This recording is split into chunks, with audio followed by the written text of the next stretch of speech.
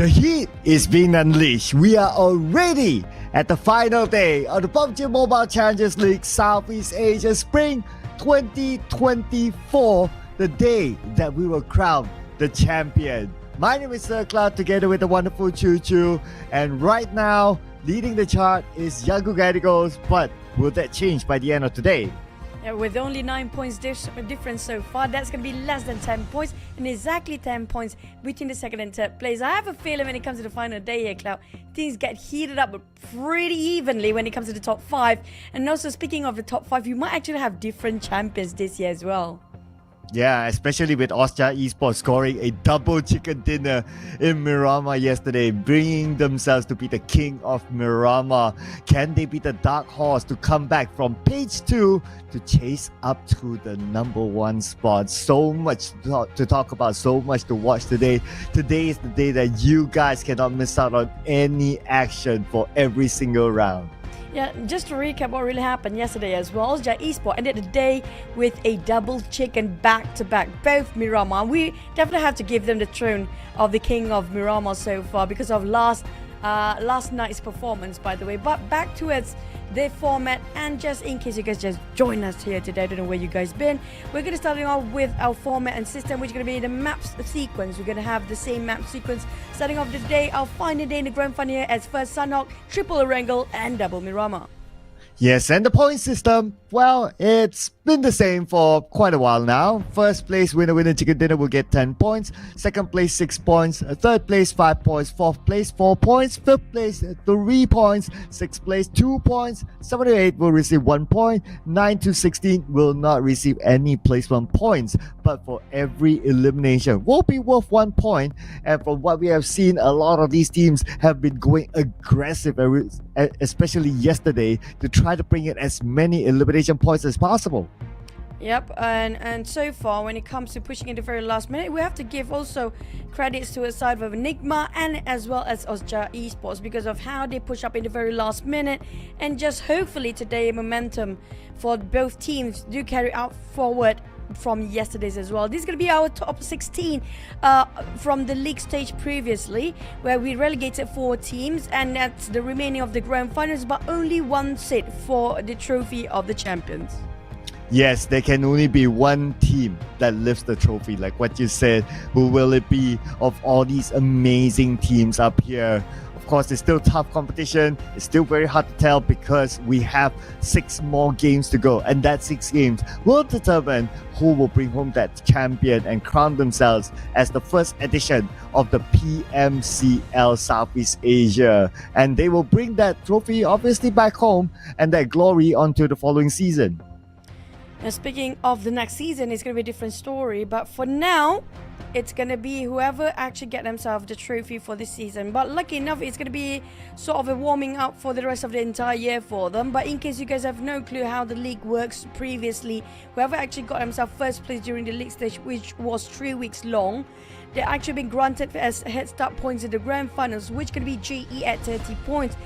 Whom actually plays himself second right now, Haram Bro at 22 points. Third place in the league, it was YG at 18 points. PBE plays number 4 at the league stage with 16, and then we did reduce every single point from 4th. So 5th place MFJ 15, 6th place Austria Esports, ASTI at 13 points at 7th place, 2-1 for Akira, 12 points at 8th place.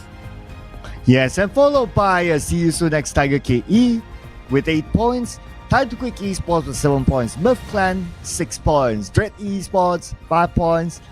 The Quarter 4 points. Exquisite 3 points. Enigma 2 points. And AI Esports with 1 point. Impressively, AI Esports out of the start with 1, but they're not at the bottom now.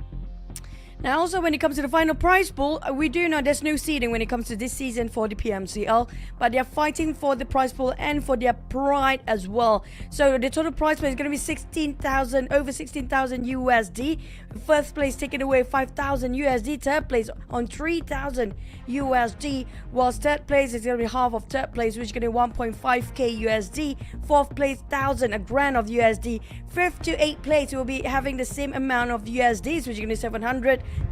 dollars Benjamin USD, and 9 to 12 players do get $500 while 13 to 16 will get away $250. Now nobody will go empty-handed this time. Yes, everyone will take home something, and obviously they already got something out of the league stage, but same goes even the grand finals. Every team will get something, and they will stack it up with whatever that they earn from the league. But right now, what's going to be important is our overall standings. As what you can see here, Young Radicals is at number 1 with 139 points. Yep, so far still standing at number 1, despite they actually not really getting themselves a lot of head start points. But it just shows how strong they are when it comes to the grand finals. This is the YG we've never seen before. Hopefully they can bring their A game, triple S game when it comes to the final day. But GE, our defending champions, right now standing at 9 points margin between GE and YG. Well, whilst GE Sport, the last minute chicken dinner with the most chicken dinner across the board, plays themselves at number 3. Yes, and Austria Esports close with MFG as well. They're not too far, 13 points apart from each other. And then we got PBE, Playbook Esports, who have not gotten that 100 point mark. But if we compare them with the number 1 team, they are about 46 points. So that is quite far away with the remaining 6 games left. And we must consider as well, the teams on top will gain points along the way. So it looks pretty hard. For me personally, when it comes to the top 4, even number 4, it's going to be hard to catch up to number 1 with what limited games we have left today, which could be only 6 maps, right? And there's going to be only 1 Sanhok, and that's going to be it if you want to go for a bit of a wild card map down there. But when it comes to the top 3, it's within their reach. Anybody can actually be number 1. But for MFG still, it's going to be a bit of a catch. Maybe when it comes to 5th place down to possibly in the 9th place, it's going to be the fight for the top 5. I have a feeling that's going to be how they want to view things up, but maybe they'll surprise us, who knows. Yeah, a surprise is what we would want to see, because it is the last day. Looking at drama will be great, especially today. Lots of drama may show up. We're already seeing a potential drama right now with Austria Esports, a team that only started off with 14 points and in somewhere in the page 2, and now they're up here. So great work here for Austria Esports, especially with not only the double chicken dinner yesterday in Miramar, but they also scored 1 chicken dinner in day number 1. So in the overall tournament, they are the team with the most chicken dinner so far. But you guys out there can add up to your most in terms of inventory by getting one of these amazing Bentley vehicles. Yeah, but when it comes to the collaboration of Bentley, we don't know how long it will last. Today will it be the last day, or will it be a couple of more days to go? We have no clue. So make sure you grab yours today, because today will be the last day of the grand finals for PMCL Spring Split 2024, and it comes with this collaboration, which is applicable for all your 4 vehicles up there, which you have 4 tires except for the monster truck, of course. UAZ, Dacia, Cooper RB, and Mirado will be available for you guys to equip with all these 9 skins available for the Bentley collabs. So make sure you guys have this as soon as possible, possibly just today, because we don't know how long it will last, because it actually being advertised during the PMCL Grand Finals and the entire league. So maybe it is still tomorrow, I don't know. Yeah, we are absolutely honest with our answer when we say we don't know when will it end. It could be any time now. But what we do know is that the new RPA6 will end on the 17th of May. It is still currently available right now inside the game, and if you get it, you can potentially get a maximum rebate of 720 UC. Reward yourself while you play PUBG Mobile. If you level up to level 40, you will get the Dread Dog set. If you make it to level 100, you can get the Lilac Fitness set that comes with multiple colors. If purple is not your jam, there's red. If red's not your jam, there is greenish, sort of color. So add on to your collection, because these may never come back in the future as well.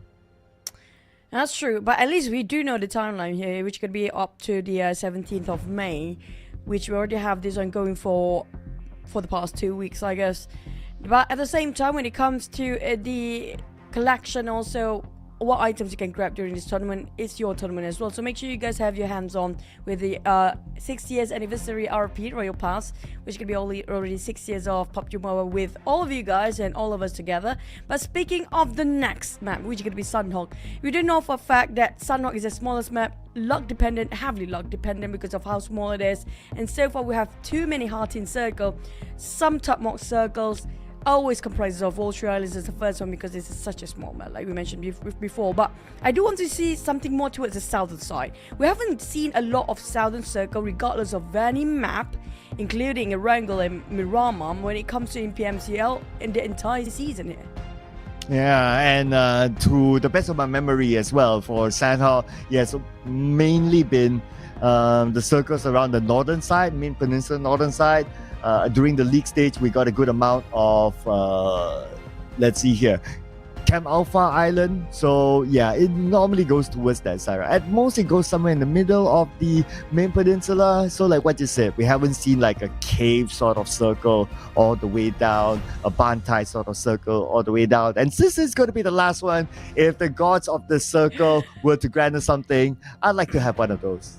I don't know, man. I feel bad for the players right now in the team because of how tight the race is right now. And if it happens having insanely amount of heart shift circle in the very last day and the points is like barely 10 points in gap, imagine how the players will feel, and IGL will be scratching their heads like, how are we supposed to do this in the very last minute? Yeah, that is definitely running through their minds right now. But they have to decide because time is not on their side. They have to do the business, put it into action right now inside of Sanhok.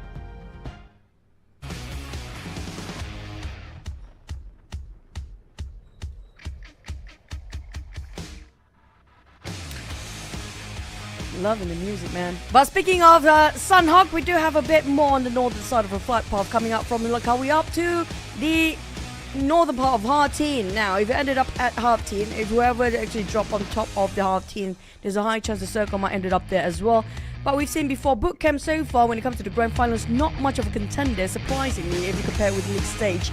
But when it comes to this sort of flight path, whoever wants to drop around Sami on come quite a bit of a distance, but still within the region because of how small the map is. But it's all down to the circle still.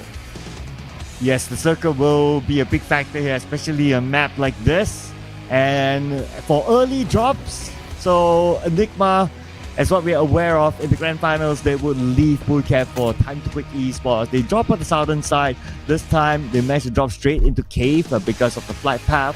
So they're going to have their own space for now. But we heard gunshots here, and on screen, we have one player for Enigma called out. It's going to be versus 3 of Midclan. Oh boy, this is not going to be the best luck for luck here, surprisingly. With the names, that's not really helping his blessing at all. More like a curse luck. At the current moment with Enigma, one knockdown. We did just mention it regarding how they have been improvising and have been doing great yesterday in the very last minute, but seems like having a rough start again. Yeah, hard start for them as they lose caps. Shroud from Midclan will pick up that point. And from what I noticed from the drop is that Caps, he dropped around the area of Quarry. His other players or other members dropped into the area of Cave. So he was quite caught out by this team, that is Midclan. So happened to be in the area of Quarry. So too bad for him. He wanted to spread out. He wanted to loot. He had good intentions, but things just happened. And spot out, Devon is actually playing for Midclan today. Hopefully he's going to play the entire day. He mentioned about how much we missed him yesterday as well. So I assume that the coaches actually watch their stream. Thank you so much for the coach. But also speaking of Devon, he's usually the one that actually being the front line. Seems like they're having a good start for the side of Midclan with 1 elimination to the point. But for Enigma, well, without Cap's luck, they're going to work it out. It's working as a trio is not so bad when it comes to the first few stages. I mean, like, unless you're working out as a duo now, that's pretty hard. Yeah, it's definitely better than yesterday's Playbook Esports in the final game. They had to work as the duo, no choice, because 2 of them went down early. And we clearly saw that it was really, really hard for them. But as a trio, I do agree that it's still very doable. We have seen teams getting chicken dinners as a trio. Just hoping that players like Shazam don't get caught out, like stuck at the tree, get shot, and he should be okay. But not okay for Coca-Cola. From the pen to the fire inside of Enigma, from running away from Myth Clan, now bumping into one of the titans up there. GE taking advantage whatever they can. They will scrape away all the points out of Enigma's hands, and now one more left to go. West on the other hand chasing the tails out of Enigma players, but at the same time they managed to flee by. But the moment they were trying to run away from GE, they might bump into another team instead. So this is going to be tough and rough for Enigma. We talked about them being a trio before, down to 2. Heavy casualty indeed. Yeah, I mean, at this point, there's a duo. Enigma, I don't know what's going to happen.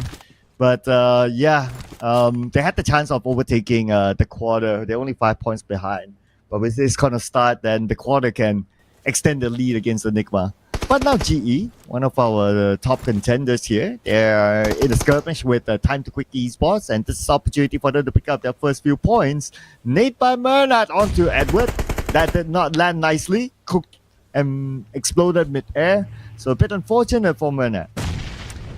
Foresight of Mernat and the rest of GE. All these points were treated like a dime here. Just how close they are against the side of YG. And YG haven't made any action just yet. Might be a very, very high risk on the side of GE to be engaging in such aggressive manner.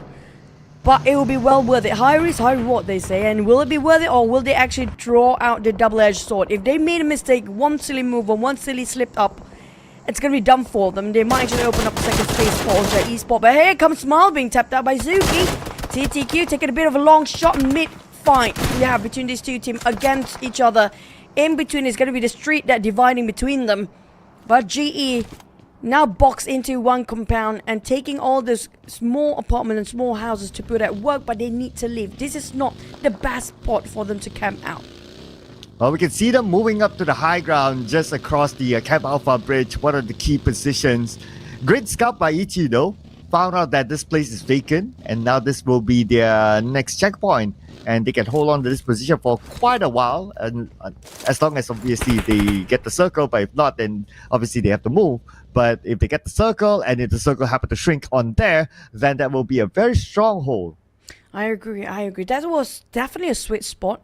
Good vintage point if you can actually climb up the roof as well. But provided, like you said, if the circle actually shifted that way. If it's not, then, oh man, that's going to be a bummer for them. But on the side of 214 Akira, they also have themselves quite a good space on top of 14. Spotted out Nutty Boy actually swimming down. They saw the AI players actually jump down, right? Waka don't actually have his crosshair over that side yet. But I think he's trying to calculate exactly the distance of them swimming, possibly. And actually called out Rankit to join him to just fish out some fishies here that seems to be yummy out there, which could be Naughty Boy might probably falling off as the first victim. Yeah, I guess he was holding his trigger discipline they call it, in case there's a support behind. But the two members of AI Esports now in the water, so they have to dock themselves.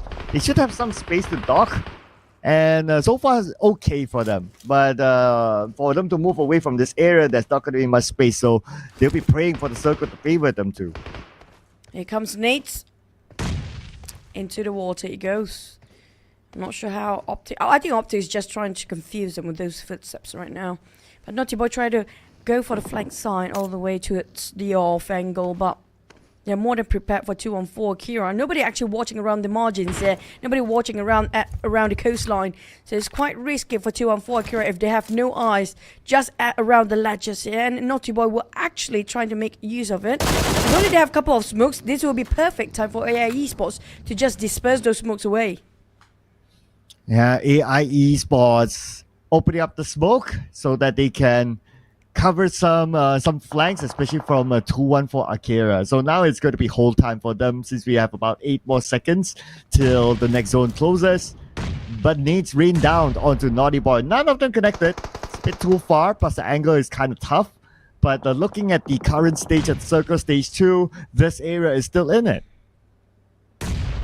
Oh my, the circle. This is not nice, but this is fun to watch. Look at how 50% of water in it, with the bridge in between, with the river, make it 60% now. So many players have to swim over, but we're looking at the nades flying over to 214 Akira, but at the same time, PBE and also Esports coming in the latest. We're just crossing by boot camp, but when it comes to land, there's not many places except for come up, but they do have minor space there in between. But whoever tried to drop themselves right on the right side of the main peninsula, just on the southern side of Cow, there's not many space anymore.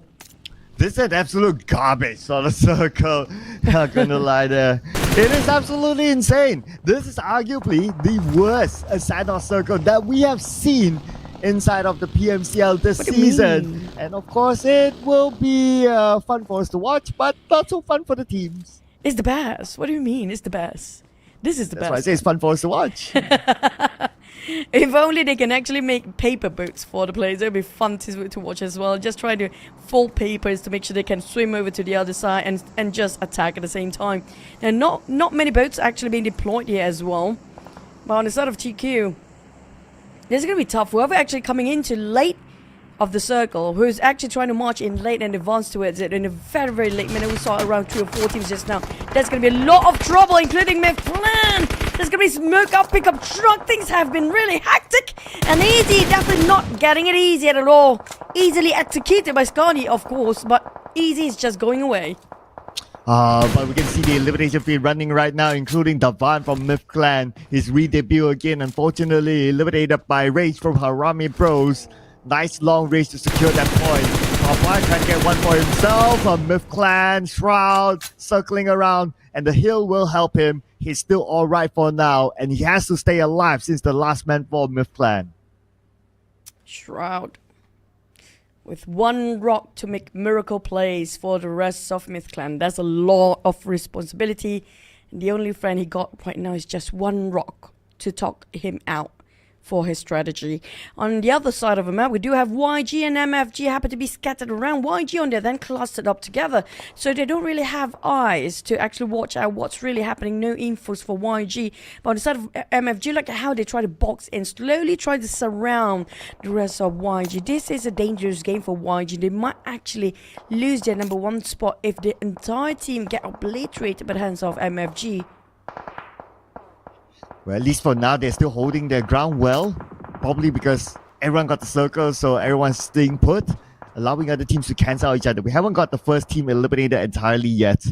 So, knowing that there's still 16 teams intact, everyone's like, okay, we don't want to drop potential of getting placement points. And so far, so good for them. They have that one edge of a corner. MFG is at the other corner. In between, there are a lot of houses. So I don't expect them to charge in yet. Feel like they want to.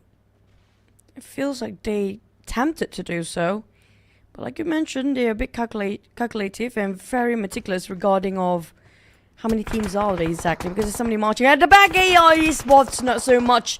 Backstab by PBE out of nowhere, just popping their hats and start shooting these guys, taken by surprise. Must have been seemed to be in panic, but Notibondia then responded, but not in the greatest spot ever.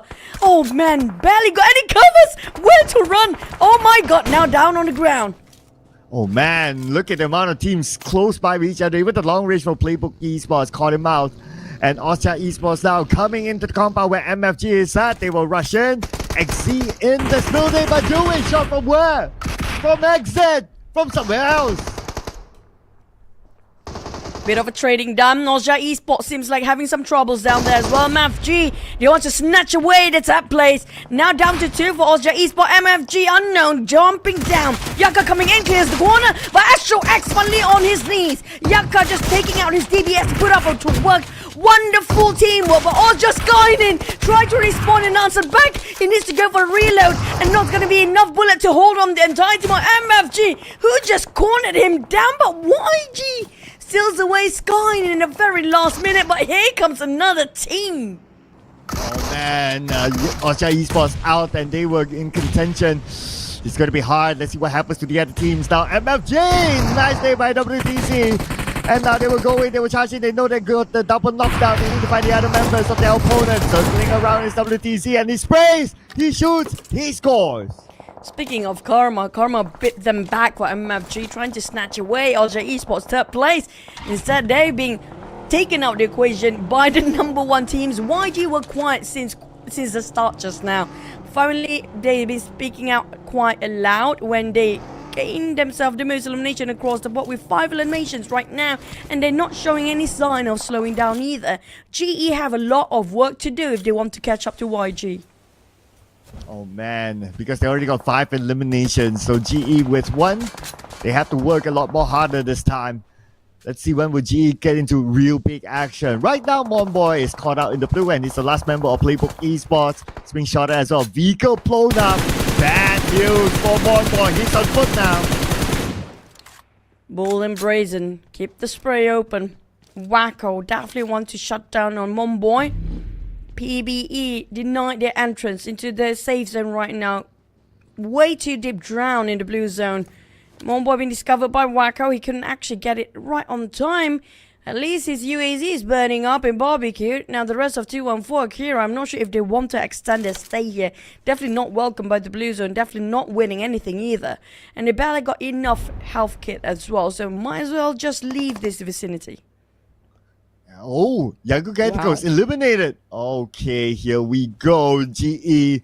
This is good news for them. They still have a full squad, and this is the map that they normally perform well. Let's see if they can wrap things up because we still got 12 teams left. Still a whole bunch at stage 4 with this kind of circle. And now on screen, see you soon. We'll see Enigma. Kaya. Enigma, that one last player lasted long enough. At least it's not the first one to go down for these 2 players that's remaining from the Panther fight now going to hell possibly. With so much fires burning around, Shazam! Got himself a couple of first aid, gonna use one, even blinded, he's blinded, everything is white. So bleak the future. Oh, but it's just too bright that one of them finally got down to their knees. PB also being eliminated, while on the side of GE, we're having all the fights bumping around, but Shazam slowly crawling to QB. Please help me. But what can QB do? Oh, QB can revive him. There you go. That's what he's going to do now. But here will be the question. See you soon. Are they going to follow up? QB will fight. QB gets a knockdown onto Poishon. That's going to be the defense, but he's super duper low right now. Simple spray from Kaya to follow up. Oh and no! Enigma will be eliminated, but the molly. Kaya, that was close. That was a really tough move coming up from the side of QB. When I go down, I'll bring you down with me. Not gonna be enough. Close enough. See you soon. Now they're being left, right, and center. Bullets flying over their side because GE seems to be hurt about the audio cues when they were fighting against Enigma just now, trying to clean up the mess that they have been made before. But 2-on-4 Akira seems to be struggling as well against Dread Esports. And boy, it's caught on the outside. The moment he tried to get across, shot down immediately by Zuki. The Mios, being the Olympic swimmer now, he does not have any first aids. But he should be safe underneath the bridge, except for the blue on top of him. Oh, he's just bleeding out because of the blue now.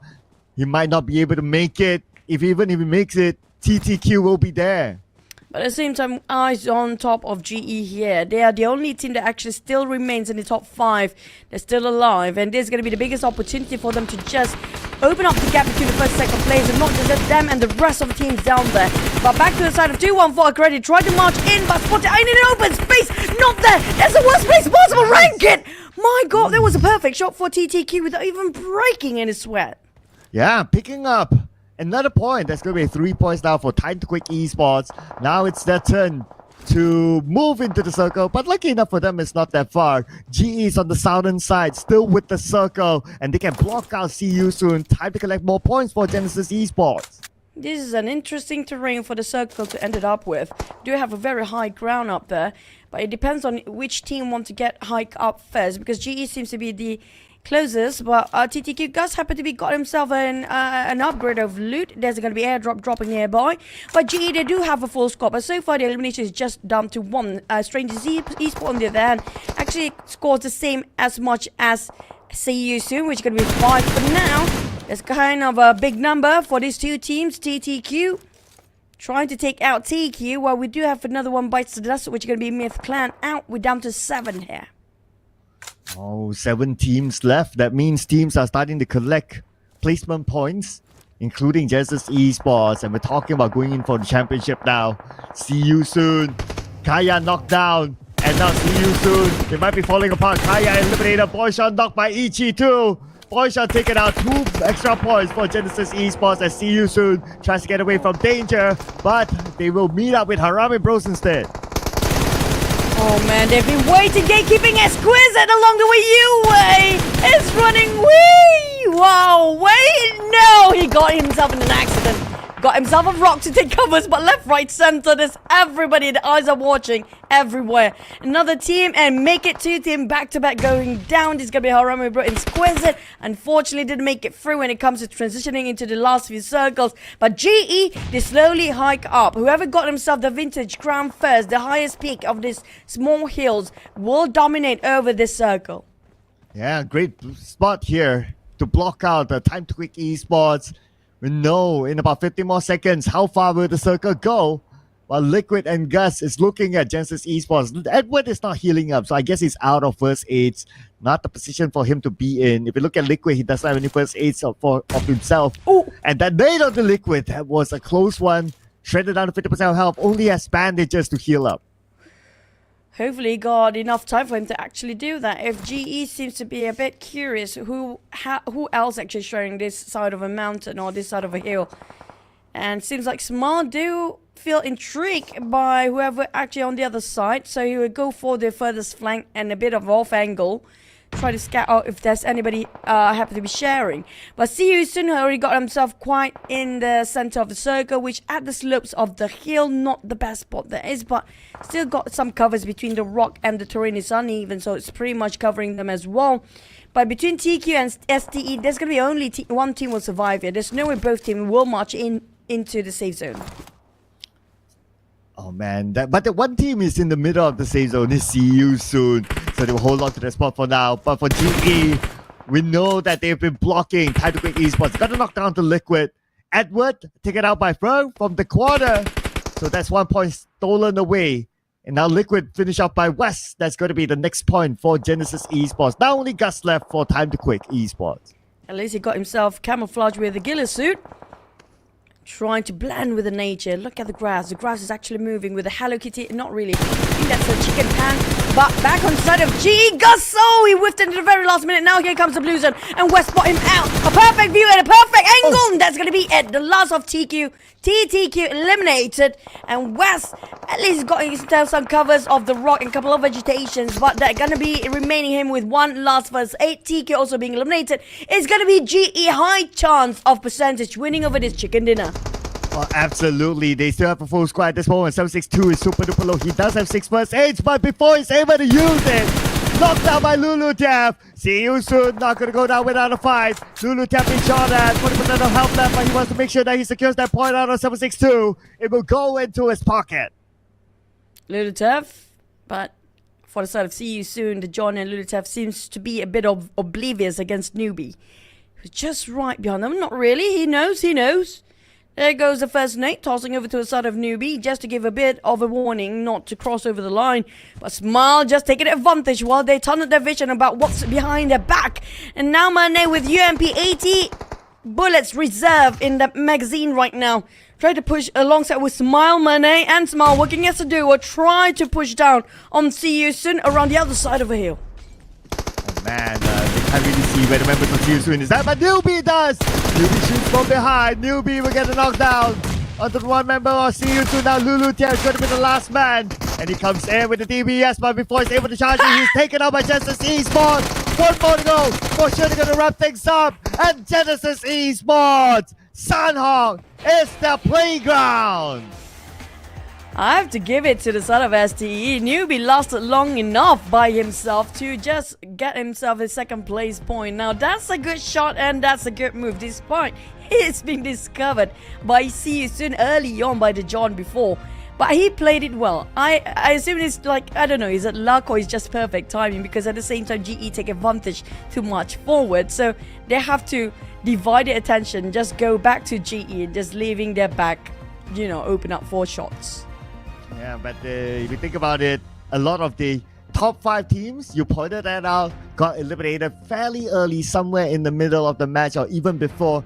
And now with GE netting this chicken dinner, for sure, they will be back on top. So look at how many times this chart, the number 1, has swapped throughout the grand finals. It is just insane.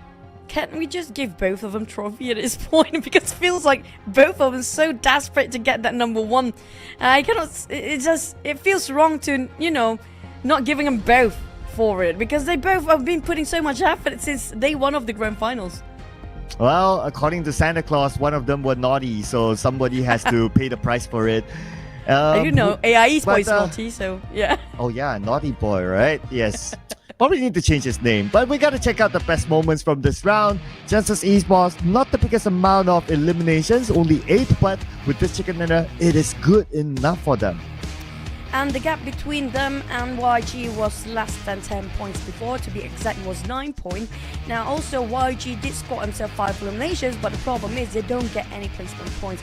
Definitely GE is in the number 1, but who actually in the second and third place? That's something that you have to tabulate it over, because MFG also being eliminated early, all the top 5 being eliminated early, but the problem is who got the most eliminations. Now, that's where eliminations are way far more important.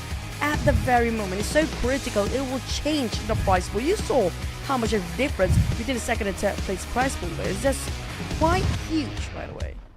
Oh yeah, absolutely. So it's very rewarding if you bring home the trophy and also the amount of money gathered. But Wes will bring home the MVP for this round, and just for 1 elimination, he did a lot of work with 786 total damage, 2 knockouts, 4 assists, and 189 total heal. And obviously Genesis Esports, they did not lose anyone in the process, so they survived for a maximum amount of time of 20 minutes 57 seconds. It's kind of rare to see GE full lineup actually alive, honestly, because of how sometimes they get a bit carried themselves too much, or just a bit too much in the game. They're a bit reckless. But usually when it comes to like this, it's always Ultra Esports with full lineup, but Ultra being eliminated quite early on. I think West, with that total damage as 1 individual player, is quite high with only 1 elimination. There's a lot of people been stealing off his eliminations out there. Yeah, probably his teammates as well. So unfortunately, we don't get to see like the other teammates' numbers, but what we do get to see is the overall number for Genesis Esports as the chicken dinner winners this round. 8 eliminations as what we're aware of, 2,159 total damage, 9 knockouts, 6 total assists, and a team total heal of 608. And same like West, everyone survived, so it's the same amount of survivability time of 20 minutes 57 seconds. I guess everybody else is damage-wise. I think it was the highest by the side of the player of the MVP just now, which was West, if I'm not mistaken. And the rest of, I think a lot of his own teammate actually stolen away his kills. I agree. His elimination been taken away by his teammate. With those 8 eliminations, he only got 1 for West. He put so much work in there, but that's teamwork, right? That's what team is all about. If you cannot finish the job, you will let your teammate to finish the job for you. Instead, the execution, it doesn't matter who actually gets it as long as it's under the same banner of the team. But when it comes to the overall stats, only 1 player actually being finished off by the Blue Zone here. I remember that one. That was the one swimming underneath the bridge in the water. I forgot exactly who it is, but it was that one person swimming that time, and it was like, okay, you're not going to get away because if you dock yourself, Typical Esports was there. So it's that one person that became the highlight of eliminated by the zone. In other words. Can somebody clip that for us? Just to know, just to have the proof. So we know that, hey, it didn't end up in the water anyway, where you're swimming in the first place, right? But this time we do have quite a number of headshots, surprisingly, in a very small map.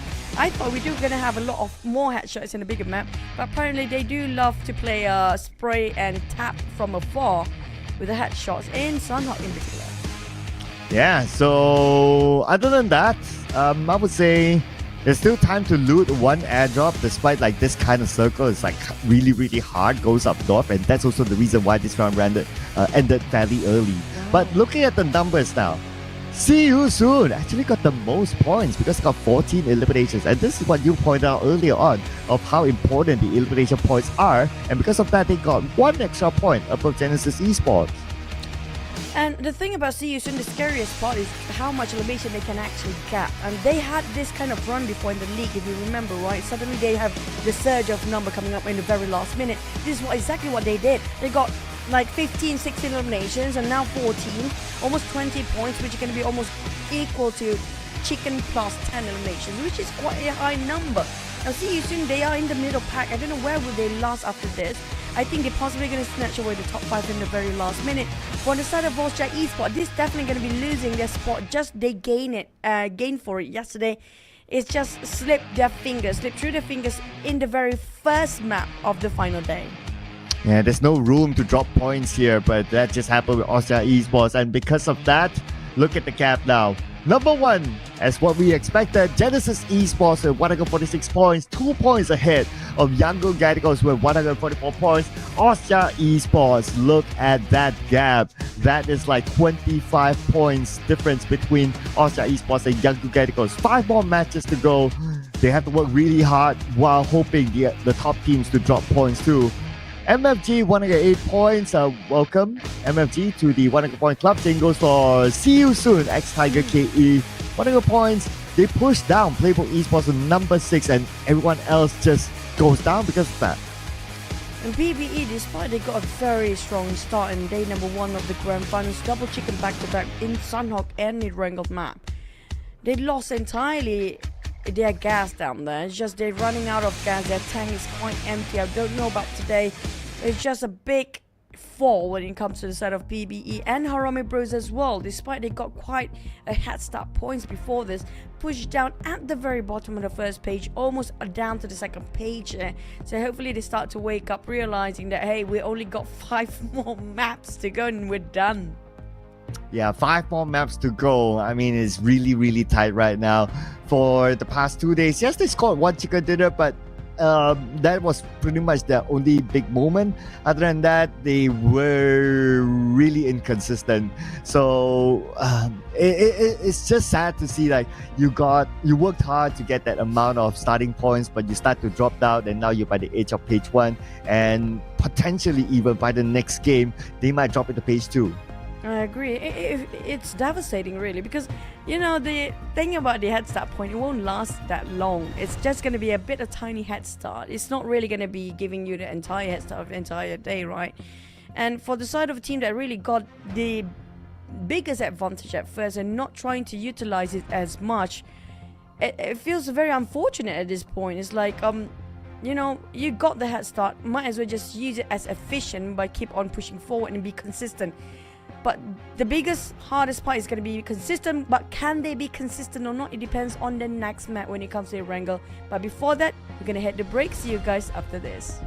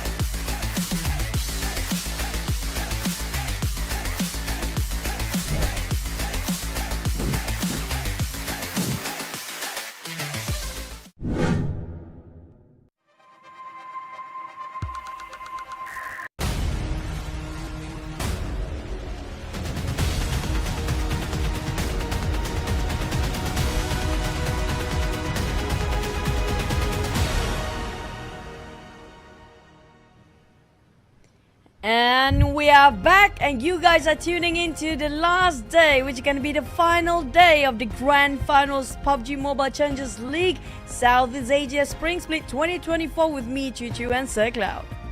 Yes, and we just came out of Sanhok. Sanhok is done for the entire PMCL this season, and the last team to get the chicken dinner in Sanhok is Genesis Esports, and because of that, they are now back on top, but the gap between them and Young Eagles is still very small. I agree. It's just literally 2 points, if I'm not mistaken. And we're starting off with less than 10 points. The gap is now even smaller than before. It just keeps swapping places between YG and GE. And the 2 points is so obvious right now. The difference between YG and also GE. One is going to be the head start points do give them a bit of more advantage for GE right now. But when it comes to elimination points, look at the numbers, Cloud. 84 eliminations by YG. How aggressive can they get in these grand finals? Can they hit the 100 by end of today? Wow, that's only 16 away with 5 games. Yeah, it's doable for Young Eagles. But that is not the news that Genesis Esports will want to hear. They want to hear that they don't hit that 100, so they have a better chance of getting that number 1 spot. For Asia Esports, too bad for them. They only managed to get 1 point from the previous round. Hence, now the gap between them and the number 1 spot, it is about 27 points. So that is quite far. 37 points to be exact. 27? 37? Yeah. Anyway, it's 5 more games to go. My math is killing me because it's just so much action happening. So 5 games to go. Austria Esports, they cannot afford to drop any more rounds. And also coming up from GE and YG also in the same spot here. If both of these teams being eliminated quite early in Erangel, they're giving so much opportunity and closing out the gap between Austria Esports, MFG and See You Soon, who happen to be the closest contender. When it comes to the top 5, even down to the number 6 of PBE, which is going to be 5 more points to get the 100 points anyway. So I think it's doable for these guys with, 5 more maps to go. Triple Erangel there is after this back-to-back. As long as they got themselves double-digit plus a chicken dinner. Now that's a lot of conditions, I know, but it's doable. Yeah, just that they need to work really hard. Just like how you guys, who don't really need to work hard to get this Bentley collaboration that features 9 amazing Bentley vehicles here that can be applicable to either the UAC, Dacia, Coupe RB, or also the Mirado. All you need to do is just log on to the game, check it out, and it's inside there. Make your purchase and keep it as your priceless collection, because that's what's not mentioned on screen is the end date or the expiry date. So you never know when it will end. It could end tonight, it could end tomorrow. So don't put that as part of your worry. Get it right now so you don't regret it later. No, put it part of your worry. You might end it up today. Just go and get it right now. But at least for the next one, right? It's going to be the Royal Pass. We're doing it. At least it will last until the 17th of May. Starting off with 2 weeks ago, which was 17th of March. It's going to be based on the commemoration of the 6-year anniversary of PUBG Mobile. Yay, happy birthday, PUBG Mobile. 6 years old and PUBG Mobile in preschool right now. But don't forget to get those missions up to level 100. You can get the advantage and use it well with the perks over 80,000 UC. That's a lot, by the way. Now, we're done with the ads. Get back into the game. Which can be the next Erangel map, Clown. And this is going to be a tough one because everybody loves Erangel. Oh yeah, Erangel, 3 Erangels, the map that is played the most inside of every single round. So teams should be very, very familiar with not only the map, obviously, but also how the other teams will play this by now. Circles have been very, very interesting inside Erangel. We saw a lot of Milta power sort of circles. Yesterday, we got a North Yogopu circle, which is very rare, but we have not gotten a military-based circle in the grand finals. Could it be today? Because there's 3 of them. We had a really tough circle just now as well. Might as well just put every day, like today, the entire day tough circle. Come on, just challenge a player to see it. Can they adapt when it comes to when the day really matters and when the point's really critical? Because right now we're heading to our first Erangel of the day in the grand finals, final day, PMCL 2024.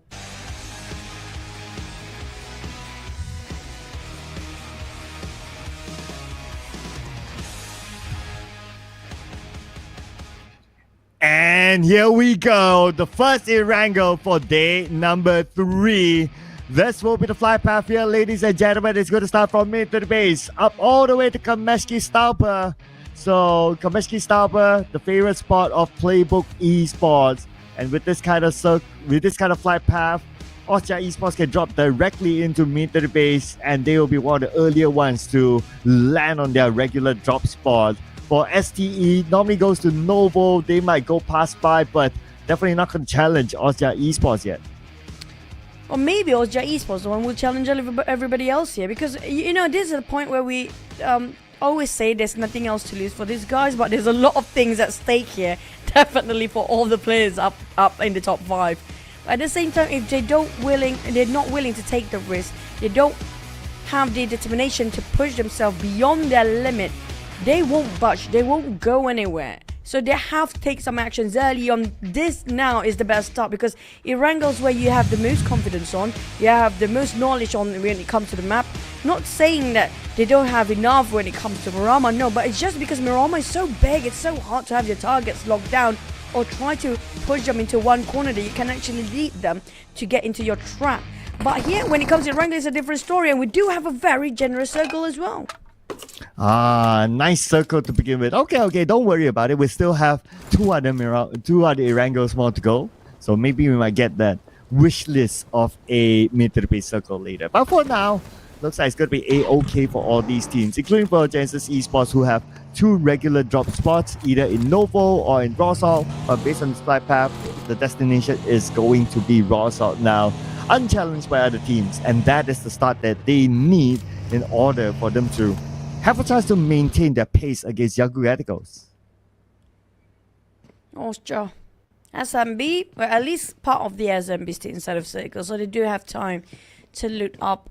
But I have a feeling we might end up on top of farm circle, because we've seen that before. I think it was once. Was it yesterday or was it the first day again? Do you remember? That was the day 1. Yeah, that was day 1. So that kind of circle was, although it looked like a farm circle, but it was still like the edge of farm. So it was still a challenging circle for all these teams. And for us, of course, that's good entertainment. So we always like that kind of like tough, hardship kind of circle towards like one of the edges of like the map. So that will be always fun. But when we get sort of hardship circle, since we do have a nice kind circle as a start, I wouldn't mind it being so hard shifty, like ping ponging, like left right. That will be pretty cool. You're not getting it enough on the first day. That how trolling the circle was. It's just a troll circle all day long. You wanted more. Something is wrong with you, man. Yes, I'm a sadist that way. Oh, that sounds so wrong, but okay. But it's fun, I agree. It's pretty fun. It's pretty challenging for the players too, to see how many of them can actually adapt when things are not going in their way, and when things are rough, especially when they're being cornered, especially when things are being cornered into one certain places where we get to see the best of the players. When they when you corner a rat or an animal, they will try to bite back, and that's where the best of them will try to be showcased under the spotlight there. If they actually do make those kind of plays and clutches, and we get to see how much of a value of a player or the team is as a whole. And so far, we haven't seen too much of that circumstances or those situations. Hopefully, we get to see them more in this one, possibly. Yeah, and things are probably going to take some time to heat up this time. And I guess it's because like it's the last day. Some teams might feel that, we still have a chance, even if you think about like, see you soon, maybe they might be the dark horse to catch up by the end of the day with a humongous amount of points to somehow overtake the number 1 and number 2 team right now. So they're playing this according to their plan and still not giving up yet. And that's what I like to see, right? Teams don't give up. They play till the end, seriously, and just don't go like rotating around the map, playing like as if it's classic. You put your best to the game, even to the last game, and it just gives the whole show a good value. That's true. And also, it kind of let us a bit of a sneak peek to see if the players do have what it takes to go in global level, because we do know that's going to be the aim for every single team, by the way. Now, if they cannot actually overcome the challenges in this level right now, where it's just, not really just, it's the Southeast Asia World Cup. Don't forget about South Asia as a whole. Now, we're looking forward if South Asia World Cup region and the South Asia PMSL team will fight each other, and hopefully all 8 regions will actually combine all together with possibly like what if we have all 8 regions, maybe 3 spots for each of the region, right? That's possible in the future, but to get that 3 spots in the future, so every single region of South Asia have 3 slots in it, you have to be sure that you're worthy to actually stay in the spot. And this is where it's starting with Naughty Boy being naughty quite early. Watch out, TTQ, will we get our first contact or first blood there? Well, looks like a potential there, but they managed to hide behind that tree, so they're okay right now. And it's Naughty Boy that's the one alone. He seems to be retreating back to his teammates, since he will be outnumbered if the information is relayed back to his opponents that, oh, there's only one guy there. Okay, let's try to take him out. So he'll be A-okay right now. And this is a not too bad of a spot, because if they stay here, they can potentially block STE from crossing the bridge. Well, STE feels like they're planning to just bridge camping. Try to find a blockade and try to find one. Bunny actually got them first. Chip quite a number of damage on the side of Newbie. Spot out 762. And there's a flying car and a buggy coming up as a vertical one. Oh my, he got saved by those kind of flips. But 762 trying to flush out the rest of AI Esports. Okay, here we go. 762 prepping up himself, getting a syringe in, and the other members of AI Esports coming to back up as well.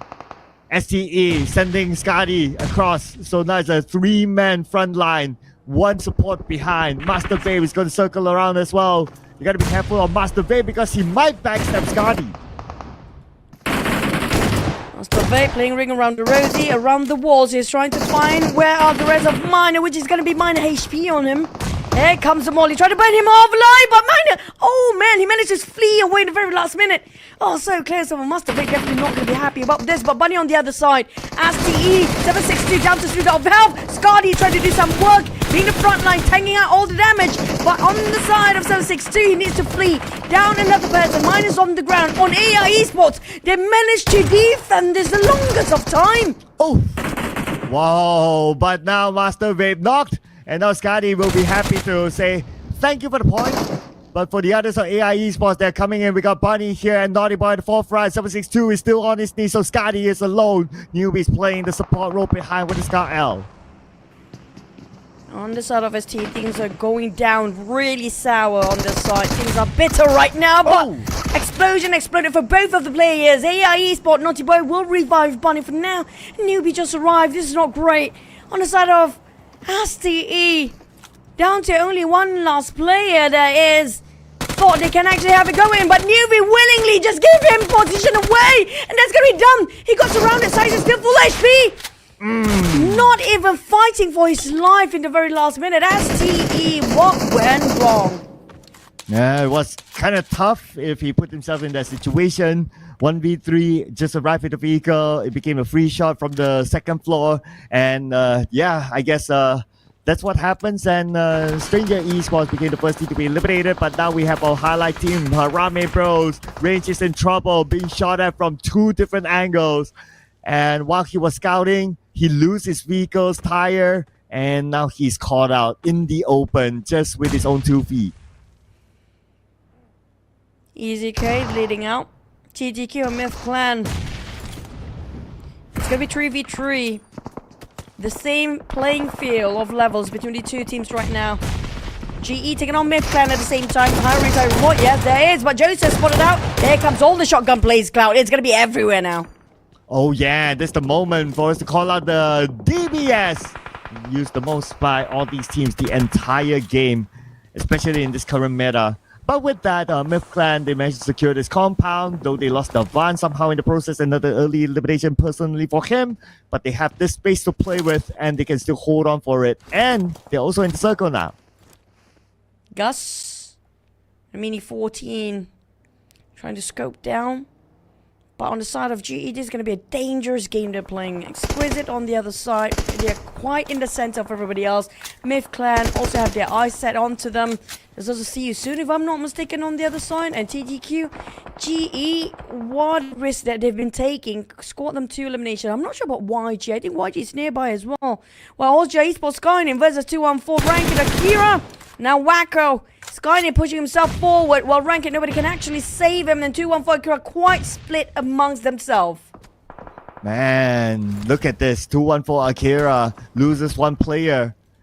And that's going to be Red Bull from Austria Esports. Austria Esports picks up their first point. Looking for more this time. And the other members of 214 Akira is in the compound, so it's not going to be that easy. While Saisai retreats back to his teammates. They won the earlier fight, but they're not willing to take this one. They will let 214 Akira deal with Austria. Back to AI Esports on the other hand. Saisai, well, that was a great defense by the side of AI Esports, really. Despite they have a bit of a blunder down there, I just managed to just have it floating for them. But 214 Akira lost rank early on, almost lost Waiko as well. They decided, since they got their formation broken all the way due to the teams that's been butting into in the center as well, might as well just go for a retreat, a regroup, reassess the situation, and revise where to go next. But on the other side, GE, they keep trying to find their victims. 214 Akira right now trying to run away from the bullets that's been flying over. Their regroup is just having such a long session here. But the circle is not going to be nice. It's a generous circle at first, Cloud, but not so much when it comes to the end. Yeah, this feels familiar with the farm circle that we've seen the other day. So now it's going to be pretty much a repeat of that, but the result might be different now with Zuki shooting on to 2Pro. 2Pro alone here. His other teammates probably on the other side. So now they're all onto him. Tiny Quick Esports want to make quick work out of 2Pro. 2Pro fights back. That's going to be the DBS. I guess that's okay. And that is going to be the DBS winning as always. DBS is always going to be the best option when things not going your way. In the case of TTQ, definitely that's going to be the one that they're going for. 214 Kira managed to find himself a good spot. YG, well, they've been jumped by Myth Clan. This is not great. YG, they lost quite early before they lost already one man. They scored two. This might be an opportunity for them to gain those eliminations, but at the same time, it actually might cost them the entire life. But GE just saved YG. Wait, what? No way! Man, they indirectly saved Yaku Gadigos, but they also got that 1 point for themselves. But maybe they would have wanted for the potential of Yaku Gadigos to be eliminated, but that's okay. They still get that 1 point. And now with that, Yaku Gadigos, they will have the time to reset. Look at the amount of teams around them. Everyone has their own compound. If the circle shifts away, it's going to be messy. Speaking of rivals, man. What are the odds to be saved by your own rival, the closest rival at that? That was incredible, by the way. Now, going back to its MFG, now this is going to be the team that really want to get that number 3 spot, but Austria Esports still having 4. I'm not sure where it's Austria Esports right now since they're being super quiet, but Arami Bro spotted our CUSM players, which was one of the, they're one of the most aggressive teams to find those eliminations, and John trying to save the small Shack player, which is going to be John and Boyshan together in that. Shazam will try to spot them out, giving a bit of a tap. But back to its Enigma, because Enigma and also the rest of Arami Bro having a bit of a beef as well at the back line. But for the side of CUSN, it's going to be okay. The smokes popped up. I think they're going to use the buggy, just flee the crime scene. Wow, the John showing good friendship to Boyshan. Zooms all the way in to save him. And now, at least they're also in the circle. So I guess it's also another reason for him to just rush in there. And now they'll be playing as a duo. Stage 4 is coming upon us in about 10 or more seconds. And that could be big for some of these teams. Keeping an eye on some teams closer to the line of the circle, like Dread Esports and Exquisite. They might not get it after this. So we'll know in about 1 more second. And there you go. They still got it. But on the left side, we got the big boys. Harami Bros furthest away from the circle. The circle pulled back all the way to his main peninsula once more. J-Spot, gladly, they managed to pass by without any harm or just no bullets flying over that side. But back to the side of Dread, which could be on northern side. TQ, on the other hand, oh, they're just going to just wait for fun right now.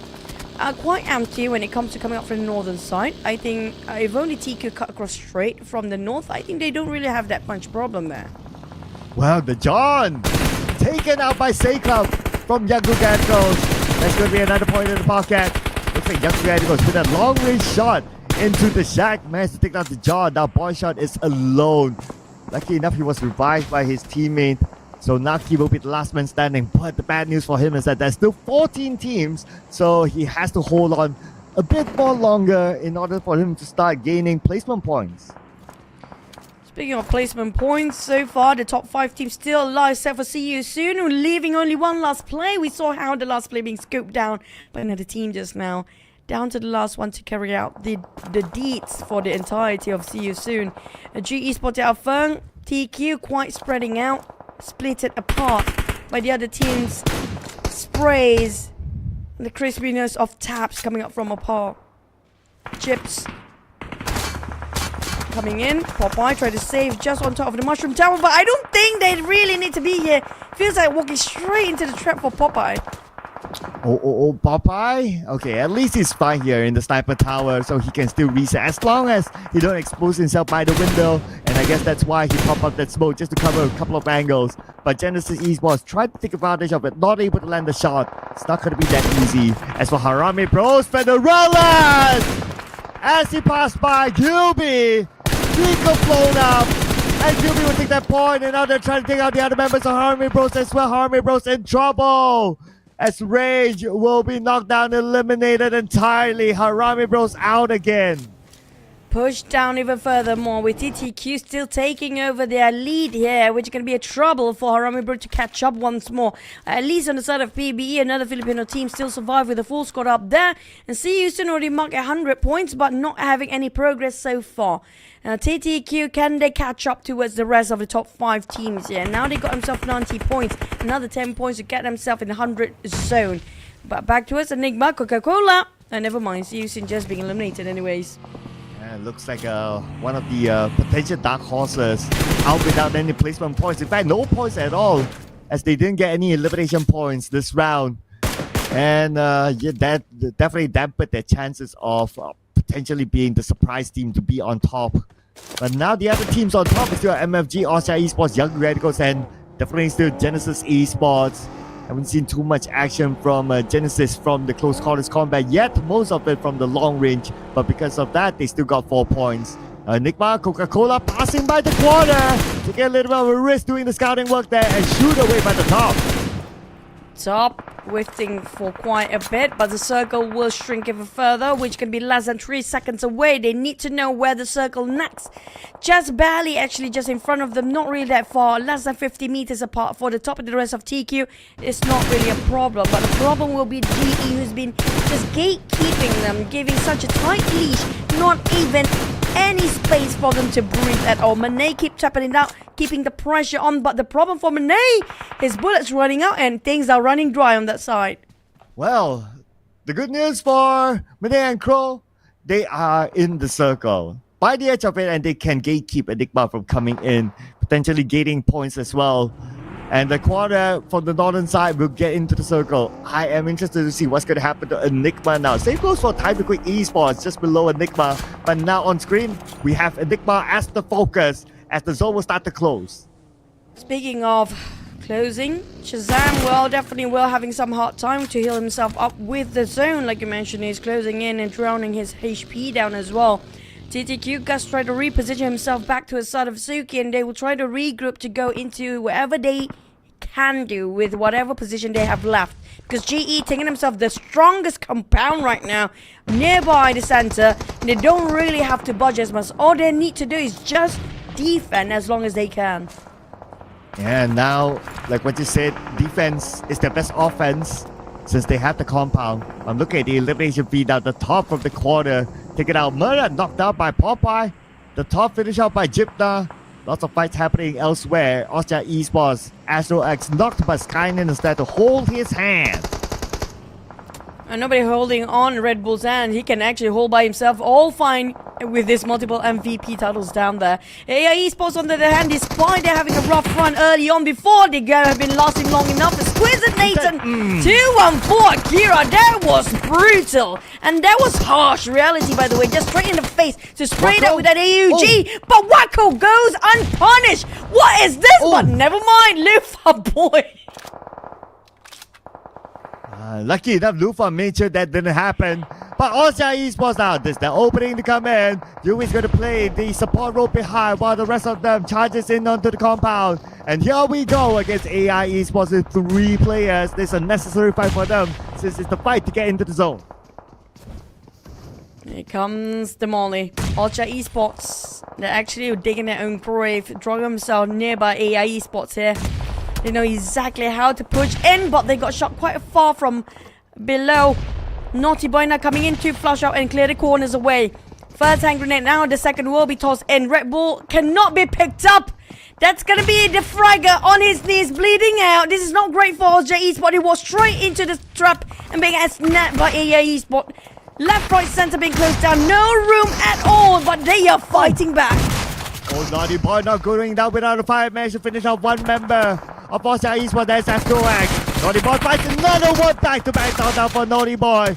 Couple more to go on to the other side. Now they will rush in. That's the squad. Naughty Boy gets knocked down. The trade might happen here. Bunny turns around and they still win the fight against Austria Esports. Austria Esports only managed to gain 2 points this round. 8 eliminations by AI Esports. They've been holding their ground so great. Twice in a row, we see 2 teams being wiped out in the hands of AI Esports. Regardless of is this going to be offense or defense, they're pretty great here today. But back to the side of a number 1 spot, GE still alive. And the circle still favors them regardless of how many teams try to move with the circle. They still got it anyways. Dread Esports might actually split out PvE players who split it into 2-2 formation, quite far apart from each other. It's not going to be a lot of teams that actually taking themselves in the circle, but there's so many teams with gatekeep as well at the edge of it.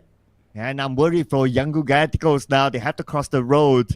And the team that's in front of them is either Justice Esports or Gus from Time to Quick Esports. So it's going to be real hard for a team that wants to chase Justice Esports at the top. They do have the same amount of eliminations as of now. And we still have 10 teams. If they get eliminated right after this, then they will not gain any placement points. Going to be tough for them to have to make sure that everything will be in order for the teams, especially who cannot afford to lose any points at all. Talking about MFG, they haven't scored any as well. GE now trying to finish off the rest of Enigma. Spotted on 1, might spot on 2. What a set of eyes that Small actually have. You can see through the smoke, even a small silhouette. He spot them out. But YG, they are in trouble, being saved by GE before. But now MFG will try to obliterate them with a bit of a trading one-on-one right now. But MFG, they're running low of men as well. Their manpower, there are only 2 more players left.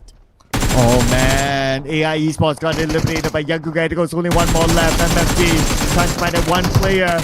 And he knows that where he's at. Romeo boy switches to an M4. Needs to reload his UMP. Unknown. Got it caught into the blue. Nowhere where to go. He has to show himself. And Romeo boy eliminated by Unknown. GE celebrates the elimination of Yangon Galacticos.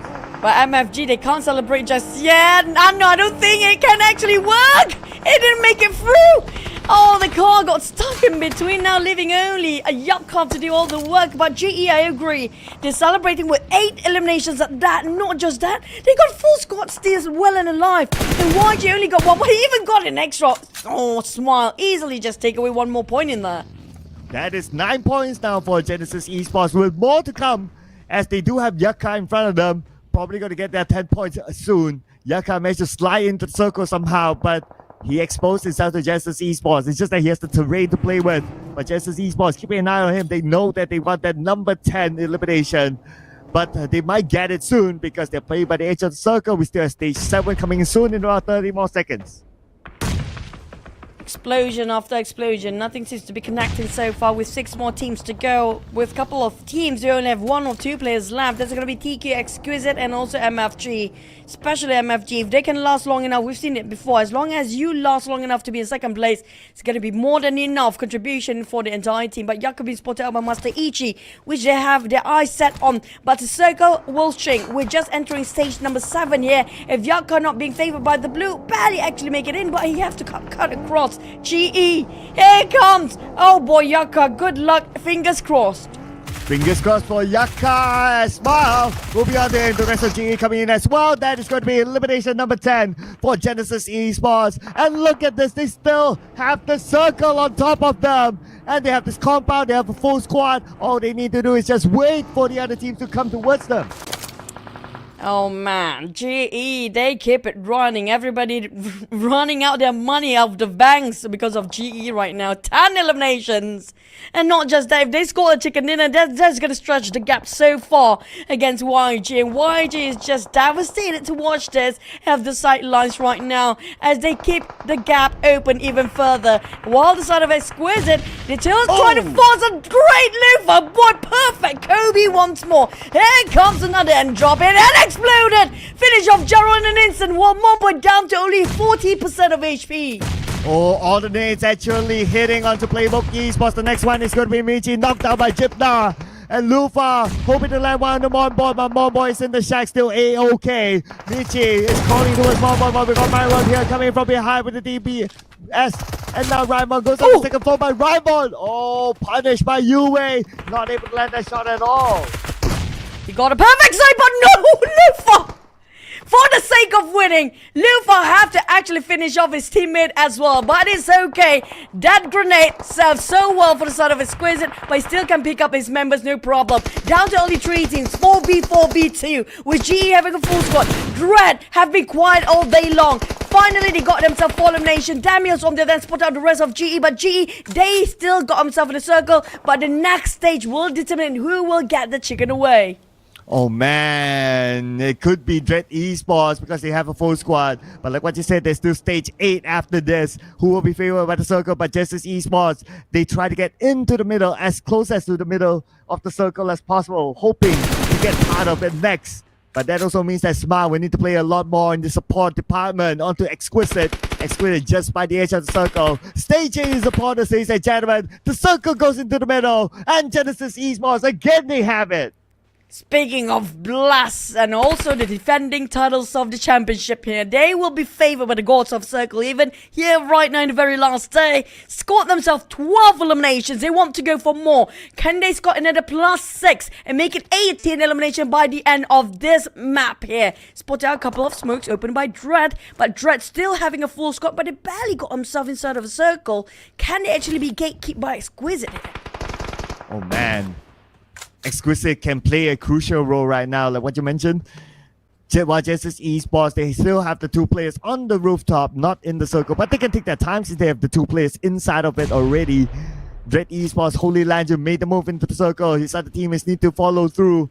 Now that circle will start to close. Stage 8 is not the stage that they can heal up, so they have to avoid the blue as much as possible. Now, both teams rushing into the same directions here, with the one that's stuck in between is going to be Exquisite.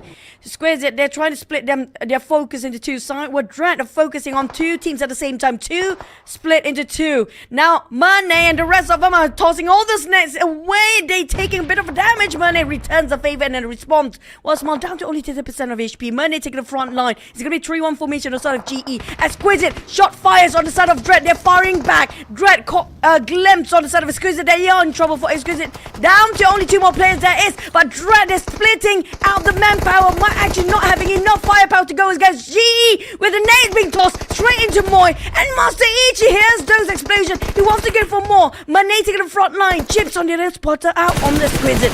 Got on 1 on Yue, but still gonna be Lufa, the master, the fragger, and the master of the nade is still going up in the life for Exquisite.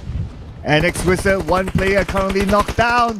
And the zone will start to close anytime. So Yue finish off. Smile knocked a little bit of a trade here, but at the end of the day, it's Exquisite totally eliminated. Now it's between Dread Esports and Genesis Esports for the chicken dinner. 1 knock on the side of GE, bleeding out. On the side of Dread, they got the advantage here. 3v4, they're being outnumbered, but Moy will be knocked down here with his buggy being fired up. If he's not getting away, the explosion will kill him in an instant. Moy, oh, he got the explosion in West. Master HM Mane trying to do some damage control with what they have left. I'm not sure about the utils, but they're running low and dry as well. Mane have nothing else except for 2 hand grenades. While Mane taking down those hand grenades. Explosion. Moy still alive. I'm not sure if he got himself some utilities, but he does actually heal himself back up to 80%. But it's going to be 2-1 formation. Wesley trying to go for the flank side, but couldn't find any blind spot. Dread is keeping them in very tight formation. It's so hard for GE to break through. Oh, GE, they trying to get away from the blue. That is their objective right now because it was entirely 1. The MVP got knocked down. That's down to PG. And Esports, Bernard 2v4. Dread Esports, they know that the advantage. They're trying to get as close as possible. Shots fired out on the Holy Line duel, but Bernard, he does not have any more space. The blue will be onto him really soon. Bernard, EBS, but not at this distance. EG together with him. EG should be the last man right now, and Dread Esports has pulled up this game.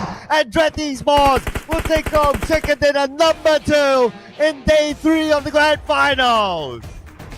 Dread Esports out of nowhere now popping up their names across our screen. And speaking of GE, just now that was so close of getting those chicken, but they definitely open up the stretch of the margins between them and YG when it comes to the point gap.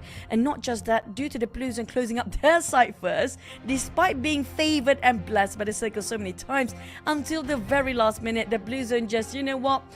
The circle just abandoned you. There's no more circle here. So the Blues just chucked them down away first. And due to the pressure, they are running low of manpower as well. Well, Dread, that was well fought and well deserving chicken dinner. But where do they stand right now? Yes, I think like what you said, right? The biggest plot is that Genesis Esports, no chicken, no problem. As long as they survive longer than Younger Galacticos, and obviously they did with the second place finish, they would still create a gap against Younger Galacticos. And Dread Esports, well, it's nice to see your poster up there, so great work. It's been a while since we last saw Dread Esports getting a chicken dinner for themselves, and it came at the right time in the grand finals. Wow, we check out the best moments from the Erangel match here. But I have to give credits for the side of AI Esports as well. They have been defending 2 teams back to back, and not just that, also they've been trying to go offensive when PBE were trying to charge them in, or was it Harame Bro, between those 2 teams. They managed to hold their compound well. And also on the side of Exquisite, I mean, Lufa have been dropping nades like it's hot. It's really a perfect angle every single time. No, it was a perfect timing as well. I can see the growth coming up from Exquisite throughout the entire grand finals, but back towards our top fraggers and top teams up there. MFG and Ozja couldn't last long enough. Same goes for the side of YG. YG, they've been saved by GE before. Yeah, I know, right? That also gave them that 1 point by kind of saving Younger Galacticos, but still Younger Galacticos will not last longer than Genesis Esports, so it's still all good for Genesis Esports. But we look at this and, well, at first I thought that, okay, GE got like the inner side of the circle, they could do it, but I guess it's also because they lost Smile in the process, so that kind of affected them to get that chicken dinner. Wow! We celebrate our MVP, Mr. Jibna from Dread Esports. I like to call him Jibs. It feels like more cooler when you have Jibs, you know, it's like Jibs, yeah, there you go. But he got himself 4 eliminations and 4 total knockouts. He definitely get what he deserved. He actually put a lot of work with total assists of 2. Damage wise, it's 900 over, close enough to 1000 damage. So we can assume Dread, despite being quite a bit early on, but they're quite aggressive and proactive when it comes to when the timings really matter, which is going to be the top 5 or top 4 in the end at the very late stage of the map. Yeah, so score the chicken dinner and also the MVP. This is also the first MVP for Jibs from Dread Esports. So great work here as a team. They did not lose anyone in the process, so did not give up any points to any other team. And of course, as a team, Dread Esports scored the chicken dinner, and with a total amount of 8 eliminations, 1,745 damage, 8 knockouts, 5 assists, 659 heals, and the maximum survival time of 28 minutes, 42 seconds. Now, with only 8 eliminations, we saw and witnessed just now GE was taking over 10 elimination points. But I'm not sure when it comes to tally up, do they have more or do they have less than GE right now? They have to wait for the match standing so far. But coming up from Dread Esports, this is actually their best performance and their first ever chicken dinner, and this is something that should be celebrated about. And not just that, if only they can keep this consistent here the entire day, they will land themselves in the top 5. Yeah, it's great to see or to feel getting the chicken dinner in the grand finals is definitely a different feeling as compared to getting it in the league stage, because you have the best of the best 16 teams in the PMCL, and yet you're still able to get the chicken dinner, and it is a perfect chicken dinner for them without dropping any points at all. So Dread Esports from the Philippines, congratulations for them, great work. But we want to see how far they can go in terms of the overall charts, because it still might affect their take-home final draw from the prize pool. I agree, because that's what they're fighting for anyways when it comes to this season, by the way. It's going to be the difference of the prize pool that really matters. There's so much effort and work being put in through since day number 1 and since the start of the year. But we're going to go for the overall stats so far. One player, did you know who it was that being eliminated by the Blue Zone this time? That one particular player. Not this one. I think maybe it's off screen, so we'll probably miss that. But yeah, it's still again that one player somehow. But the difference this time as compared to the Sanhok map, a lot more throwables used, almost 3 times as compared to the Sanhok map that only got like 100 over throwables used. So we got 375, closing 400.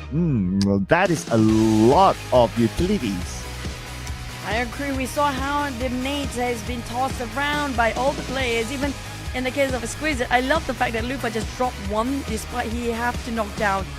It's a must for him to knock down his own teammate just for the sake of finishing the other side. I think they were shouting, and probably Lupa was just trying to score, trying to think about whether I should toss the nade or not, and maybe his teammate were screaming, just toss it out because that's going to be the last player, and he can revive his teammate despite there are only 2 of them.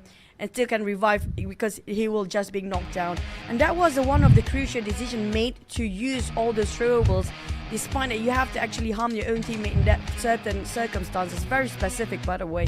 But for throwables, I think a lot of throws kind of missed a lot of those targets, but some of them dropped straight on top of the players, and it was a beautiful nade as well.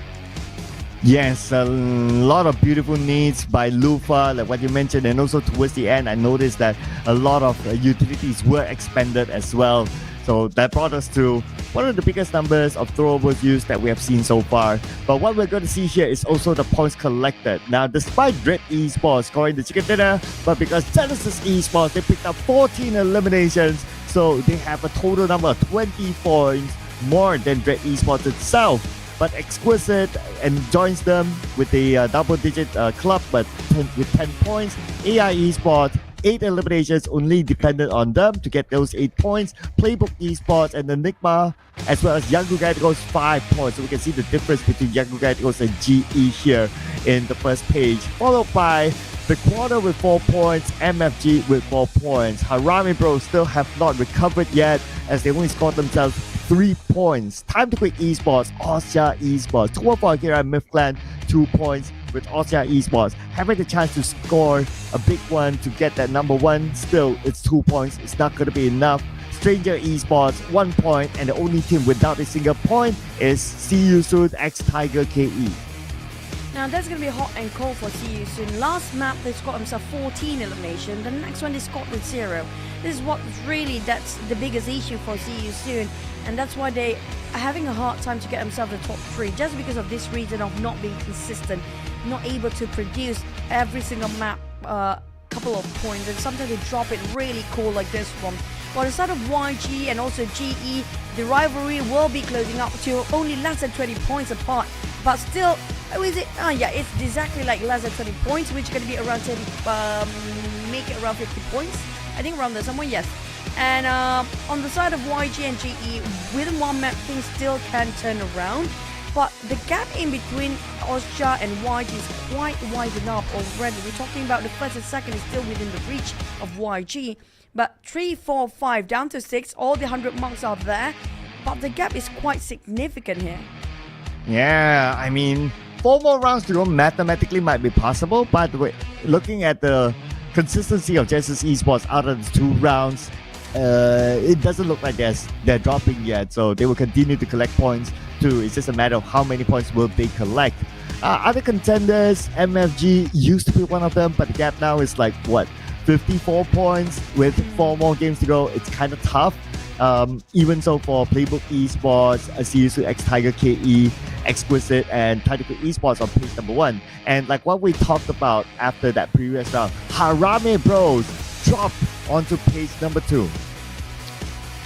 They have been dropping since day number 2 and day number 3 here, and just keep on dropping for furthermore. I don't know what happened to Harame Bro. They got that gas in day number 1 and just running out of their tank when it comes to second and third. They just feels like they're running out of stamina within the sprint of the 3 days grand finals. But Enigma, now they have another mission for Enigma.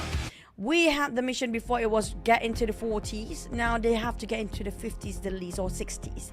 It's going to be baby step, one step at a time for Enigma, but it's doable, it's achievable. They proved it yesterday from 16 to 48 today.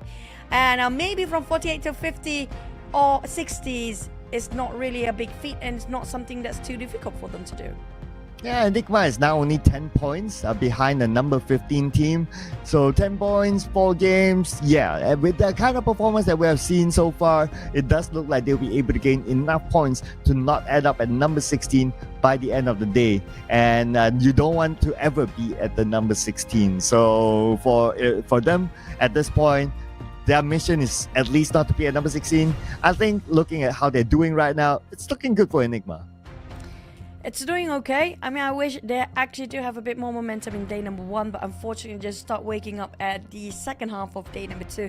But we're almost halfway through in the final day grand finals, down to 2 more maps of Erangel and 2 more map Miramar. The clock's ticking and numbers going down really fast as well. So for the side of GE and YG, who will actually be thrown for the side of champions?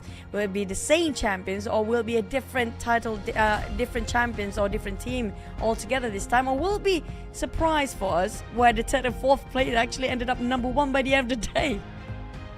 Well, we will find that out because we still have 4 more games to go, ladies and gentlemen. But when we're back, we'll come into Erangel number 2. So we'll take this short break. See you guys after this one.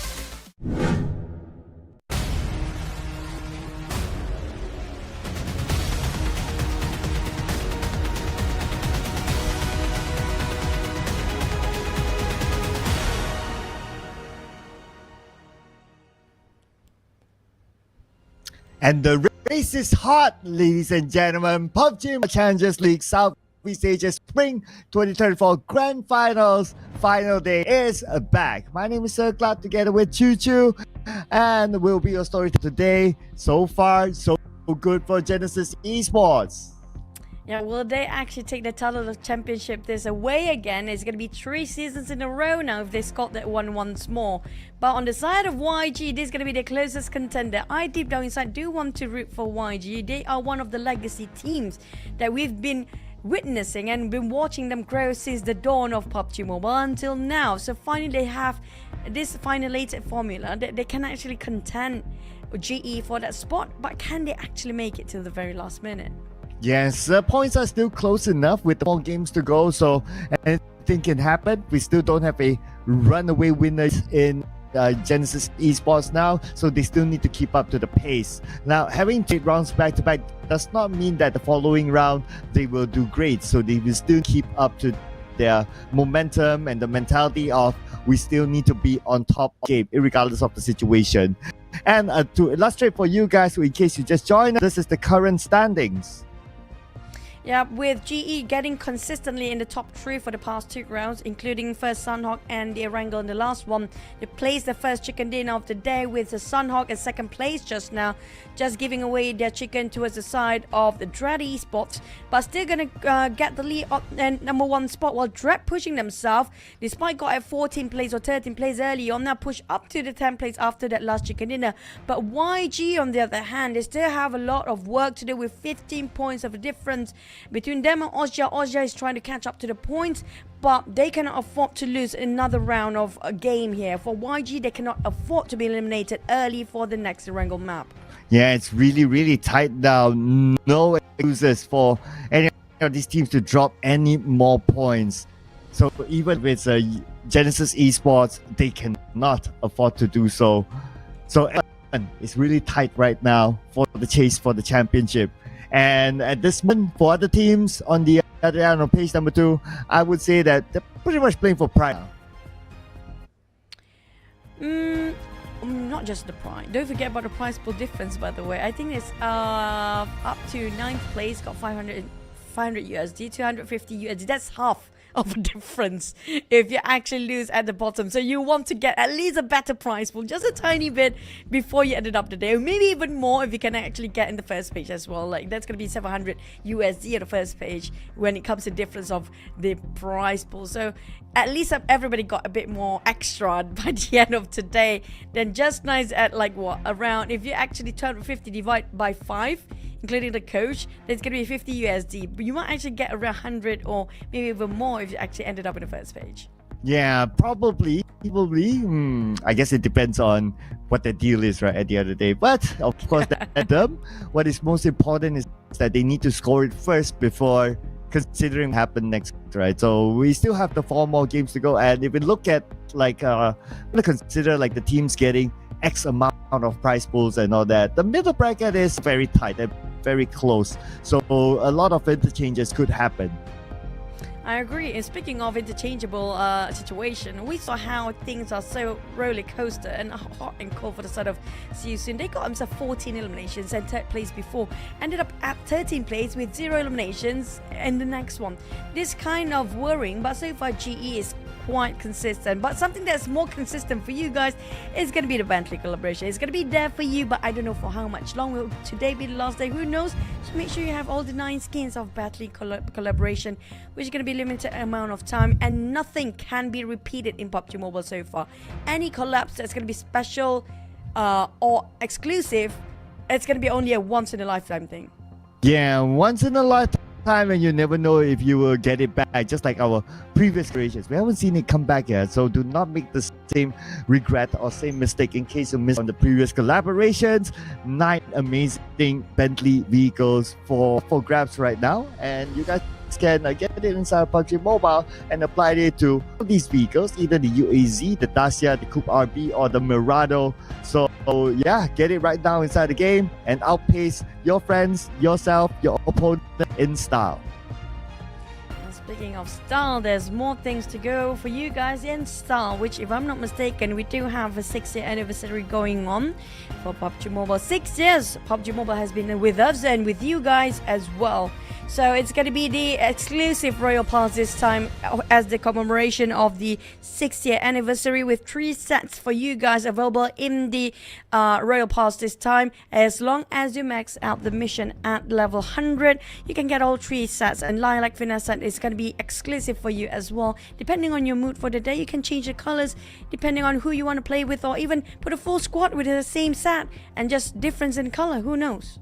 Yeah, multiple colors here up for grabs, especially with the Finesse set. But if you're a type of guy that likes the colorful stuff, of course, if you can see the Thompson, the Desert Eagle, the M16, even the ski, the plane, it's all colorful. So all sorts of colors in one. So lots of value here, as you can see. You like the colorful ones, you like the darker ones like the Dread Dog set. It's all here in one RP8.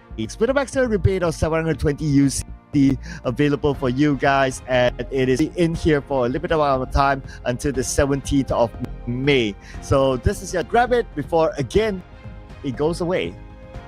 Yeah, don't worry, today will be the last day we'll be ranting about the RP and the collabs of Bentley, by the way. We don't have a next day anymore. This is going to be the last day of the PMCL Grand Finals. Who will take the throne away? And speaking of which, can GE defend their title since YG is following so tightly behind them? But, you know, there'll always be surprises, right? We've seen this before, where last minute some of the teams will shoot up in the very last minute and get themselves like record-breaking eliminations like we had before, which was 23 by YG on, I think it was on the first day, at 23 eliminations, and got himself that chicken dinner even. And that's going to be quarter or maybe a third of population of PUBG Mobile being executed by YG only. Now, can they pull that one off again? Yeah, I mean, they need that sort of number now for them to catch up to Genesis Esports, because not only themselves drop points, but Genesis Esports gain a lot of points. Even though they didn't get the third, they still got the most points in the single round, like from the previous Erangel. So they are still really hot right now. So for any chance for Young Radicals to cut across them, one is of course for either YG, for either GE to drop points, or for Young Radicals to gain that many amount of eliminations. Closer to that number, I think it's good. So they still need to get it first. I agree. I mean, so far YG been dropping the ball quite fast and quite hot when compared to GE, who's having it a bit more meticulous when it comes to preparation of fights. But we have to see whether the circle and the flat power will be on their side or not for both team at number 1 and number 2, or will it be different, because we're heading to our second Erangel.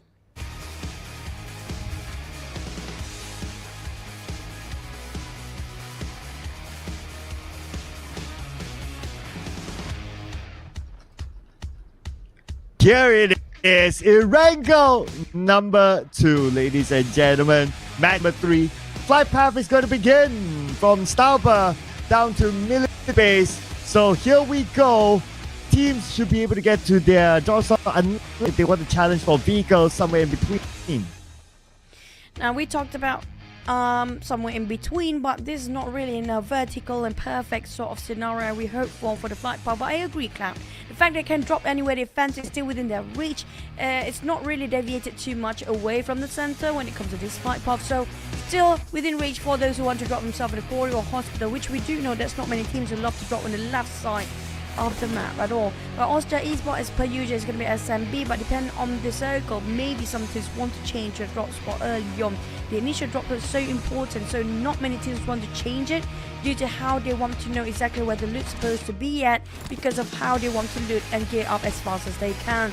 Now MFG and also there's going to be YG hoping happen to be hovering around the same corner and same angle. I'm not sure if they both will want to fight early on, or they just can't wait because of the FPs. But YG being charged by MFG. YG always got beef with MFG. Now MFG taking advantage. One knockdown mid-air being shot down at iron sight, and that's going to be Yaka. This is going to be a tough run for the side of YG.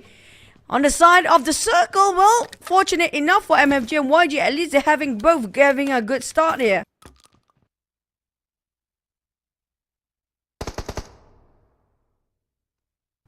But back about this fight of the early skirmish, WTZ didn't score any of this loot just yet. Got himself an M16. But at least the distance between MFG and YG gave them a bit of a space to revive on WTZ. But MFG will commit to this fight. And this is not going to be an easy ride for the side of YG. They already lost their first place to the side of GE. Might actually got even further down, and a whole can of sardines of MFG will now push forward, possibly to YG, or maybe just part ways.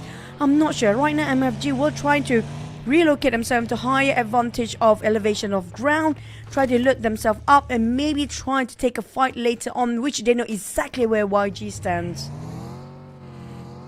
MFG unknown going in with a pizza gun, DP28 and an AUG. Now scouting over, unknown really going to commit to this one. Quite a difficult spot for YG. Hopefully they do have a couple of vehicles to just get themselves free from the grasp of the side of MFG. And cute look at the rest of YG just going on foot. There's going to be trouble smelling over the side of YG if they're not being aware about how they're being chased down by MFG. But lucky enough on SayCloud, he's got himself a vehicle to run around. But MFG, will they let them go? Because right now MFG really chasing the tails of a YG. They were not willing to let them off the leash yet. Unknown committed to this fight no matter how it will take. Here it comes, they're waiting at the other end. Unknown straight on the ground and just running down, spraying over to YG. Can he score it? No, they got one now down. WTZ is on the ground again. No way, twice in a row now. WTZ, I don't know what happened to YG and MFG, but MFG definitely is not going to let them go and just have something on YG. They will definitely not happy about it. Romeo Boy, one last tick of valve. That was so close. But they have to sacrifice WTZ no matter how hard they try to save this guy. Oh man, the guy who always shows up for the team, WTZ, eliminated early. Oh no, not the situation that a younger Gaticals wants to be in. Oh man, the ones that's celebrating, of course, is Genesis Esports, but 3 players. Yes, we talked about Genesis Esports. We talked about 3 players. You can still do wonders. You can still get the chicken dinner, but you don't want to put yourself in that situation with the current points difference. Oh, but this is already a tough start for YG. I don't know what MFG is like. Just solid, strong. We want to take down YG no matter what it takes. It's just no matter how much YG try to take themselves apart from MFG. You saw how they parked themselves right across when they landed those vehicles. SayCloud managed to secure 1 UAC. But MFG took a different sort of effort entirely and parked right across them the moment they got themselves on that vehicle. That was something else entirely. I'm loving that. There's sort of drama going on between MFG and YG, definitely. But YG, they need to play it safe now. They cannot afford to lose another member, because if that happens again, because last time YG being eliminated by MFG as well, if that happens again, it's so hard for them to play the catch-up game against GE. I guess it just so happened that their drop spot is not too far away from each other. So the repeat of clashes in the same map, it's bound to happen. Just like what is potentially happening here. STE and AR Esports. 762 notices that someone's across, immediately turns back. But if he just goes across, it would be the same case like the previous round, and they will meet up again. So they learned from their lesson, and looks like they're going for plan B, whatever the plan is going to be. But for Enigma, now, objective is to not be at number 16. They have the Potato Hill, and Exquisite is close by. Exquisite, one of a team that do have an improvement when it comes to the grand finals, and they definitely plays way better compared to the league stage. You have to see that growth, right? How they gel well in the team. It feels like Lufa and Yue feels like more comfortable working as together, while Super Pickles more to as a solo flanker. And on the side of Exquisite, it's just slowly they start to build up the chemistry. Like I mentioned before, like Lufa just joining the team. And they definitely have the potential. I cannot wait to see them in the next season. Yeah, I mean, with the time given to prepare for the next season, and the stakes are higher as well with the PMWC in line. So yeah, I guess with the time given, hopefully he's still in the team. Of course, that's another thing to consider, and that's where they would be able to potentially chase the number 1, and the slot to PMWC will be a lot more value in the next season for sure. Oh yeah, this is like definitely prepping them for the next one.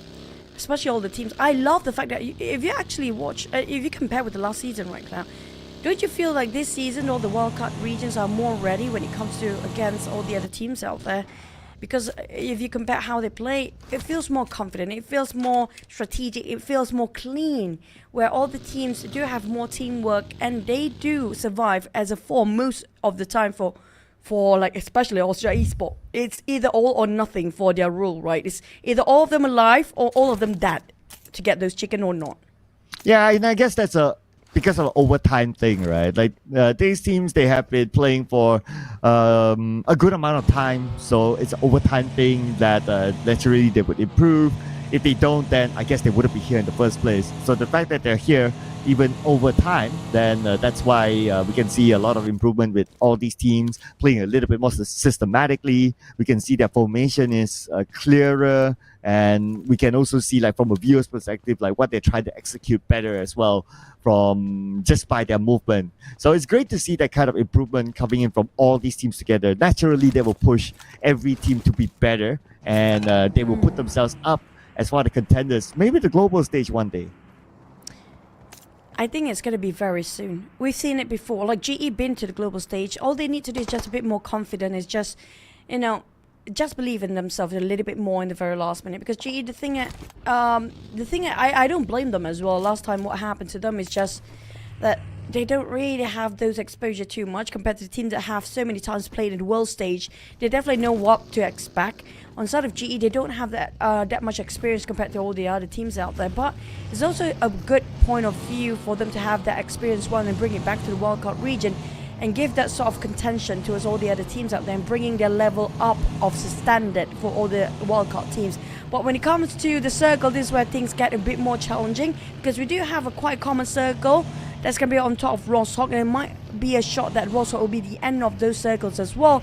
But for the side of ST, this is quite far from them. Nobody coming up from the northern side as well. Quite vacant up there. PBE actually occupies most of the northern side of the circle, but STE, a long run indeed.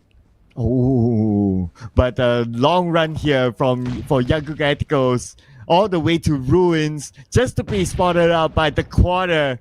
And now they're being pressured. But I wouldn't be too worried about Young Ethicals now since they do have two players on that high ground. So the two players can somehow hold the quarter on their ground. So the quarter, as long as they don't get the knocks from the players on the high ground, they cannot really advance. So I guess all these teams will just hold their ground for now. Just keep an eye on each other, not making any funny moves, and just wait and see where the circle goes next. I hope we don't have to worry too much for YG here because they're known for their defensive strategy. During the league stage, they're pretty strong when it comes to defense, but I'm not sure about the grand finals here so far. With what the pressure they have to take the early start of it, with MFG having their tails chased out. But Fern was spotted out by Loki, but tried to tap out a couple of HP down, got quite connected down to 50% of HP on Fern. But on Loki, if they're not being careful, look at how the spread of GE, they might actually spot out Smile with that 4x scope. But GE, if they have 8x scope, they can definitely have a clear view on the side of YG here. And that's not going to be the news that YG wants to hear.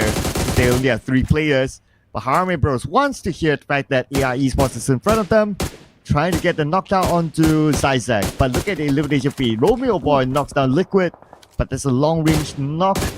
Should be no follow-up yet, and Liquid might recover.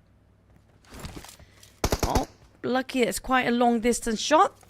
So definitely he can recover, but I'm not sure if there's anybody nearby to pick him up, though.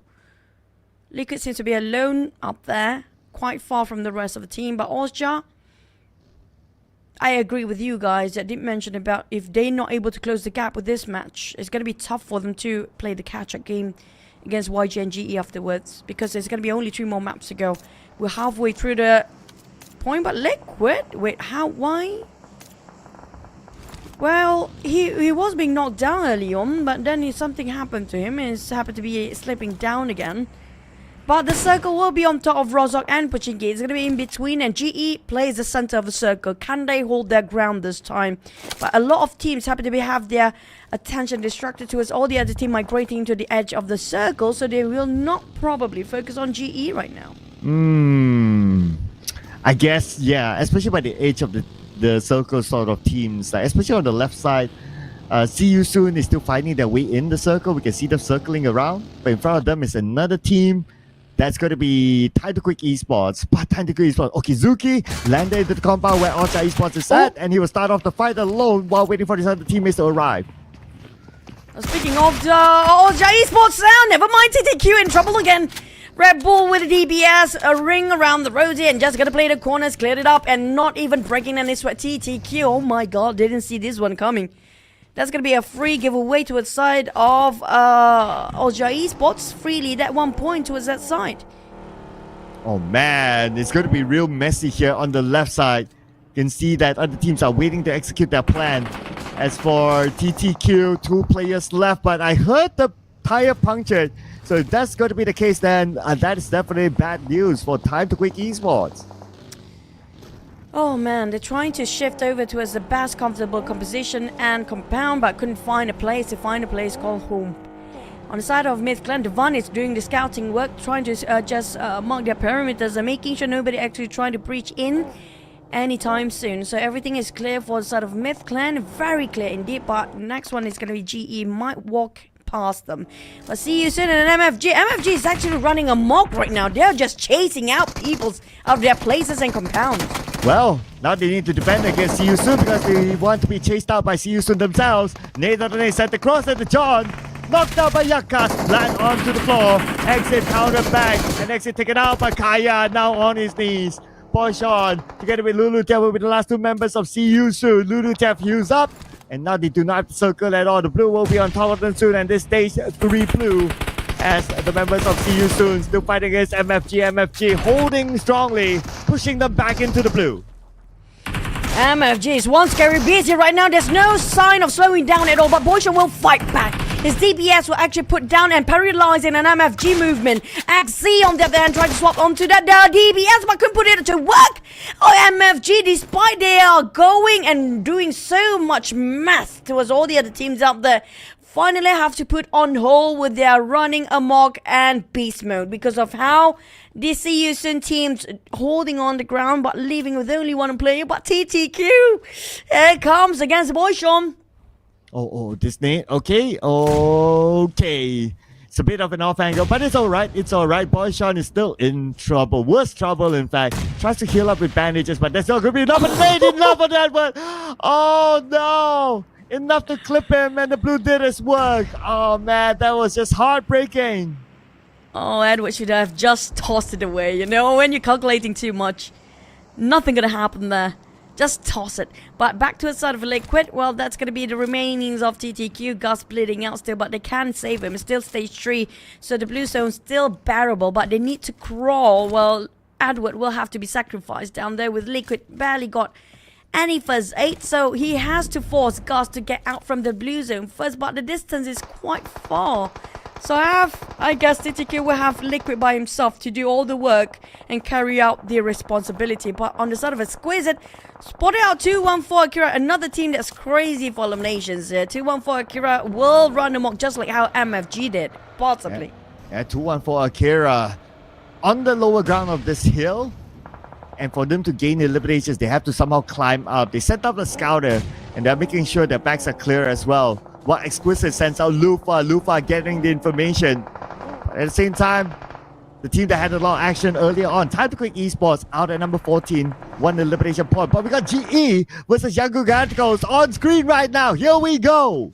Oh, but GE will outnumber the side of YG, but so far it's just Miles. Miles managed to take down on 50% of HP down on Saycloud. There are only 2 more players. Romeo Boy right on top! A perfect name, but wait, who was it? It's Small. It's gonna be Coca-Cola against somebody else, but so far it's GE against YG. No tap party just yet, but YG, they need to stand tall. They cannot afford to go down now. It's their biggest contender. Smiles on the ground bleeding out. Saycloud managed to buy them time, but can he pick up Romeo Boy? But at the same time, he's on the 2nd floor. Cloud, no more doors to take him covers on, but she is running in with the men, boxing in towards the last member of YG. Oh, Saycloud have to buy more time playing around the staircase. It's gonna be exchange on Nate for now between GE and YG. Nate on the 2nd floor by Merna, but it will not land just yet. Saycloud still holding strongly. Is he gonna jump out? But if he jumps out, Genesis Esports will be ready for him. They have to make it quick in order for him to save a Smile. Smile's still bleeding out. And now Bernard has a good clear shot. And that is the team that Genesis Esports wants to eliminate.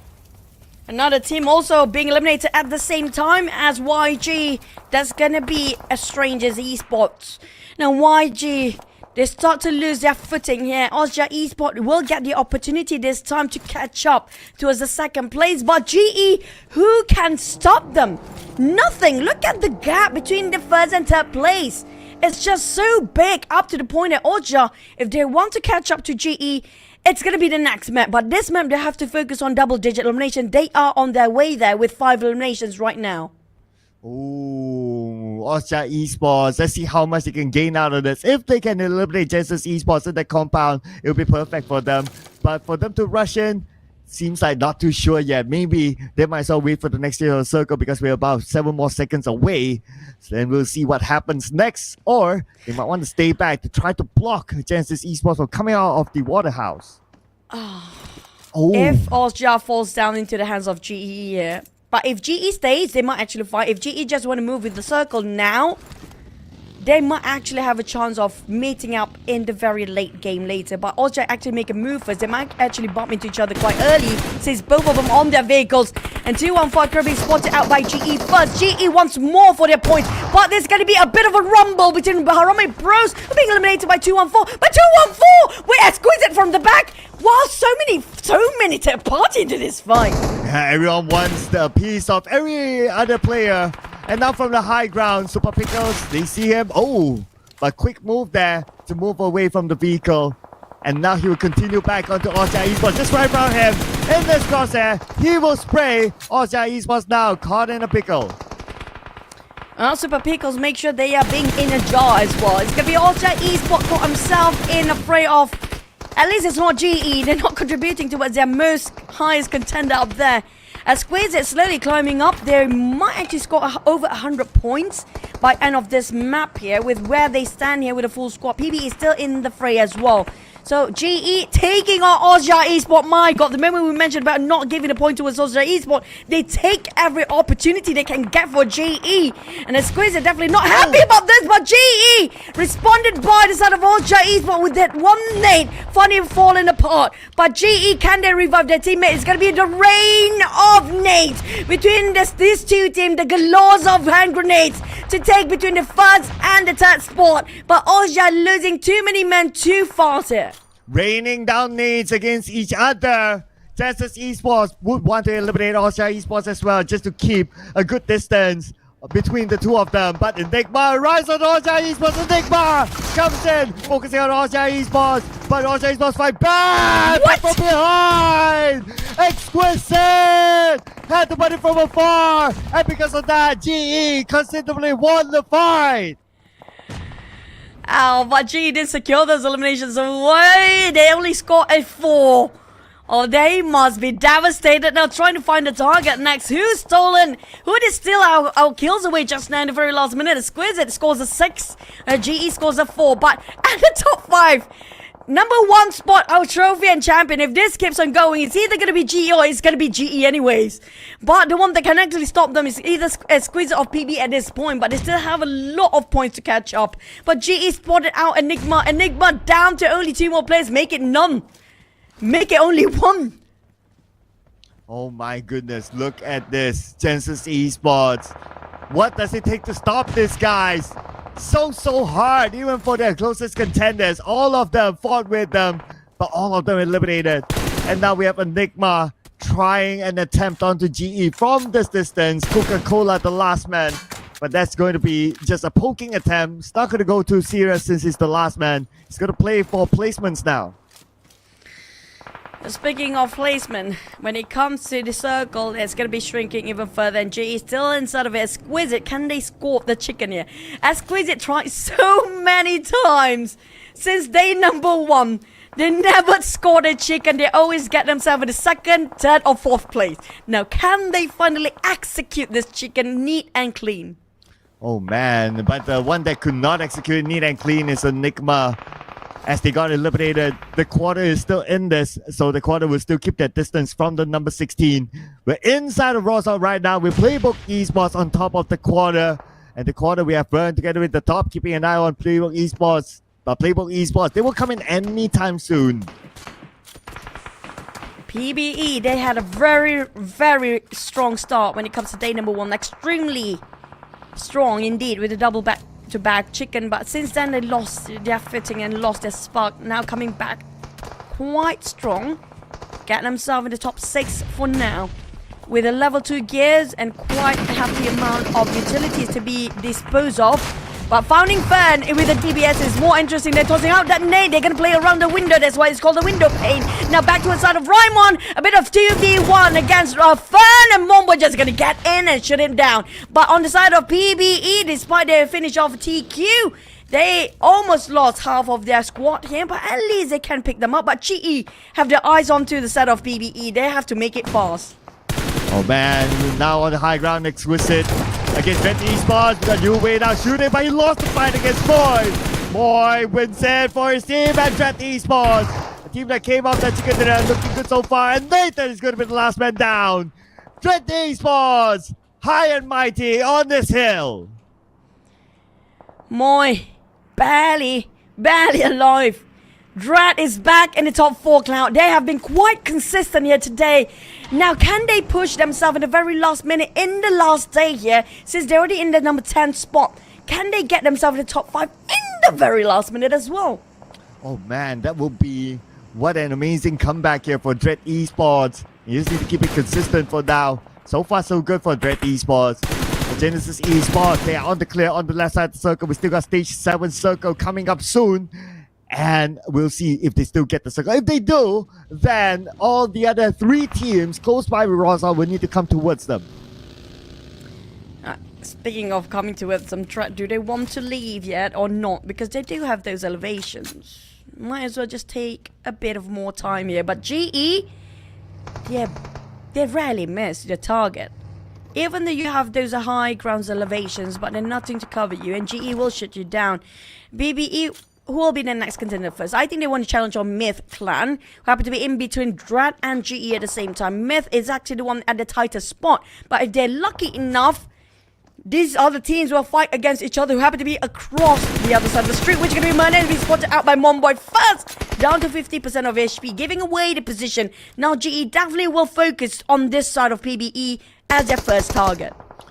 Here we go, circle time. 1 more second to go. Circle goes towards the Rosa area. So now GE is the one that needs to move. But the 3 teams inside Rosa, they are quite distracted with each other. That could be the opening for Genesis Esports. They need to gather the information before coming in at the right timing.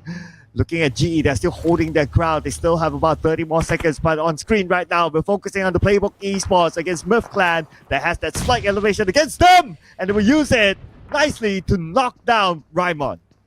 Oh, here comes another nade of exchange of and the nade exploded on Mumbai. The toughest one to get into the circle is going to be PBE. They have to depend on this lows to make sure they got the covers, but they have to break through those compounds regardless of whatever the situation is. Right now, it's just so difficult because too many eyes watching on them, and Myth will gatekeep them so hard and so tight. It's just impossible to penetrate through. Mumbai tried to go for the furthest flank, but Easy K will see him through as well. Now, Mumbai and the rest of PBE slowly losing their man here, and GE not being given so much attention to. They might actually backstabbing Myth Clan from behind.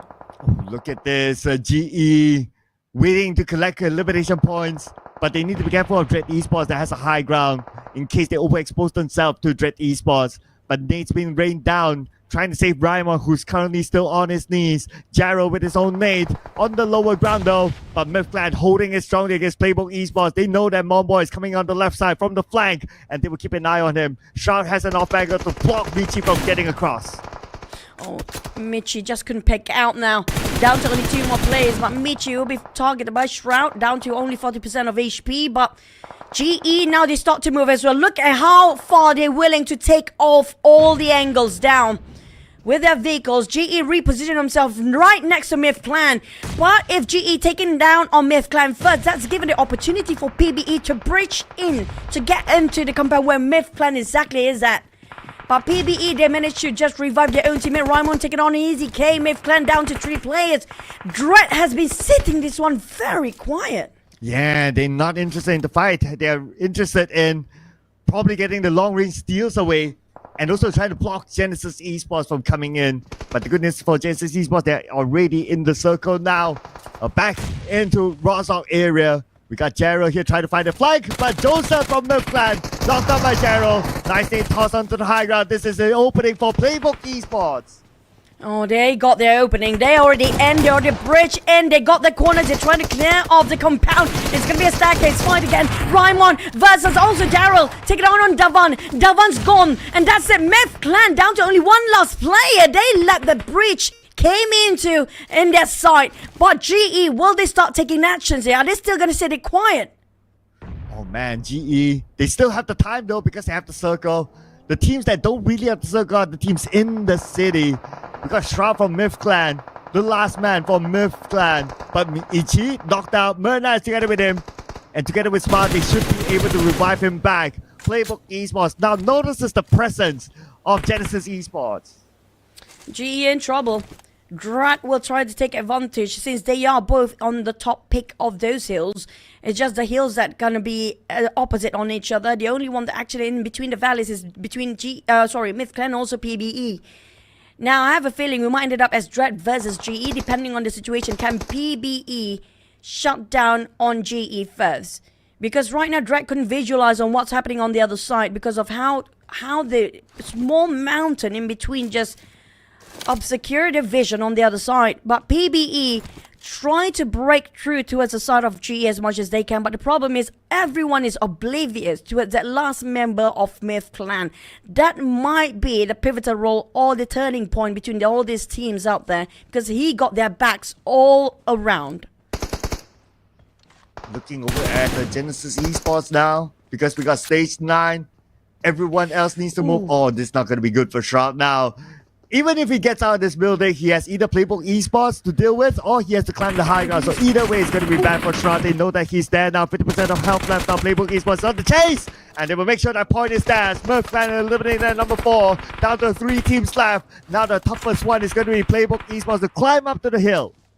But that came at a cost as well. Momboy down on the ground. But can they actually revive him? Not really, man. They got them locked down. Here comes a nade. And less than 5 seconds to go in 3, 2, and 1. And there goes the explosion. Will hit. It hits. 2 and 1 on that. Raimon's on the ground, leaving PB. Only Gerald left. Oh, Raimon eliminated. And the point will go to Genesis Esports. And like what you said, Gerald. Nowhere to go. Nowhere to hide because they know that he's there. Next. It's going to be Dread Esports coming in with that nade. Knocking out Bernard. Smile is still okay. Ichi is healing up, but that's the opening for Dread Esports to come in. This is the moment to wrap things up. One knockdown, but the follow-up from Dread Esports will come in. Master Ichi on the lower ground now. He's in 40% of health. One last thing of health, but he will not go down without a fight. He will fight back. The knockdown, but Demios with his nade. The nade. The nade. He is still alive. It was so freaking close. Oh my god, I sweat my pants in. But it's not gonna be enough. One more nade. Boom, we go. And another one. Boom, down to 20% of HP. Master Ichi needs to set up. But Dreads go down for PBE. Gerald made it through. They're one player. They're one last player of PBE. Made it through to get second place. How is this happening? Oh my goodness. But the nade. What is this? What sort of ending is this? Genesis Esports. They should not get the chicken dinner. But they got help from Gerald, and it is the brilliance of Ichi. My goodness, Genesis Esports, no way, man, no way that happened. No way that happened. No way that happened. This is Genesis Esports in their prime. I don't know where we can we call it skills or luck or timing? That was just too perfect. How did they still score a chicken dinner out of that? That was remarkably just so hard. The trajectory, the perfect angle, and not just that, he managed to negate the very last nade that tossed by PBE and survive. And he won the low ground fight. Wow, that knock was so important. My goodness, this is why they are 2-time PMPL wildcard champions. Genesis Esports. They are at the point of There's nothing that can stop them now. Put them in whatever situation like what you saw earlier. You thought that, okay, they're gone, Dread Esports will take them out. But no, they still did it. But how? How? Okay, we just gonna relive the moment just to see, okay? They have been crazy with their nades. I don't know how many nades they actually disposed in this cup, in this one particular map. If you actually see until the very last minute, they still toss so many nades till the end. And this is where everything that really happens. GE came in late. Okay, there was also Esports trying to challenge, take down also Esports. There's also Exquisite was busy fighting against Dread. Dread was okay, and they managed to survive anyway. But how did GE got out from the fact they had lesser men than PBE and Dread in the first place just now? Oh man, we'll definitely see that as part of the highlights, right? So keep your eye on this, ladies and gentlemen. If you somehow miss out on it, the highlights will definitely show. Okay, this is it. Smile, he lost. Okay, Jipna comes in. Only one more to go, right? Ichi won them. Okay, this nade, so good. Evaded. Gerald had to come in with the surprise. And the rest is just Ichi. Pinpoint nade on the Gerald. Gerald didn't know what hit him. And he has to be the MVP. I don't care. This guy, whatever it is, he is the ultimate MVP. Just now, Gerald tossed the nade as well, right? But it's just a couple of milliseconds earlier where Master Ichi just exploded that nade. Just a couple of seconds behind for Gerald. If not, it was a perfect nade for Master Ichi as well. If we actually look through, like we waited all both nades that actually exploded, I think both died till the end. And who get the chicken at that point, right? But it's just maybe 0.1 milliseconds of that difference that makes such a big difference of a point for chicken dinner. Oh man, this is insane. And Ichi, he has gotten the FMVP for PMPLC World Cup before, and he's still showing such a performance even after so many seasons. These guys, as a team, they are just insane. Truly insane. I really don't know what they had for breakfast, lunch, or dinner, but these guys, whatever they have, I want to have some of that. With that performance, I don't think they eat anything. I don't think they are even human to start with, Cloud. How can a person execute such to perfection against two teams at the same time and then void those nades and manage to survive and even toss a perfect one with his last hand grenade that he got in his hand? How? There's just no way to explain this, right? But anyway, what we can explain is that Justice Esports got the chicken dinner, 12 eliminations, and it's still a lot of eliminations, right? 2,327 total damage, 13 knockouts, 4 assists, 1,134 heal. I mean, they had to fight a lot of teams, so no surprise that their heal is this much. And obviously they survived. Maximum score the chicken dinner, 29 minutes, 17 seconds. What else can we say about Genesis Esports? I mean, they always somehow perform. Okay, we're gonna tabulate the scores just to see how much a gap between GE now, and also is YG still at number 2, or is it also overtaken them? Can GE just take a break, just a long break after this? Like, don't even have to play the remaining 3 maps. Do they even have to play another 3 maps? We're gonna have to wait and see. Because right now it's like they're making it the gap so close for YG, but YG, they have so much. They receive so much love by so many teams up there. We're talking about MFG. You gotta have to remember the first few minutes into the game just now. YG didn't even land yet. Mid-air with their parachute, MFG already started to shoot them down. That was remarkably tough for YG. Everywhere they go, everybody shows so much love towards them. But GE, that last play was something else entirely. They pulled the same sort of stunt last year as well. And I must say, whatever Ichi did is arguably the clutch of the season. That was crazy. The year? Okay. For now. Okay. Clutch of the season, yeah. The year, the smile one topped it. Then, yeah, long story. But anyway, overall stats, total eliminations 57. So we do have a good amount of people eliminated by the zone. Other than that, significant numbers. Probably, I would say, maybe throwables used close to 400, but we've seen higher than that. But a lot of players being finished off by the Blues, and that's something that's quite certain, in which could be 3 players, is actually getting more than before. With the knockouts, I think if we got more than 61 knockouts, that's going to be funny because it means that every single person in the PUBG Mobile have been knocked out once before. But at the same time, headshot, like you mentioned, it's not too much. But airdrop, on the other hand, we saw that PBE plays. I think it was PBE or was it Exquisite plays that actually got himself a glitch. But Exquisite, again, I want to mention about this team. Every single time they're very close to getting those chicken dinner, it's just their execution they have problem with. They always got themselves the top 4, top 5, almost every single time. No chicken. The only team in the top 6 or top 8 didn't actually score any chicken yet. Okay, I had a moment to digest the Clutch of the Year thing, right? If Gerald wasn't involved and he still got the chicken dinner, then it's automatically Clutch of the Year. But he got some help from Gerald, so okay, cool. Yeah, that kind of thing. Yeah, that kind of thingy. So he got to buy Gerald dinner as well. So Genesis Esports, again, 22 points. Playbook Esports, it was a good run for them as well. They won the fight against Myth Clan inside of Warsaw, 13 points for them. Dread Esports, man, they wish they would have scored that chicken dinner. 12 points. If not, it would have been more than this, obviously, with 17 points.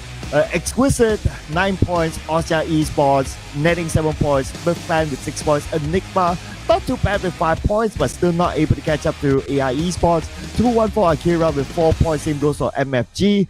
See you soon next Tiger K, 3 points. The quarter 2 points. Harame Bros, still with 1 point. Title Quick Esports 1 as well. We got STE, Young Good Galacticos, as well as AI Esports, 0 points. Triple zeros down there. YG, this is going to be hurting them quite a lot. But I don't think they're going to budge too much when it comes to second place here, because Ocha and also coming up from YG, they had quite a gap before. So this will just close enough to get the margin to get a bit smaller. But for GE, the gap is just stretching all the way up, way more than before. It's just, I don't know if they need to even play the next 3 map, honestly. But the last play by the side of GE definitely keep the netizens' mouths shut for now, because they did mention about how did they toss a nade in the previous map. But that one just shows how incredible good they are when it comes to hand grenade. 180, are you kidding me? Might as well just goes to 100 by end of today. And then, not just that, look at the gap cloud. It's almost like 40 points in between the first and second place. Okay, so if you take an average of like chicken dinner with a decent amount of eliminations, that's about 20 points per round. You times that with 3. Young Radicals is still mathematically possible to catch GE. So they still need to play the next match. So please come back after the 40-minute break after this, yeah, players from GE. Just saying. Okay, don't think that, okay, we're done and we heard Choo and we just don't want to play the next 3 games, you know. Or Big Boss Stone will come and slap everyone. Or what can they do is, don't come back after the break. Okay, let YG to catch up in the next 2 games. Give us a bit of suspense and just play back. And when it comes to the final map of Miramar, how's that? That's more fun, right? Okay, yeah, then they can do that. Okay, but if the boss hears this, he'll probably give me a call and say, "Don't teach my kids nonsense." Okay, so yes, I can agree for the purpose of entertainment, but at the end of the day, it's up to you guys. Okay, I'm not going to be responsible for this. All right, but it is an incredible grand final so far. Incredible day 3, day 1, day 2, day 3 is being topped now by that game. I mean, day 1 has been a lot of good run. Day 2 has been quite an average. Day 3 has been a lot of insane clutch. That was a different level of game entirely. But I want to see. I don't know if anybody can catch up to GE, honestly, at this point, except for YG, of course. But 3rd place to go into 2nd place is doable. 3rd place to 1st place, I mean, mathematically, it's possible, but the ratio is pretty low down there. Yeah, the ratio is definitely low. Not gonna lie, because they don't seem to be stopping, right? They don't. If they look like that, up and down, you know, sometimes you see good, sometimes you see bad. Then yeah, maybe you could say that, but they've been always up there. If it's not chicken dinner, it's 2nd place. If it's not like an insane clutch, it's a easy game. Not really easy game, but it's a smooth game for them, and they still pick up the points. So, what does it have to take to stop GE now? They make it look easy, but that's definitely not easy. They make it look so easy. That's just how good they are. Now, if they happen to be the defending champions, who else can challenge them at this point? I think it's just the wolves that can really start to take them down. But we're gonna have to wait and see, will GE play or not for after this couple of maps, or will they just rest for the next couple of maps? But we're gonna be back after this long break. See you guys for next Erangel after this. Don't go anywhere.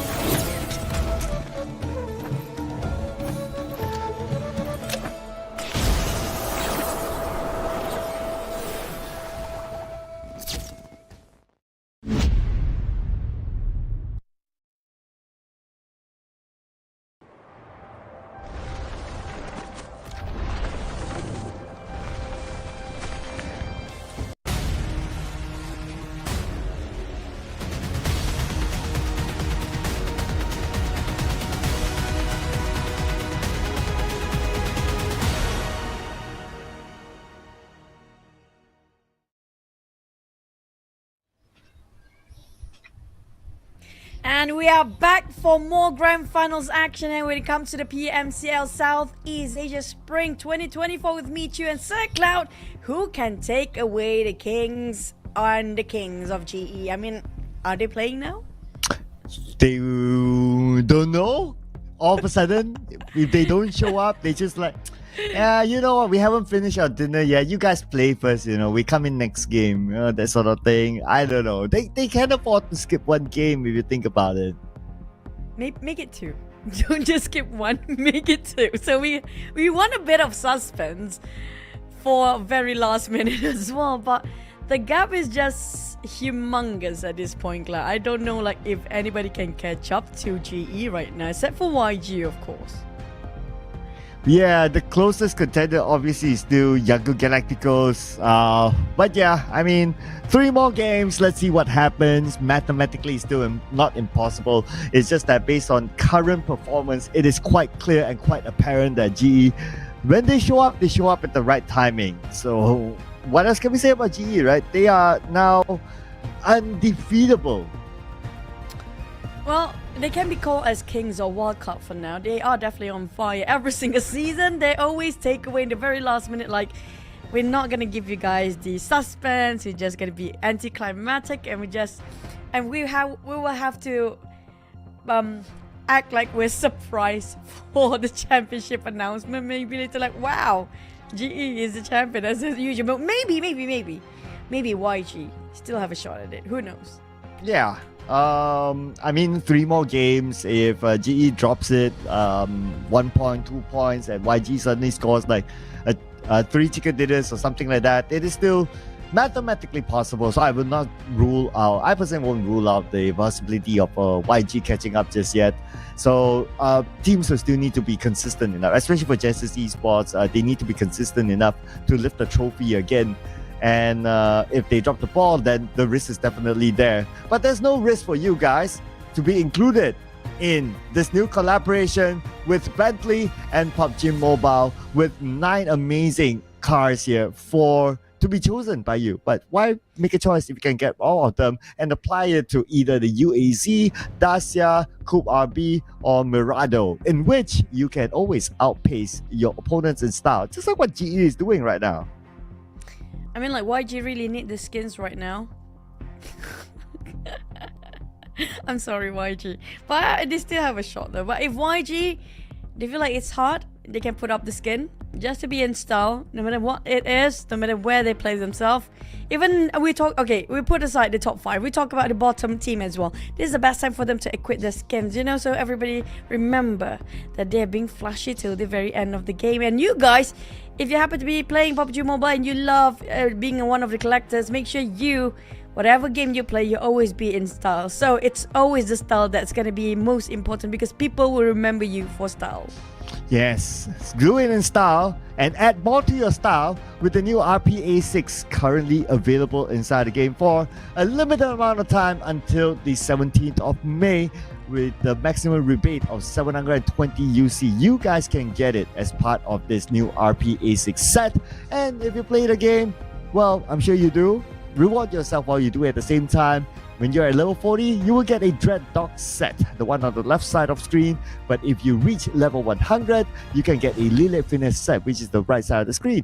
In between, you can get other skins as well, related to weapons, vehicles, or even your armory. So this is a lot of value here in the new RPA 6. So get it right now and do not regret not getting it later. Now, speaking of later, which we're heading into our last Erangel in the Grand Finals of PMCL, and this is going to be the last time for Erangel to show itself for this entire season, which is going to be spring. The one that we should look out for, I think the teams up there that should really have their eyes open to, is going to be the teams at the very bottom. We do know they have nothing else to lose now, especially when it comes to Erangel. They definitely will try to take advantage of it. We're talking about Enigma, TQ, and AI here, because I think TQ and AI definitely step up their games. But 214 Akira, as well as MFG, has been running amok in Erangel by far since the start of the day. Yeah, they seem to have the Rankit used to play for Playbook Esports, so maybe because of that, he has the never back out of the fight sort of gene still with him. So that's why they are very into taking fights. If they see one opponent in front of them, they will go all in onto it. So perhaps that's the reason why they're just so into taking fights. But that's okay. That gives us the entertainment. Not going to complain about that.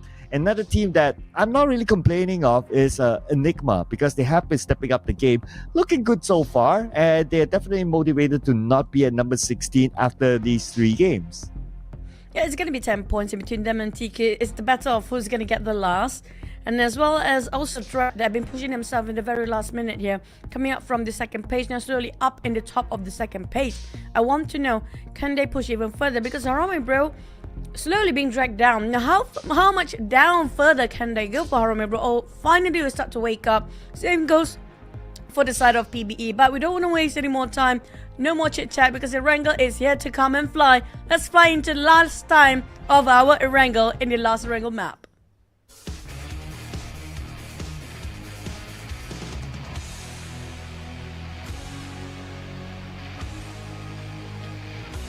And it is Erangel for the last time in this season's PMCL, ladies and gentlemen.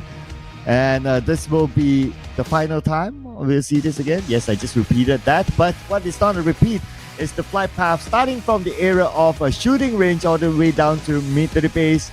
And for these teams who like to drop on the right side of the map, teams like Playbook Esports who like to normally drop in Starbuck Kameshki, will need to travel quite a bit. Maybe they'll start from the northern side somewhere, grab a vehicle, and try to make their way into the circle or make their way into their drop spot from there. Speaking of this, going to be the last Erangel map, right? It won't be so wrong for us to have finally SMB, full SMB circle for last Erangel of the Grand Finals. If only we can actually have that, that would be magnificent, great closure for our Erangel map of the Grand Finals. Oh yeah, I've been looking forward to that. And the team that will be looking forward to that will be Austria Esports, as well as Stranger Esports, since they normally are inside of the military base island. And they seem to be consistently dropping there. Again, they are heading that way. Myth Clan seems to be dropping down south as well. Probably going to land around the area of military base 2 for some reason. Let's see what's going to be up for them. Are they going to challenge Austria Esports in military base itself?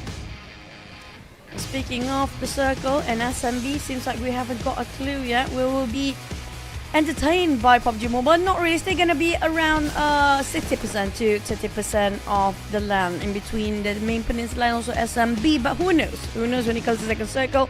Or maybe we might actually have sort of a farm, or maybe even a very pure kind of circles till the end of the day, because kind of still comprises a lot of SMB, regardless of how much we want to talk about SMB. But Myth Clan decided to actually join in Austria Esports down there. There's going to be 3 teams this time, with TTQ might actually gatekeeping. But never mind, 214 Akira, we just mentioned about them early on.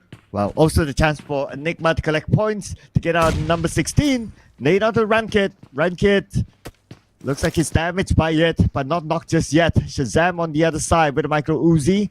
And this area is still wide enough for them to still hold their ground. But we got 2-4 just below Coca-Cola. 2-Pro with an M4 going up against a micro Uzi. If he goes up to the second floor, he'll meet up with Coca-Cola. But he pops up that smoke to buy time for himself. So 2-Pro will be held back for now. But Luck and Cube already repositioned himself right on top of the rest of 214 Akira. But the problem is they're going to fight indoors. Spotted out Shazam, Rankin with a micro Uzi and a shotgun. And 214 Akira, 2-Pro getting on one. Enigma in trouble. Oh my. This is going to be the last Erangel of the day. They don't want to go without any points here. Well, looks like 2-1 for Akira. It's winning the fight so far. Goes up to the second floor. Sees one, takes one, and no hostages. One more to go on the other building. That is going to be Coca-Cola. And they got the information earlier, so they know he is there. Coca-Cola with his AK against 4 from 214 Akira, who's opening up the flanks. So his chances are pretty low right now. Yep. Down to none. Less than 2 minutes into the map, we're already gone with one team. Enigma so far, at least they got some progress. They are in the 50s. I'm happy. But they can get into 60s anytime now. I wish they will actually ended up with 80s hopefully in the next 2 maps. But thank you so much for Erangel, for Enigma. They have to prep themselves for Miramar. But we're not done yet. Myth Clan versus Strangers Esports next. Yeah, Myth Clan drop into the mid-base island. Not a familiar place for them. Stranger Esports, definitely they know this place a little bit better. Jumps in with a DP, takes one down, and the other one is on the other building. Easy K in the shack across, but Stranger Esports, they do not know he's there yet. Getting himself a mushroom tower, but I don't think they know the way they rotate himself and move. But I'm sure if they want to commit, because we do have another team just next to Myth Clan, if you actually look at the minimap. I'm not sure who that is. You're gonna have to wait and see for the map for later rotation. But they do open fire against Strangers Esports. STE, they have to cancel out their initiation to a start of Myth Clan, since they're being shooted away by another team, which is gonna be Osja Esports. Save the neck of ECK in the very last minute. Long range by Osja Esports. No points collected by them yet. And if we just look at the points, they are 60 points away from GE. I mean, chances are really, really low unless they pull off 3 huge elimination chicken dinners, then maybe. But at this point, Osja Esports, the best they can probably do is to try to be at second place for the extra piece of the prize pool. Well, it's out of character for Osja Esports to get themselves like how YG did in its sort of 20-ish elimination. I think the only 2 teams that can execute that kind of eliminations, like out of the world number eliminations, is gonna be either See You Soon or YG. So far we've seen throughout the entire league only these 2 teams that kind of more aggressive when it comes to the approach on fights. But on Osja, they are playing a bit more safe. They're kind of a 50-50 balancing out around like what, 14, 15 elimination. That's going to be the most, and then just taking themselves that chicken. It's going to be the average around there somewhere. It's so hard to see them out of character sometimes. But Harami Pro, now this is going to be the team that's falling off the race before. Also YG, Lufa Boy in trouble. Yeah, and they're in action against Exquisite, taking out their first point out of Lufa Boy, and now they're at 150 points. Need a lot more points now to catch up onto Genesis Esports, but at least it's a good start for Young Radicals as compared to the previous round where they lost 1 player very, very early, and this is the start that they would want in pursuit for the trophy. Close enough, but at least they got 1 point for now. But Myth Clan, on the other hand, leaving only to 1 left for the players. I'm not sure who that is, but for the side of Exquisite, Lufa Boy is such a great asset. It's going to be tough for them to actually have one of their frontliner to be executed quite early on. The other teams, other than these 2 teams, Myth Clan and Exquisite, the others are still having a full squad so far. And GE not making any sound yet. We haven't seen any clue about where GE is. But MFG, this is going to be the other team that everybody should look out for. So far, they have been a bit quiet compared to the last few maps. They have been very aggressive. But the moment we say that, they definitely have something against YG. MFG just chasing the heck out of YG every single time.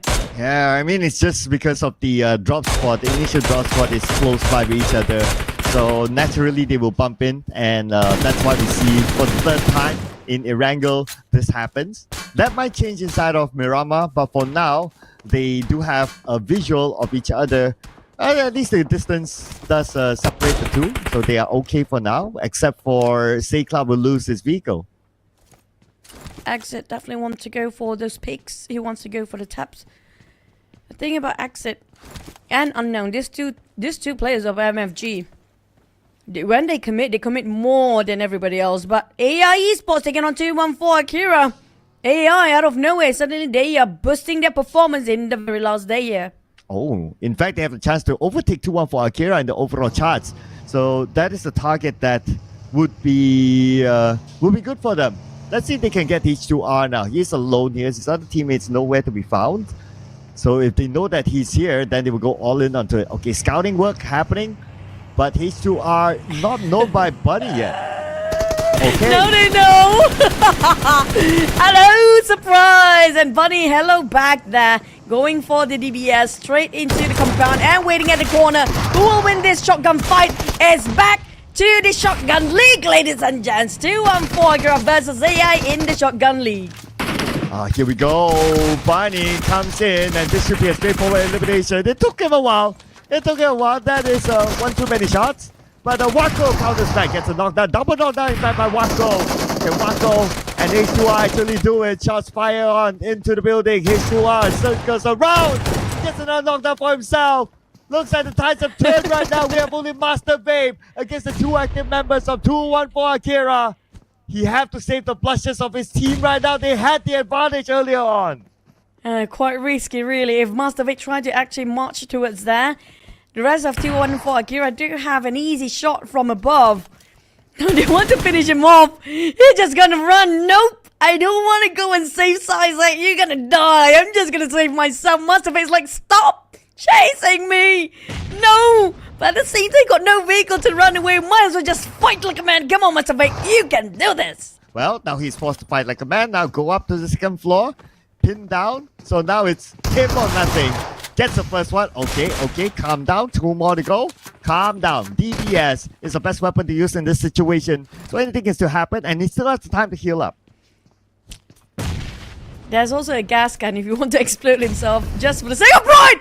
But speaking of wait, Master Vic taking advantage of the self-nade and self-teammate nade. That was unprecedented and also unseen by the side of 214 Akira. He's definitely shouting over his teammate right now. It's going to be mano to mano 1v1 between the DBS to work. Wako versus Master Vape. Who can actually win this one? UMP versus DBS. Who will win? UMP down to 17. I would have liked to see the clutch, not gonna lie. That would have been something, and that would have been at least Master Vape saving his team off the blushes, but it just didn't happen at the end. It was just too low. The spray from the AK was easy for them to take him out with that last hit. But speaking about last hits, just as Esports scored their last hit and their first point in this round. Side of GE, MFG picked the wrong opening this time. Look at how they fought back on the side of GE. MFG lost heavy casualty on their side, while the circle just shifted away on the north, which we might ended up around on top of Pochinki. There's a high chance we ended up in Pochinki this time, Cloud. Well, let's see, because it's all dependent on the RNG. So far, not many teams interested inside of Pochinki. But for the Potato Hill, we got 2 teams at least interested, including MFG. And they lost 1 player against Justice Esports. Justice Esports, they want the entire Pochinki Hill for themselves. Although Pochinki Hill can be divided by 2, but nope, they're not going to be having any visitors this time. Trying to scout out the members of MFG, but no big commitment by GE. I think Manet is trying to reposition himself. He's looking at CU soon, so he got so much high variable information towards the rest of the roster, and will relay back those information instantly towards the rest of GE. Now, what will they respond to this for the side of GE, since they know the fact there's going to be 2 teams right across them? But the circle happened to be right on top of Pochinki even this time. But look at the south and the north. It's so crowded. On the side of TQ, if they go a bit slightly on the north, on the left side, it's going to be quite empty and vacant. But Osja Esports, they won the highlight for themselves as well. Here comes Red Bull. Here we go, Osja Esports in pursuit of as many points as possible. And now Playbook Esports is in front of... Oh, nice long range by Raimon. Beautiful off angle. Really love that. Knocking down Red Bull. One of the key players for Osja Esports. A player that they cannot afford to lose. Quite bold coming out from Raimon with Haystacks only as his covers. Couldn't finish off Red Bull just yet, but he needs to take down on Astro. So Astro couldn't actually revive on the side of Red Bull here. But Osja... Skynin fired back. PBE is spreading out. They lost men as well. 2 knocks on the side of Osja, only leaving out Gui and Skynin to do all the work. Raimon on there then tried to finish off the job.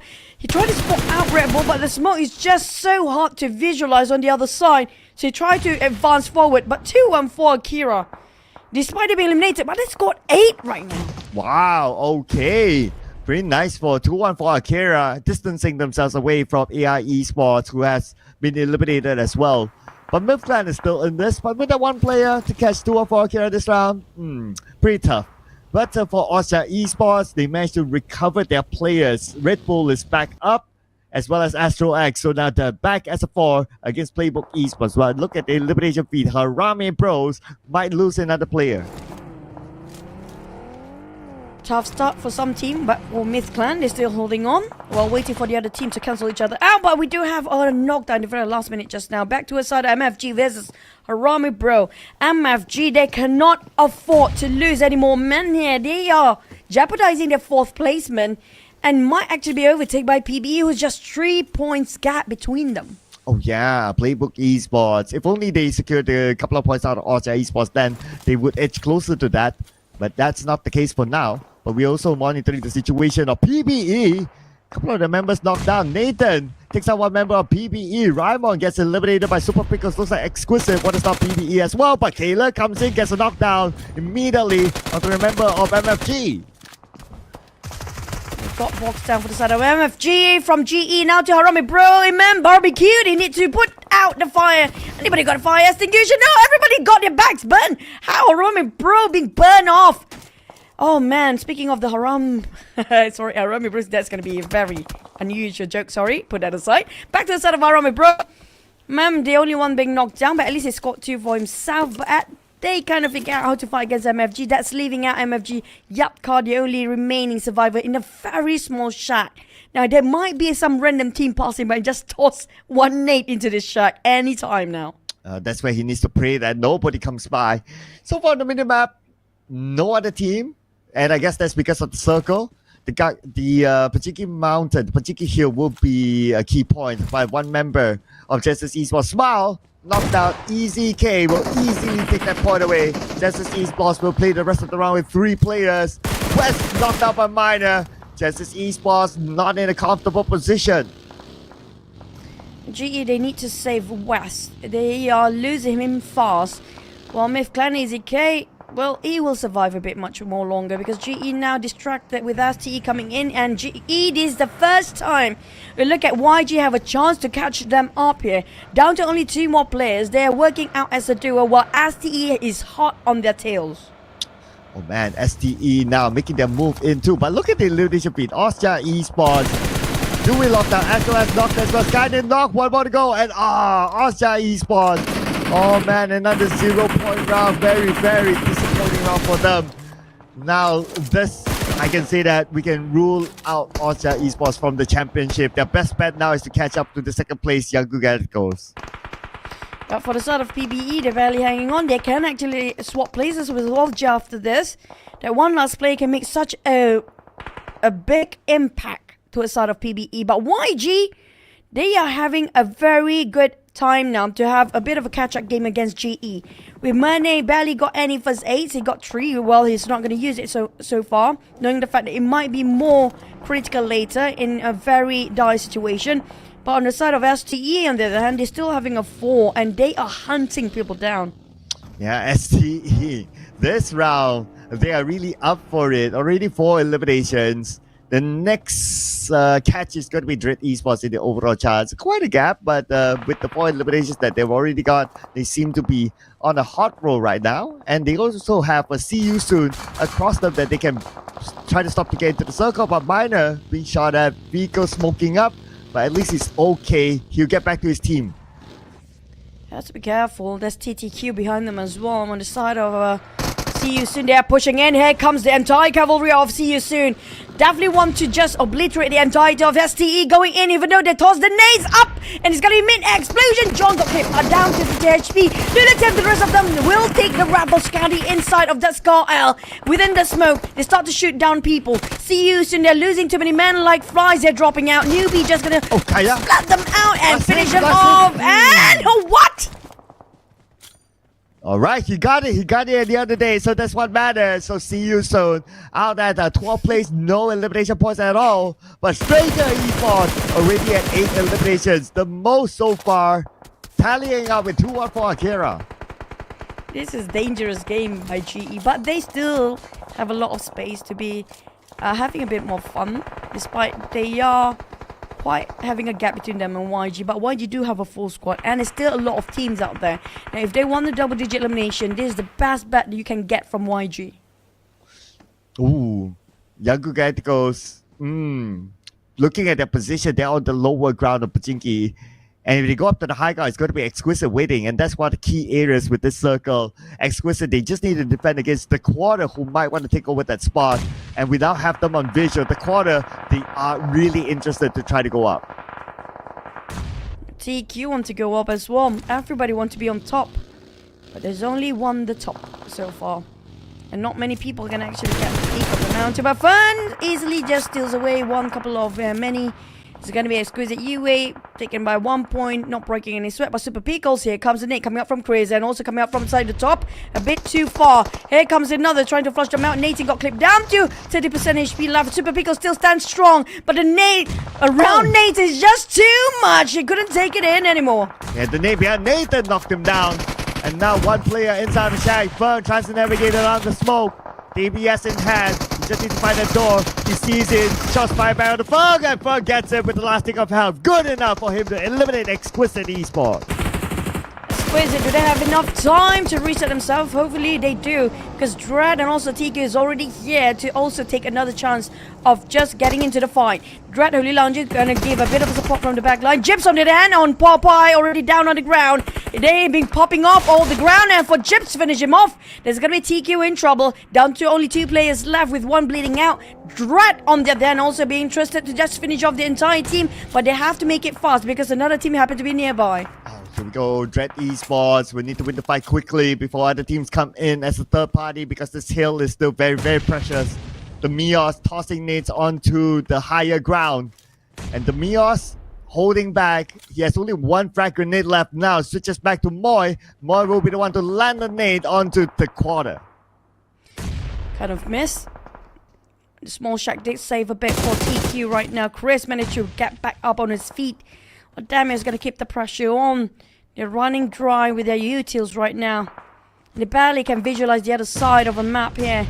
Drat randomly tossing about. Here comes the respawn coming out from the rest of TQ. Can they clip on down one? But Zuki got STE. Wait, what? I thought TTQ not fighting yet, but they definitely just managed to reset and fight for another one. YG is waiting around the other side of the corner while Dread and also TQ have been fighting. But look at how the spread coming out from Demius as well. He's trying to go for the flank side. Oh, I noticed that the Skadi just needed one for himself. But then Nate landed on the Jipna. Jipna shredded down to 50% of health. And now they're still on the fight against the quarter. With the circle going to move again. Now we're not sure whether this hill will still be valuable by then.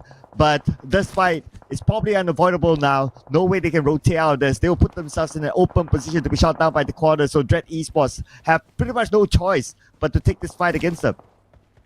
Oh, they do have the numbers for Dread. It's going to be 4v3 there. TQ, the one that actually have to go for the inevitable.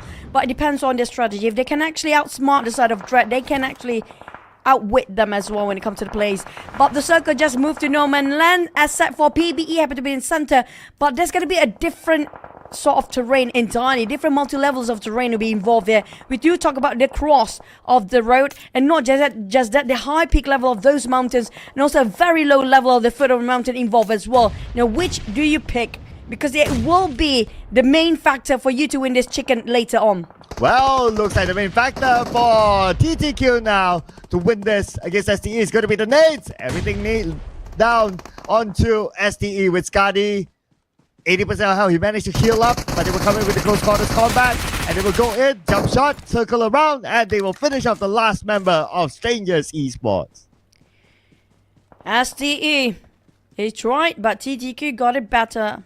With 5 eliminations, TTQ, they do have enough utils to just heal themselves back up.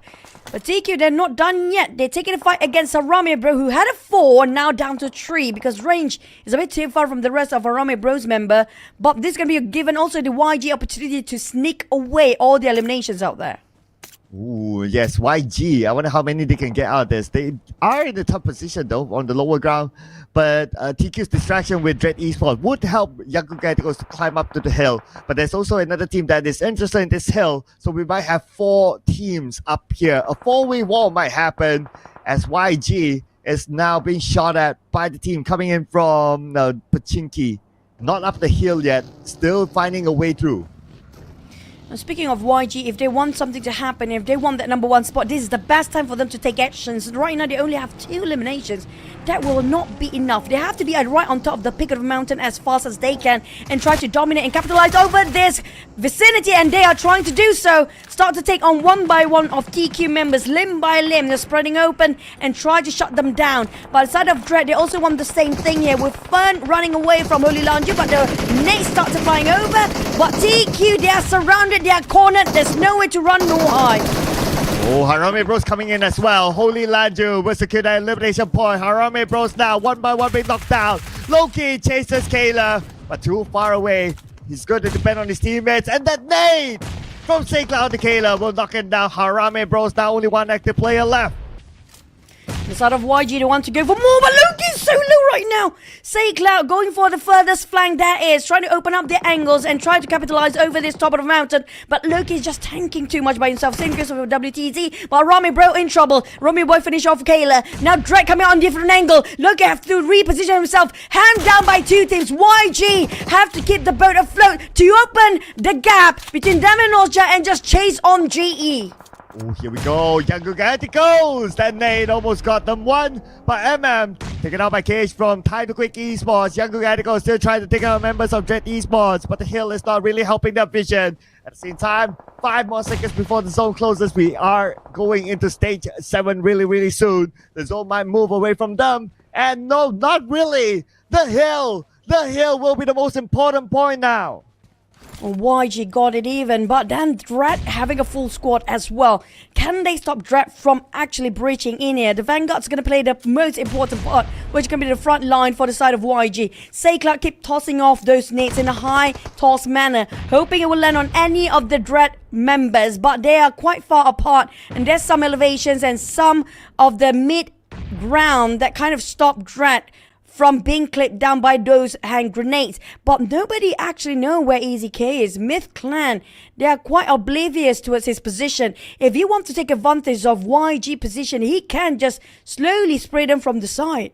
At this point, I guess because of the terrain, he won't be a big factor for now. So he will just do his own thing, probably using the hill, the foot of the hill to try to slide into the circle. But if Saycloud somehow sees him, then that's pretty much it. But the focus is definitely on the Dread Esports right now. If Yaku Esports eliminate Dread Esports, they put themselves in a very strong position for this chicken dinner.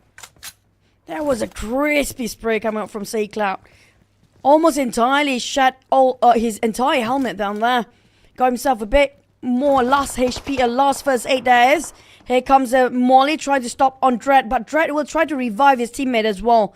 But on the other side, they have to be aware about Myth Clan members. ATQ is there as well.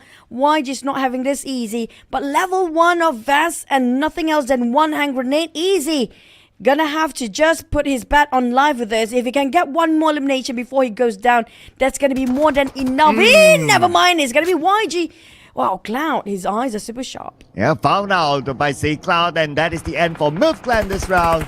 6 points in the pocket of Young Gadicos. Their next target is still Dread Esports, but Romeo Boy went down. Dread Esports might have this opening, but it's still going to be hard. They don't have the vision against Young Gadicos. Okay, prepping up this nade. Let's see how much he can get out of it. Tossing up to the high ground. The nade explodes, but nobody's there.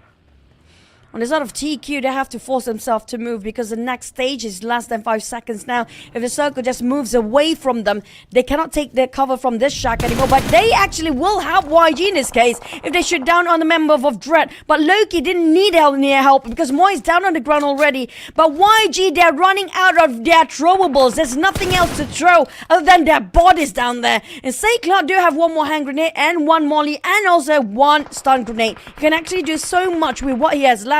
But he's trying to finish off 2 members of TQ while Dread them is trying to bridge in still. But it's not an easy hike for the side of Dread. Not easy hike for Time to Quick Esports as well. They do not have the circle at all unless they can take out Saycloud. Now focusing on him, Gus is going to take the frontal approach onto Saycloud. But Gus, vehicle blown up. Great support by Loki to save his teammate. Gus went out just like that. Time to Quick Esports now eliminated. It is down to the last 2 teams. Oh, at the same time, both having a bit of a knockdown, Damians and Loki. And it's down to only 3v3 here. Equal fields, 3v3. Full squad still all alive and both having one knockdown. And at the same time, it's down to who will get the domination and capitalize over this last circle. And at the same time, YG do have an advantage when it comes to the elevation, but it's down to the last blue zone who will be closed off first in less than 35 seconds. Oh man, this is going to be insane finish.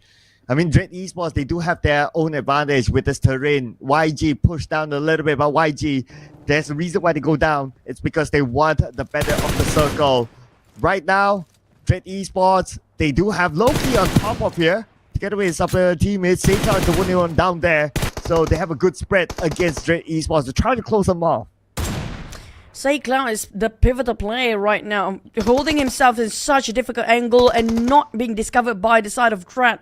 But Dread is running out of bullet for more here. He needs to change to his AUG, but at the same time, nobody spotted out Cloud. They need to break the silence. They need to break the tension about who will be going down first, who will get the opening first. None of this team have enough utils or throwables anymore. While Cloud, he got that one hand grenade or that molly to actually open up the space, but the moment he tossed his throwables, he will be just so exposed that nobody can help him at this point from YG. Well, looking at the current position, the advantage is definitely to YG. All they need to do is wait for Dread Esports to come to them as the blue will do its work. Dread Esports, we can see them on their vehicles now. Loki still keeping an eye. He knows that Jipta is there. Can't put pressure on the Jipta. He'll blow up the vehicle. No chance to use it as a barricade. Oh, but Cloud got finished off. Slowly got clipped by the blue, and Loki have to move as well. They are going down the hill. This is it. Loki will charge in. He doesn't care anymore. He needs to take a position and just trying to stand in between the slopes to make sure they won't be clipped off by the blue. They cannot afford to take any bit of the blue. And the moment we mentioned WTZ down on the ground, he tried to just swerve himself down out of the blue zone, but it's just not be on time. On the side of Chips, Dread now taking it as opening. Oh, but another 1-2-1 trade. Back to 3v3. 2v3 now. Oh man, nice off angle, but now it's down to the last two members of Yangon Galacticos on the lower ground against Boy. Boy shoot, Boy scores, one more to go. But Dread Esports, they lost Boy. Romeo Boy will be taken down, and this time Dread Esports will ensure that they get the chicken dinner. Dread, after they slowly climb up in the very last minute, that was a well-fought chicken dinner down to 50-50 between them and on the side of YG. But Dread, can they still push in the top 5 to the very last minute where they used to stand at 10 plays just now? But the scores from YG, how much is the gap between them and GE since they didn't score a double digit and didn't score that chicken? Yeah, and GE probably only got like 1 point. So definitely will close the gap, but the question is how far, right? But we also did talk about like GE can kind of skip that one round and they'll still be on top. So for sure they will be on top. It's just a matter of the gap. Now this might be the start of the drama till the end on whether YG can still catch Genesis Esports or not with the amount of points that they have collected in this round. Something for us to look at when the points come out later on. Now, I personally feels like it's going to be around 30 points of a difference at this point, maybe, or maybe less than that. But nothing, definitely not less than 20 points, I assume. But on the side of GE, well, they can cut some slack when it comes to this round, maybe in the next round even. But on the side of J Esport, MFG, and PB, this is also the other teams that do have a lot at stake here. We're talking about how small the margin between them. And it's just so close. And also when it comes to what they're fighting for, the prize pool between second and third place, even fourth place, is so much different. Even though the difference is going to be costing them that one single point. Yes, and these are the best moments from the previous round. Dread Esports with 8 eliminations. So this is also their second chicken dinner in the grand finals, by the way. So Dread Esports, all of a sudden they're stepping up their game.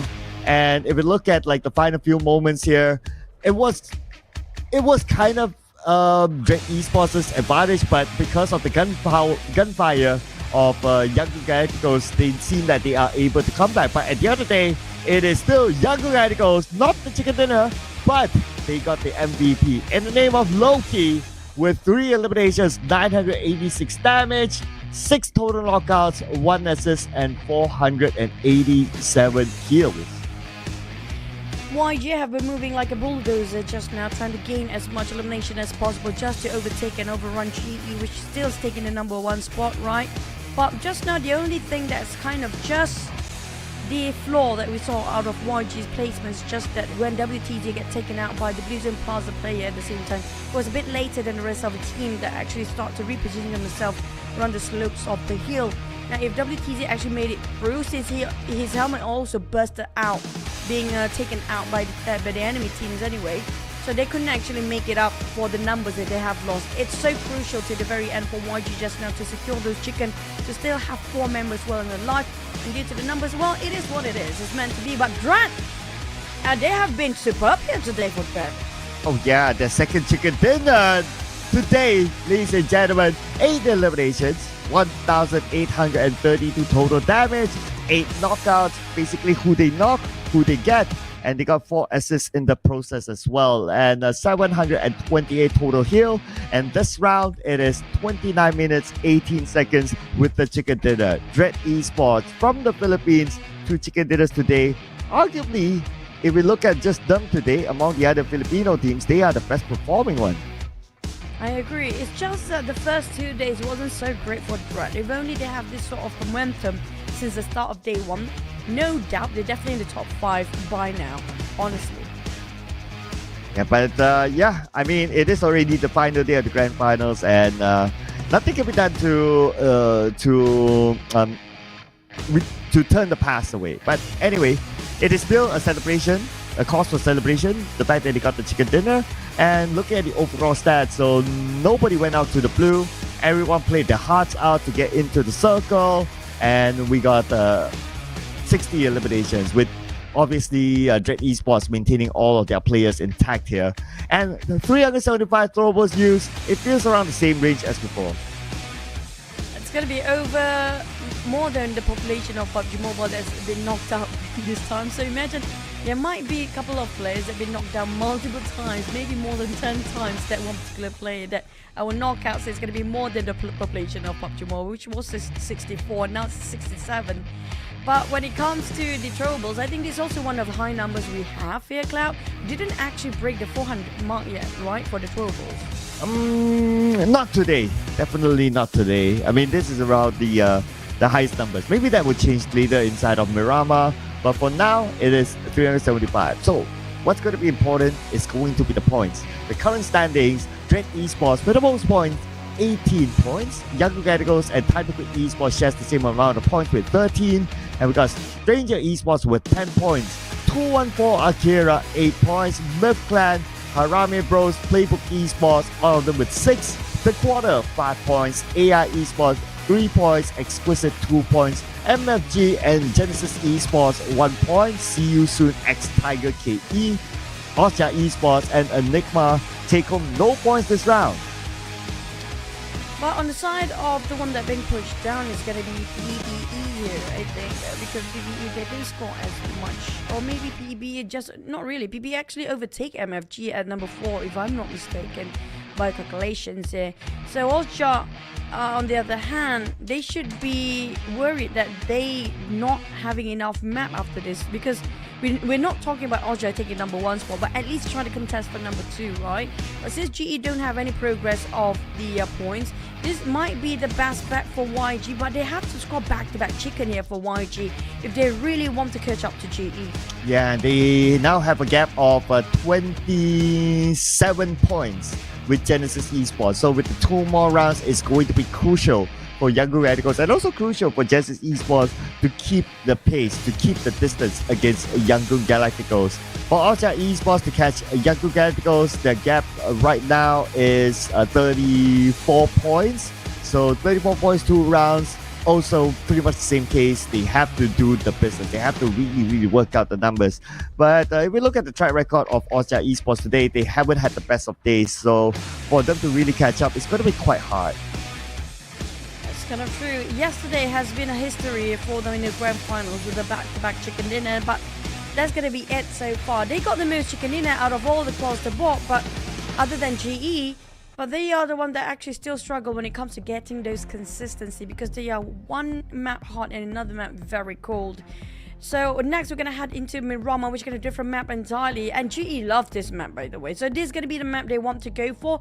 But don't forget about the map that's going to be YG record-breaking map, which is also the first Miramar in the day number 1 where they got 23 eliminations. This is the time for YG to push their numbers up. Yeah, that is a good point. Young Radicals had the most eliminations, that is 23 with the chicken dinner here. So this map could be the map that they have been waiting for. So that's one.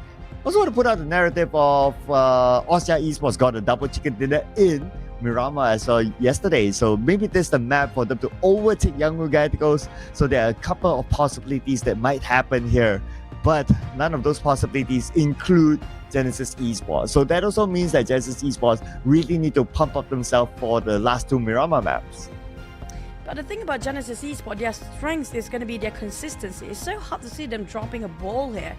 Except for the last map. That was like one of the rare ones. Across the entirety of this grand finals, there's only going to be like, what, 3 times, maybe 4, make it 4, including the last map, that they kind of dropped the ball early, which the one that they really ended up with a 0 was only yesterday's Miramar, and that's it. But before we head into Miramar, we're going to head into a break for a bit, so the teams do have a bit more time to discuss in the different map. Don't go anywhere. See you guys after this break.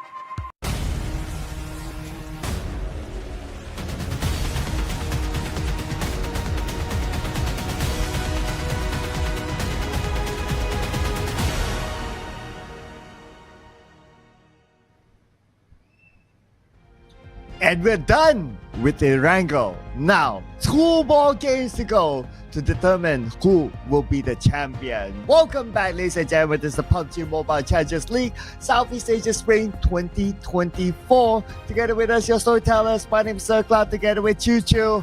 And my, oh my, did GE just drop the ball enough? Not enough. Drop another ball, please. So we have a bit of suspense, just because. Because right now, GE is still leading for quite a bit. But YG, all they need is just a double-digit elimination. Can they do it again? Can they do the miracle run like how they did in day number 1? That 23 elimination, make it 25. How about that? Well, 2 more games, yeah, maybe, but although it's a tall order, not gonna lie, right? I mean, 23 is already insane enough. But let's recap on the numbers a little bit here.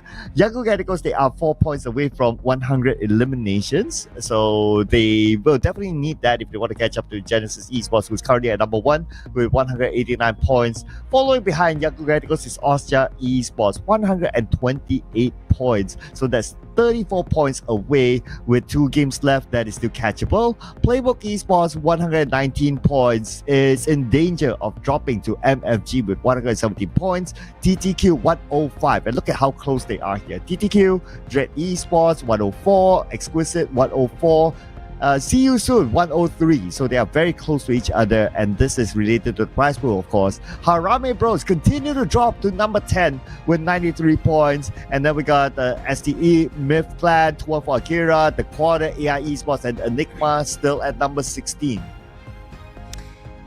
Well, speaking of the scores, right, what happened if we ended up almost a tie, like very close enough between the top 3? That's another one that we should look forward to. But YG, I think when it comes to the next Miramar map, first thing first is just trying to part ways from MFG, because MFG, when it comes to Erangel, there has been a lot of chase and tug of war between YG as well as MFG. They have to just pull themselves away from MFG first. But before we talking about our game later on, which is going to be Miramar, I do want to remind you guys, this is going to be the last few reminders, we swear, okay? That's going to be the Bentley collaboration, right, Cloud? Yes, this is the amazing collaboration with PUBG Mobile, and it features 9 amazing Bentleys here up for grabs. Why choose when you can get all of them to apply onto one of these vehicles, either the UAZ, the Dacia, the Coupe RB, or the Murano? And this is your, we don't know if it ends today or if it ends by the end of this tournament. So get it right now. Log into the game, log into PUBG Mobile, because these amazing vehicles will be waiting for you in there. And if you want a preview of it, you can have a look at it during the break segment. Or you can also, as usual, log into PUBG Mobile. It is inside of the game for you to preview. And if anyone gets it, do create content, because we'd like to see how it looks like in the player view. Yeah, might as well make it real life. You guys do have the cash for it as well. That'll be fun to watch. But also something that is more fun coming in your way, which can be up to only 3 months duration, up to 17th of May, starting from 17th of March. The new RPA6, the Royal Pass 6-year anniversary of PUBG Mobile, already available for you guys right now with a maximum rebate of 720 UC. Not just that, you get the perks of over 80,000 UC if you get yourself this season's Royal Pass, because it's going to be a limited amount of time for you. And not just that, due to the anniversary of 6 years of PUBG Mobile, they decided to give us more, because it's going to be triple set in there. The Lilac Finesse set, the Dread Dog set, also the Sky Rain set. Not just that, you have all the weapon skins that are available, which is going to be exclusive.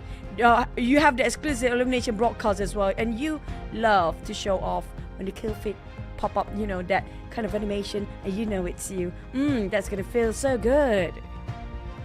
That reminds me of a very old advertisement, Now, how long was that? That was like what? At least 2 years ago? Yeah, I think it was last year. It was last year. Yeah. It was early last year. I felt that it was longer than that, because it was, I remember it happened in the studio, in the older studio, if you know which one. No, I cannot say it. I cannot say studio. It. Yeah, I cannot say it. The T studio. Oh yeah, I thought it was the one after. Yeah, whichever. When we had a break and we were eating with all the channels. Cause was it lasted long for those ads? But that feels so good. Was it that? That's the line, right? Yeah, that's the one. Yeah, it happened at the T studio. that we cannot mention here. Okay. But T dot dot dot.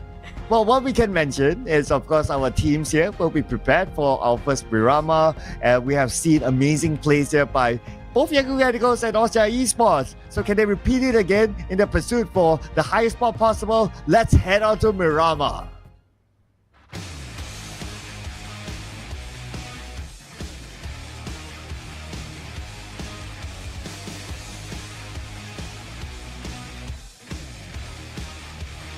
Let's keep it rocking in Miramar. First Miramar before we end and wrap things up for grand finals of the PMCL 2024 Spring.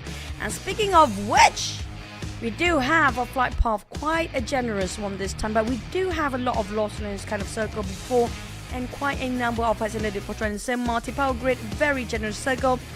So the trend for today, right, Cloud? All the first few circle has been super generous. But when it comes to the middle game circle, things got a bit heated up due to the hardship later on. Oh yeah, the hardship is where everything becomes real fun for us. And of course, not fun for the teams except if you get the circle with the hardship. But if we look at the flight path, I would say this flight path is pretty okay. A lot of the teams will be able to get into their regular drop spot. Just like how we saw yesterday. If in this sort of map and it's big and they can get into their regular downside straight up, they should be fine. Unless, this is the big unless one. Because GE is up there, and if any team were to take them down early, hot drop into St. Martin, then it will be drama. But if I were to look at the drops for around St. Martin, nobody's really in there. But circle-wise, it's in El Pozo. But we've got your Austria Esports. No, I want the drama to happen, but not like this. Let YG live so somebody can contend to GE. I mean, like, no offense to GE. What is, wow, they smack him down. We can see the animation of the stab. Holy smoke, that's brutal. Well, I guess that's what happens when you have to work with whatever that you have. Yangon Galacticos only having Saycloud now, not looking good. He's fighting back. But we're talking about Austria Esports here. Yes, he got Yue, but he has other 3 members of Austria Esports left. And he has no healing utilities. Oh no, Choo-Choo. Oh no. No, don't pick out. Oh, don't no. pick out. Oh, no. Don't pick out. Don't, Oh, no. don't, small Oh, win. no. No, Oh, no. not like that. Oh, no. Oh, no, Oh, this is no. There's Oh, no way. no. This is... Can we skip to the trophy giving now? Okay, we're done. Winner interview, please, after this. Winner interview, Winner please. interview. No, Can we skip? Yeah, no need after this. Like now, like let's roll the winner interview. Thank you. Come on, Yeah, YG. thank you. Come on. Really? Okay, guys, the grand finals closing up and wrap now. Bye. Are you kidding me? Why? Why Austria? Like why? Well, I mean, okay? Let's just go serious for a bit. Can Austria still catch up to GE? No. Okay. How much No. did it need? Even if you give them 30 points, even if you give them 30, right? No. 30 is a very tall elimination. order. 30 is like 20 eliminations with a chicken dinner back to back. 30 eliminations plus 10 points for chicken dinner. Okay, we're assuming it's gonna be 30. Maybe they're gonna get that 30 elimination. Who knows, right? Half of population of PUBG Mobile. Who knows? Yeah, I mean, it's our job to be optimistic, right? So I'm Yeah, paid we to be have to. optimistic. Yeah, I'm paid to be optimistic. So yeah.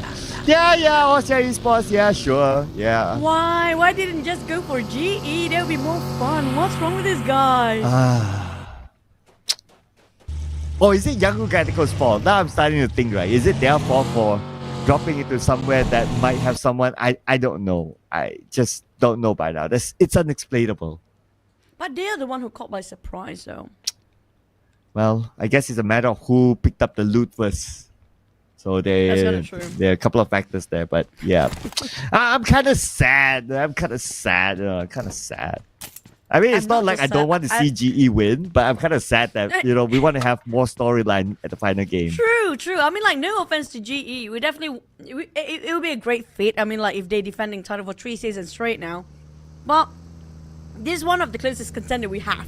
But why do they have to eliminate the closest contender that's still possible to make GE a bit of a run for their money? Yeah. But no, I'll just say no. Look at us! Look at us! We won the money! We won the number 2, but can you get number 1? I think that is the best explanation, right? Austria Esports, they want the number 2 for themselves. And it's possible for them. So they're like, okay, we take you out early. Maybe the next round they might do it again. And then all of a sudden you will see Austria Esports gets the 2nd place.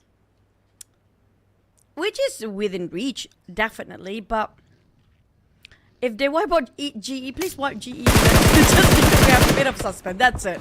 Just because of that. Don't let GE get progress of their points.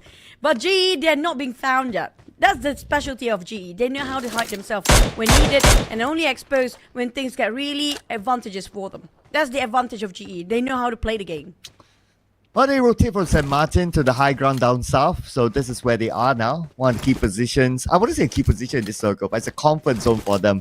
And for GE, even assuming that Young Radicals is still in the game, right? So for GE, it's like, as long as we live above Young Radicals, we're good. So that's why they probably have the plan that, okay, we'll play super safe wherever the circle is. We'll just go up to this high ground and we'll just stick to here for now. You know, we almost had that drama just like how PMSL did with Boom and Alter Ego kind of thing. But now we don't anymore. Because that's what we had during that time, right? As long as they outlive each other out, it's going to be fine. But in the case of YG, GE is like definitely knows that YG is not here. They can go crazy as much as they want. But Enigma is the crazy one. They're taking out TQ. Okay, so now Enigma looking to overtake AI Esports. And they take 2 points out of the quarter. So okay, start for them, 55 points, and AI Esports is 62 points. So yeah, AI Esports, let's see if they can still hold on to the number 15. I guess that will be the next drama. I cannot stop looking at the chat saying it.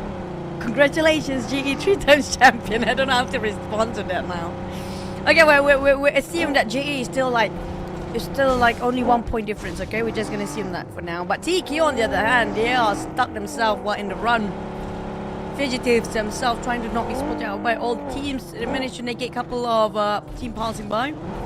But we can see the hectic driving skills of Top. Still gonna keep on driving despite his teammate. Oh my god. That broke me. Okay. Someone's easily entertained today, if we translate that. But let's see if this one is broken by AI Esports now.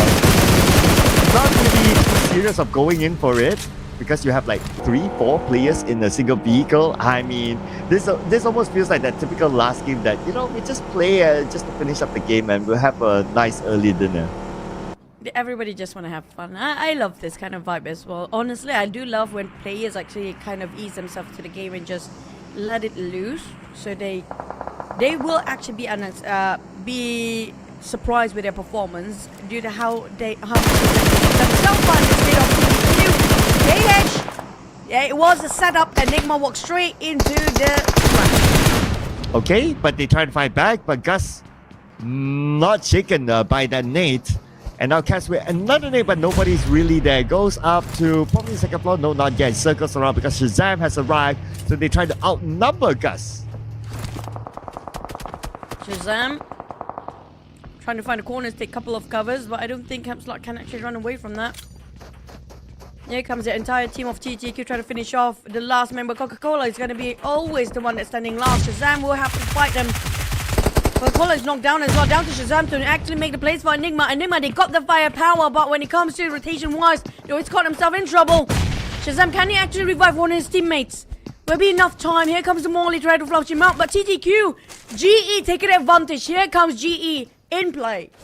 Well, Enigma now. This is the fight by Gus with the jump shot onto Shazam. And that is Enigma eliminated. AI Esports will be the happy one that they still maintain their gap against Enigma. And now Genesis Esports sees KH. But it's not going to be that easy to land that shot on the KH. There's more warning shots by Genesis Esports. As they are on the outside the circle, they will focus on to getting in. Managed to secure one on the side of GE. They're definitely already in 190 points. They want to break it into 200 points, which they can. Nobody can stop them. Nobody will stop them. And on the side of Strangers Esports, they are fighting against Exquisite.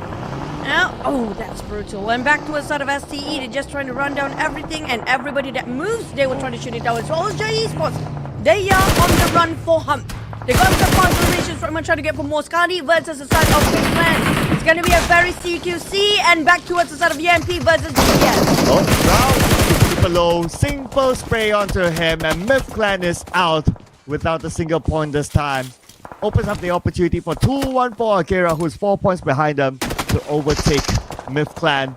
And now they are in Monte Nuevo, safe and sound. They can reset. PBE, on the other hand, they still can chase for number 3 spot there. It's doable. It's less than 10 points. But Osja is actually on the hunt, so they got quite a number of eliminations down there. I feel like Osja really want to aim for number 2 for now. Is it possible for getting that number 1? Is kind of tough, but we can wait and see how much more they can get out of the elimination. But the circle just shifted away. It's going to be Monte Nuevo circle. Kind of a rare circle this is for Monte Nuevo, but we do have Osja in the center. Haramibro heading in. Singers of the side of GE. GE, they'll have to pick the fight between MFG, Haramibro, and AI Esports happen to be in between. But they do have the compound, so I have a feeling they will stay there for a bit much longer.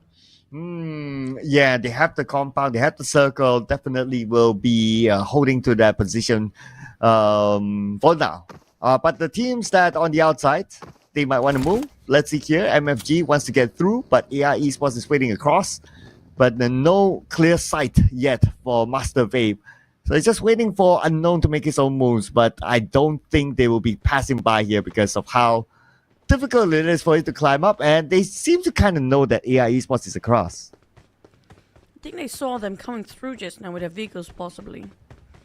But MFG, despite it being very aggressive in Erangel, surprisingly, when it comes to Miramar, they're not that confident anymore if you compare the performance between these two maps. They were way more aggressive, but Mr. Big just next. I didn't see that one, he was oblivious about it! Ooh, 20% of HP left down to nothing, down to his knees. Vape got himself a shotgun.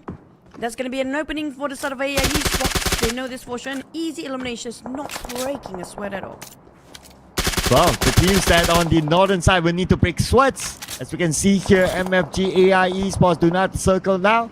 Dread Esports going to come in from behind, from the outer side of the blue. But they will arrive soon. Look at the elimination feed. Osja Esports might lose Yui to Genesis Esports. AI Esports trying to guard over this. MFG, despite they got themselves the circle, but they couldn't guard their positions well. Quite difficult there. Even the driving is a bit troublesome for them. GE on there, then still having a 4. And no stopping them here. Nobody can stop them at this point. But what can they do here is going to be cracking those 200 points in across the board. So they are planning to do that and will to do so. But see you soon. Just stop AI Esports from their rotation. Now this is going to be trouble, but MFG TQ spotted them out. But will there be enough people to hold the ground for the side of TQ? Well, speaking about holding grounds, the top needs to hold his own ground. On the left side, oh, he's being shot back. 10% of health, needs to retreat to reset. Popeye will take his place instead to try to stop XZ from coming in. Popeye full have still, but needs to reload. The top, they let out by Unknown. Now it's down to only Popeye, not the Sailor Man. Well, it's not sailing anywhere. If he can actually hold his own life here, but he managed to slouch on one. It's gonna be a clutch, but never mind. That big bullet of that shotgun just shot right in the face. MFG gonna come back to their own feet, back to three players left. They will revive an Unknown, but GE is nearby. They heard those shots just now. They're definitely interested to be inside of this warehouse as well, but being extra careful, knowing the fact that they're not gonna lose that number 1 spot anyway. But they're just gonna be careful because they are GE. Yeah, because they are GE. I like that. I like that. We are Genesis, they say. For GE, still very, very okay at where they are now. Now, most of the action is happening just on the outside of where their compound is at. MFG probably will have a TTQ next. And TTQ, that next destination, could be down there. But look at the elimination feed. 2-1 for Akira against PBE. Another fight's happening elsewhere, but this is TTQ waiting to pull that trigger. Zuki has one member of MFG in sight. And look at the circle. Monte Nuevo circle, a rare one like what you said. And who's in the middle is Genesis Esports. Interview. fun circle. Look at how the fog just make it so hard to decide which side of the road you want to be in. But PBE, they're struggling to just march themselves to advance to the safe zone with Gerald with no helmet on. His helmet shredded almost. Not almost, already gone by now. Shredded so hard by 214 Akira. But this is going to be fun. The history between 214 Akira and PBE, they are way deep. But can Ranked win against his old teammate? It will be a satisfaction for him, and probably we'll see content on his page later on. Just go and check out the social medias of the players while we wait for this fight to burst between the two teams. Mombol will be happy to win this fight against his old teammate as well. Nate toss on the inside to Pro, comes out to Pro. 2 shots, 3 shots, everything missed. Oh no! He missed in the close quarters combat against Momboy.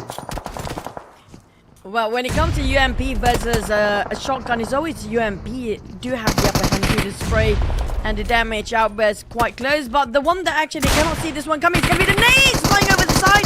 Rankin managed to knock on one, but Rank is not happy, still want to go for more. The DBS at hand, while Gerald being knocked down by Wacko 2-on-4. Kuramichi going to go back in and try to clear the corners, but the thing is down to 2v2 because just one of the members of PB also being knocked down. Will they leave their members here? Because Exquisite happened to be butting into the business and Rank finish off. PBE, where did they reposition himself just now? That one last player, Raimon. Okay, he played the support role, but now he's in as the main role. 1v1 against Ranked. This is going to be big. This is going to be rivalry settled here inside of Miramar. Raimon nades on the second floor, but nobody is there. Ranked is actually on the ground floor, and now he might go in for the pickup. Popping up a smoke. Raimon, he has only one frag grenade left, but he's not going to use it just yet. Pops out a smoke on the left side, and he might go in onto the building, but the smoke is blinding his sight, so it's not going to be that fast. Now Ranked ready to kill up his teammate, so it's 2v1 against Raimon. Raimon, you got all the time in the world just now. Did he go in for the advantage? No more opening for his side. Now he tried to toss a nade. Hopefully it will click, but he actually got shot from afar. It's going to be Exquisite now shooting him, but at the same time finish off by 2-1-4 Akira. But that gives away the position of 2-1-4 Akira towards the side of Exquisite, who's watching them like a hawk since the start. Well, but they still won it against a Playbook Esports, and I can feel the satisfaction of Ranked all the way from here. And now the next mission is to get into the circle. Zone will be closing onto them. They need to reset quickly and try to find a way to get in. But Exquisite will be looking over at them. Now, how much longer can you smirk on the side of Ranked? Since XQ as or there's two squad watching them migrating to the center. And 2-1-4 Akira being fired by multiple angles, left, right, and center. There are bullets flying over the side, and this is going to be tough for the side of 2-1-4 Akira to leave. Since after they fought themselves against PBE, but lucky enough for them, they do have a couple of terrain, just a little bit of elevation to take covers from. But the circle just shrinks even further. MFG and GE both in the center got themselves quite a good compound to work with, but Osha will not willing to leave as well. They got quite a number of buildings down there. Oh man, GE still has the circle in the middle of Monte Nuevo. This is insane now. If they can pull off another chicken dinner, I mean, you know, if they pull off another chicken dinner, it's like cherry on top of the cake, you know, that sort of thing, just to put some sweetness into the whole glory. But we still have 11 other teams to look at. Now, Wacko finished up by Federalis from Harame Bros. Finally, we see some action from Harame Bros. 3 eliminations for them. 4 more to go to break the 100-point mark. Speaking of cherry on top, GE, if they actually score that one, they would be great. But as long as it's not too much, they will get diabetes with those sweetness, by the way. But 2-1-4 Akira. There's going to be one last play there is. Harame Bro. Did he know? Well, they know. They start spraying over that side. Random sprays, try to push him out, but there's also Exquisite still watching, so they cannot overexpose themselves and try to push that. Here comes Explosion. It's going to be Ranked down to 1 HP left. And that is just a Tomb and Spizenkov, and that's down.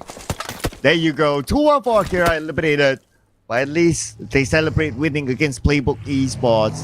We got Harame Bros, 4 elimination points, and another team circling around them on the outside, and that is Exquisite, making that a long rotation up onto the high ground, back into the circle, but there's still Kayla in front of them. Kayla managed to knock down on Edward, and Nathan on the other hand, while he's on the buggy, is trying to just give himself a couple of band-aid. Harami Bro charging straight into Nathan. How will he respond and handle this right now? Lucky he's not alone by himself. Yue is there with him. But the problem is they are quite in the center of attention here right now. Harami Bro coming up on a man with a slight elevation. And then got one. That pistol shot didn't hit. Nathan in trouble. One of his members knocked down. The other one, Super Pickles, couldn't actually help them. Quite far from behind. He's trying to give support. But here comes a Nate. Tossing over, who already been knocked down on his mum. But didn't spot out range and for Deraz. This is going to be trouble. Sorry, it's not going to be on the other two members of Harome Bro. While they're spreading out, TTQ is going to be taking away Kayla. And Edward just finish him off. There you go. Two Harame Bros now with 2 players left. We got range together with Federales on the other building, so they're not going to be included in the fight for now. But the next circle, they might be forced to fight. Let's see where or how far the circle will go. But going up to high ground is not going to be an option for them. They will leave the high ground fight between Exquisite and TTQ for now. But MM will bleed out. Nobody can actually help Harome Bro. Speaking of TTQ, you mentioned just now they're having still a 4 and they got 4 eliminations. GE on the other hand just gonna stay quiet. No actions taken yet. Harome Bro down to 3 players, but MM cannot be saved, so it's down to 2. Scotty finished him off anyway. Stranger Esports still got himself a full squad. AI having down 2 or 3 players with 1 eliminations. The one that actually not having any eliminations at all is gonna be Dread. How much longer they want to sit quiet on top of their hands there. But we do have the circle strings, and for the GE got everything. They played the center of the circle, they played it well. Again, they still have the circle in the middle of it, unchallenged by any other teams, and plus they are across the road of Monte Nuevo. So even if teams want to cut across them, they will need to cross the road. That's where the advantage will be given to Genesis Esports. Now teams on the outside circle, we got the see you soon here. They will need to move it. Probably come back onto Exquisite, and they will need to settle the score here. Exquisite are losing too many men too fast. We're talking about Super Pickles also being knocked down. Yeah, UA and Nathan have to work things out with TTQ trying to take them down time to time. Not just them, there's also another team behind them. As coming up from another team, see you soon, marching into MFG's lair. XD will respond immediately, try to help and around the support backline between Yucca as well as Exit. But he cannot see anything from here. No vision. So he needs to move a bit forward or dependent on his teammates to gather information for them. Okay, that's the risk that they'll need to take because they're on the outside circle. Boy shot knocked down. Unknown holding his ground well and then knocked down to Lulu Tiap now. See you soon falling apart. Now they're going to follow up with nades and they're going to charge in on to see you soon. MFGXZ tried to relocate himself and tried to see any way possible for the off angle against CU Soon players. He knocks down 2 of them down, but XZ is down on his knees as well. A bit of a trade, 1, 2, 3 trade, but down to only Kaya. Kaya got himself quite a luxurious amount of loot down there. Definitely already looted up the airdrop, but Kaya cooking up the nade down to only 2 players. MFG versus the side of See You Soon. Kaya, the only one standing. Can he clutch it out for the team? But Kaya got cleared quite a number. 14 left in the magazine. But he managed to spray it out. But here comes Yucca. Yucca finishing off. MFG will survive. Oh man, Kaya almost got it. But then again, Yucca came in at the right timing from behind. And he will still be able to save Unknown, the guy who opened up the fight for his team against his opponents there. And now MFG have a clear entry into the circle. They just need to prepare themselves for stage 7. Speaking of stage 7, later we still have 8 teams alive. Ozja, on the other hand, now start to move for another hunt. They got themselves 6 eliminations, same as goes for the side of MFG. They both scored the highest across the board right now. But Ozja, the numbers, despite is quite high, but the HP not so much. Everything is against them right now. Left, right, center. They're being in the center of attention of all the teams with very little HP left on the side of Gui. I'm not sure about their HP and their first aids. Do they have enough to heal themselves? Ooh, we need to get a visual onto them, but they need to be prepared for that for sure. Because we're about 25 more seconds before stage 7. And now this will force, stage up potentially will force like all these teams, at least 3 teams, San Monte Nuevo, to cut across the road, to come out, to cancel each other, and potentially be shot down by Genesis Esports. big cluster on the southern side, really. Ozja, there's also Dran, and there's another team which gonna be AI Esports, all clustered up together. The only one not sharing their vicinity is gonna be just GE. GE got quite comfortable in the middle down there, and they will gatekeep all the teams coming out from the south. Nothing to stop them. They will break that 200 mark any time now, Cloud. Easily breaking it. Easily. Now it's AI Esports, Dread Esports, and Ozja Esports. What are they going to do now? Cancel each other or be taken out by Genesis Esports? That's probably their only choice right now. I wonder how they're going to manage this. Now, Genesis Esports do not want to let go of this compound. They also need to be careful of teams that might come in from behind. So they have to take care of all 4 angles. But the good news is that they have all their teammates still intact, so they can cover multiple angles from this building. They can cover more on that. I think they can get all 3 teams elimination if they're being careful about their timing to open fire as well.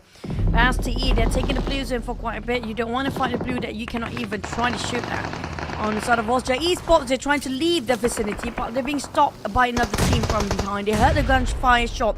They go back in, but never mind, they hop back on their vehicles and just go into the safe zone. While the other team, like Ozja Esports, on the other hand, they're gonna get scot-free for now. Not really, but they spotted 2 straight ends as TE. And speaking of luck, ST was down to only like 10% of health. Speaking of timing. Man, that was crazy. Oh, wait a second. Yaka is just behind this building. Murder doesn't know he's there. They toss the nade onto the other side. Put the pressure on the unknown. The unknown 40% of health left. But the spy is still behind the building. Okay, now he knows. He saw Yaka. Yaka shot back. And Yaka will need to retreat. Murder burning down, but he'll heal up in no time.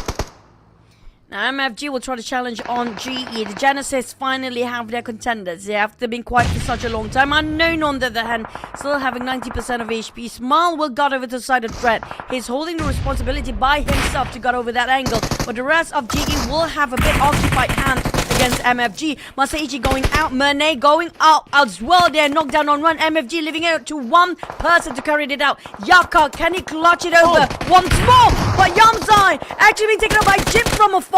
Oh my, GE didn't see this one coming. Oh, Dread Esports behind them. They were surprised by that. But Murna is trying to win the fight, trying to land the shots onto Yaka. Yaka made this move. And Yaka just behind the wall. They know exactly where he is. The shots did hit, but not knocking either one just yet. But looks like he got a 1 knock. This could be the opening for Yaka.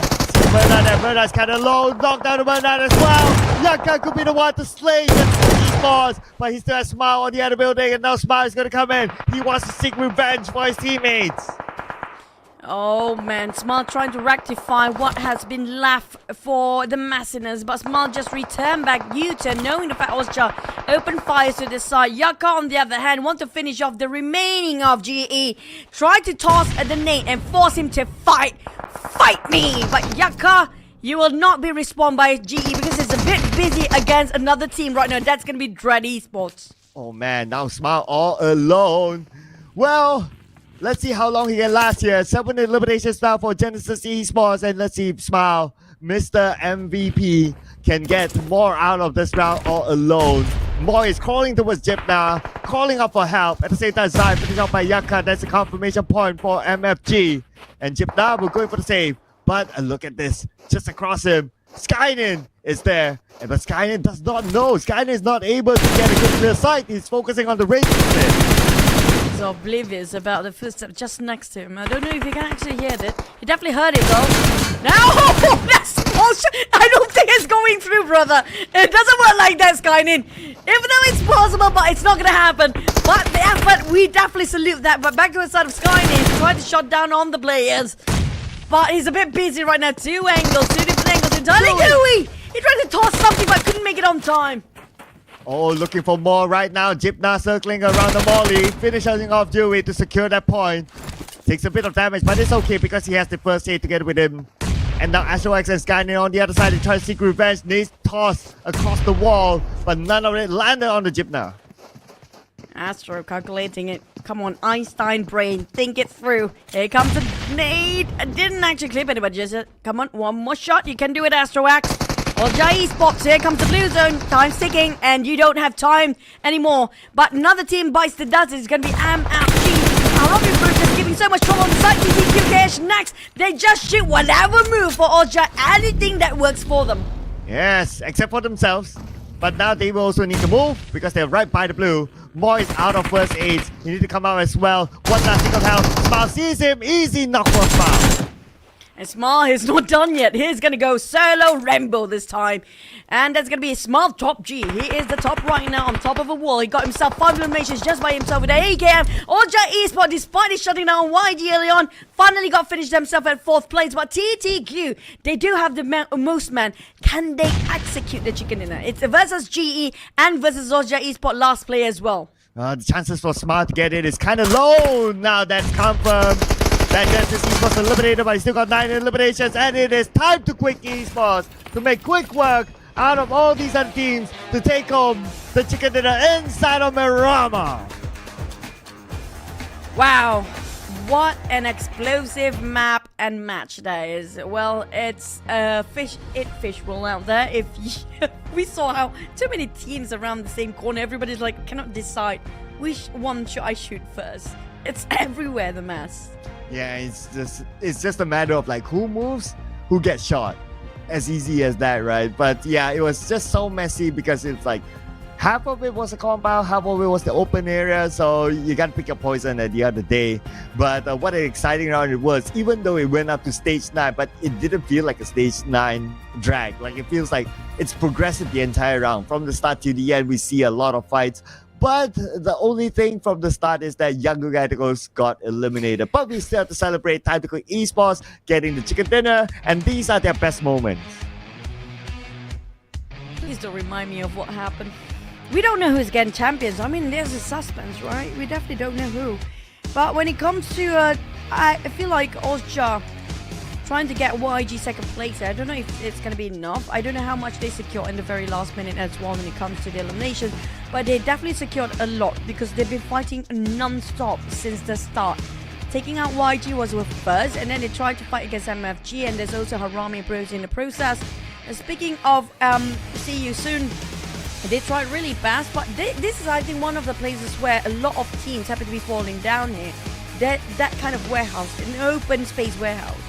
But this Yaka move, wow, 1v3 basically, and he got 3 members of Genesis Esports. It's just that Smile is on the other side, but you gotta give it to Yaka. That is not an easy feat to pull off, like jump across the wall and all that to land the shot while you do that. That is amazing stuff by Yaka. But Skyning gonna be the MVP this time. I don't know what the sign of that hand is like. I don't know where his finger went off to. He got only 3 fingers. But with that 3 fingers, he got 3 eliminations. That's why he make it 3. He played only with 3 fingers as well. And that's gonna be all just Skyning for MVP with 94 heals. He doesn't even need healing, this guy. But look at the damage dished out. 1,000 over by himself. Yeah, considering that he only got 3 eliminations, so that is a lot of work to dish out that amount of damage. Great work by Skynet, and also I want to point out that since he only healed up for 94, which is a double digit, that's very, very low.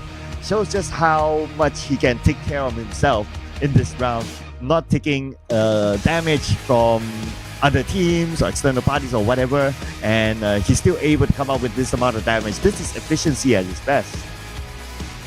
That's kind of true. Well, speaking of the next stats, we do have the chicken in a TTQ. In the very last minute, they decided to just go for it. And this is a very similar total damage. I feel like it's like a copy-paste kind of thing.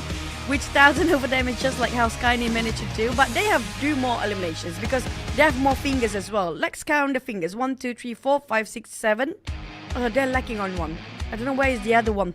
Maybe the one that actually Zuki actually holding, the kind of one finger protruded out. So that's going to be an 8. Okay, a quick count there. Well, there are some fingers being hidden behind others. Yeah. Okay. Okay. Anyway, we count like this. If you can see the fingernail, it counts as 1. Okay. All right. I'll make sure to double check that if I have the chance to see how many fingers they actually have in real life. But anyway, so looking at the overall stats here, so we do have, let's see, throwables used for a big map, 258, this is pretty low, I must say. So this is very much on the lower side. Other than that, airdrops looted, despite the chaos in the entire game from the start to the finish, there's still time to loot out 3 airdrops. Well, we saw a lot of players actually happen to have quite magnificent arsenals and weaponry. One of it, if I'm not mistaken, was Yakka, and MFG also managed to get those airdrop looted early on before. But when it comes to troubles, surprisingly, not really surprised. The bigger the map is, the lesser troubles being used. Surprisingly, that's the case here. It's going to be the average, the low average, which is going to be 258. Not as much as we thought it would be. But the knockouts, on the other hand, is way more than previous one. Yes, lots of knocks this time, and that also means that extra revives to compensate the knocks. So yeah, I guess the numbers here, some of them are higher, some of them are lower than what we usually see, and that's just the dynamics of how this game would go. So now the points. TTQ, obviously with the chicken dinner, they got 18 points in total. Austria Esports, not too far away, 16 points. So this is the round that they are back up again. Genesis Esports, 14 points. I mean, do we really need to calculate by now? MFG, 11 points. Harame Bros, 8 points. Dread Esports, 6 points. And Stranger Esports, 5 points. 2-1 for Akira. Playbook Esports, well, the 2 rivalry teams, they seem to have the same amount of points, 3 points apiece. AI Esports, See You Soon, X Tiger KE, and Enigma, 2 points each. Exquisite, 1 point. The quarter, Mythland, and Yangon Galacticos is at 0 points. Don't remind us again about the story of a very sad Cinderella story that never happened in the end of the day. But unfortunately, YG did drop the balls pretty hard when it comes to things that really matter, and that's going to be very detrimental of their overall rankings. But we do have a bit of an update. When it comes to the overall rankings here right now, we don't really see any kind of a change so far, no stars, but I think we just announced it anyway. There's going to be a bit of a deduction on the side of STE due to rules of violation, so they got deducted points down there, but it won't affect as much since they place themselves at 11 and the gap is still big anyhow. But the one that we should have a bit of a glimpse over to is going to be GE that already break 200 mark. It's over 200 by now. Well, what interests me as well is Genesis Esports, they broke the total eliminations of more than 100 as well. So the first team to get triple digit for eliminations only. And they have the same amount of chicken dinners with Austria Esports. So this one, it's already known before this. Other than that, Enigma, 9 points away from AI Esports. So one more round to go for Enigma not to be at number 16. I know this is something out of the blue, but can you do like how Skynin did with his 3 fingers? Because I tried so hard with my right hand, but I couldn't do it. I worry if I do that, we'll be cancelled. So okay. Yeah, I don't want to try to figure it out, and then all of a sudden I become the the cancelled. Yeah, I want to reference another caster who actually did that, but yeah, never mind. Maybe next time. But speaking of next time, there's no more next. Only one more Miramar map that is, and that's going to be wrapping up the entirety of Grand Finals. We have no clue who's going to take the trophy away, because still such a great chase on the top 3, and it's amazing run when it comes to the Grand Final and the final day now. Yes, so amazing run, and I think it's like this, right? What? How is it? Okay, I'll don't get cancelled, bro. Okay, no, we're done. I think okay. I can't do it. Okay. I can't do it. How did you guys do that? I don't know all these signs, I'm just too old for it, Maybe we need to get Skynin on the show to like do it live for us on how? But yeah. Don't get cancelled. Yeah, but too bad we don't have the time to get Skynin onto the show. Maybe in the future. For now, we'll have a final game. We'll take a break first. See you guys after this commercial.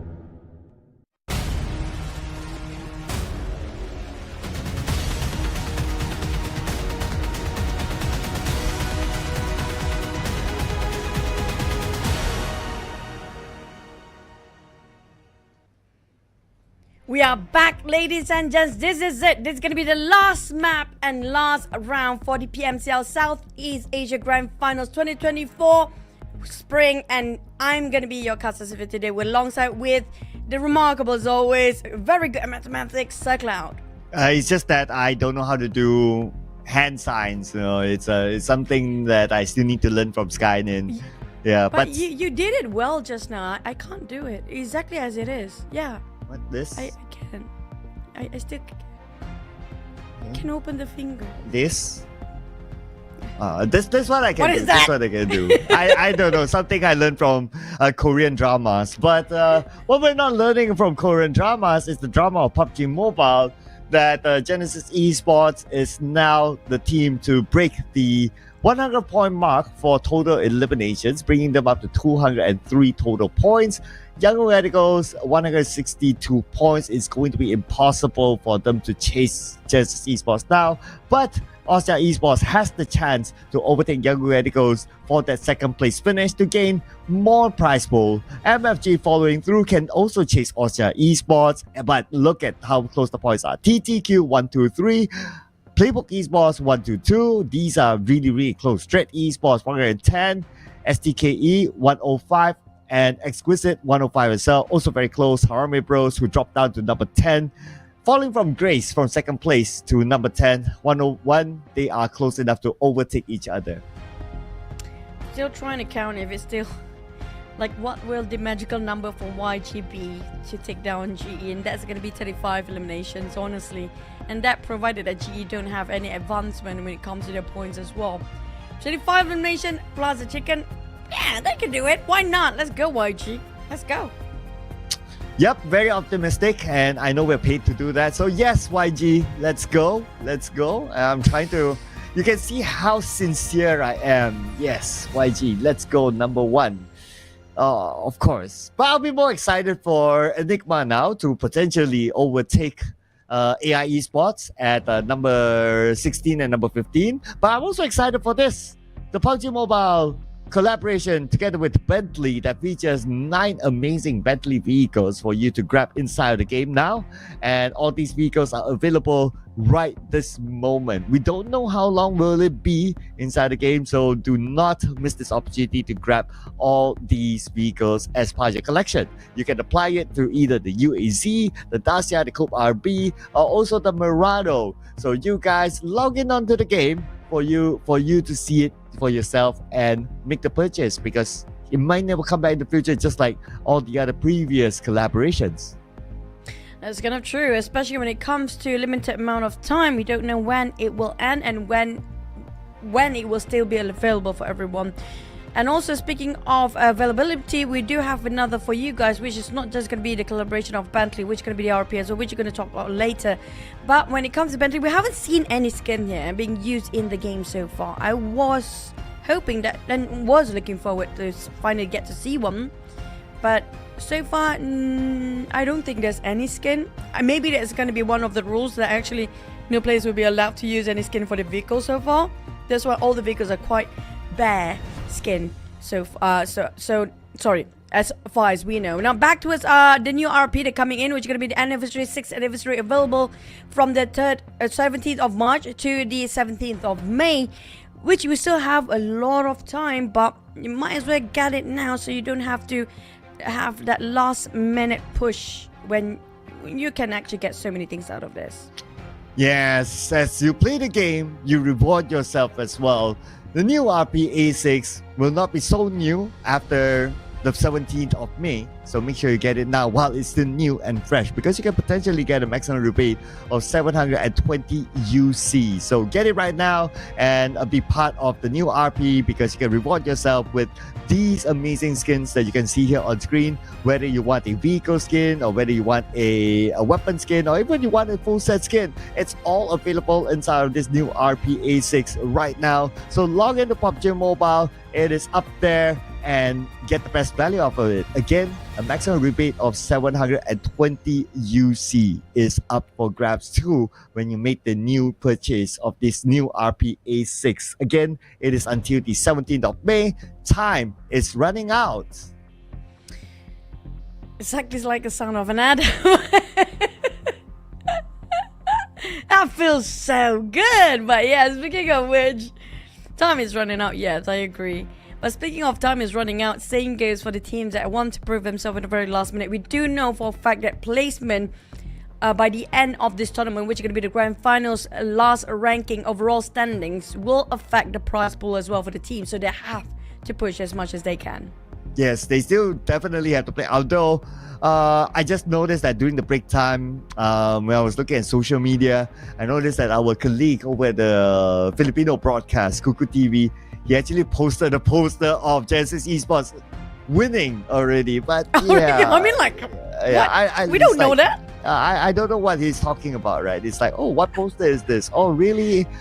Maybe this poster was supposed to be scheduled later. I don't know. No, I think that was last year's poster. Oh yeah, last year's posters, he could have pulled out any one of it, right? Because they still have the same jersey, I think. Yeah, I think it's the same jersey design. So you can still pull out the same picture, yeah, and just put it up. Yeah, old poster. It was last year's poster. There's definitely something that he said, oh, this is a good memory when GE was the champion. Now we don't know. Question mark, question mark. Who is this season's champions? We have no clue. It's so tight. The race is so neck to neck. Nobody got an idea about who's getting the champions. Definitely that's going to be the case, yeah, I think, on Kuku. Thank you so much, Kuku, for reminding us that GE was the champion back in the day. But will they still defending their champion titles?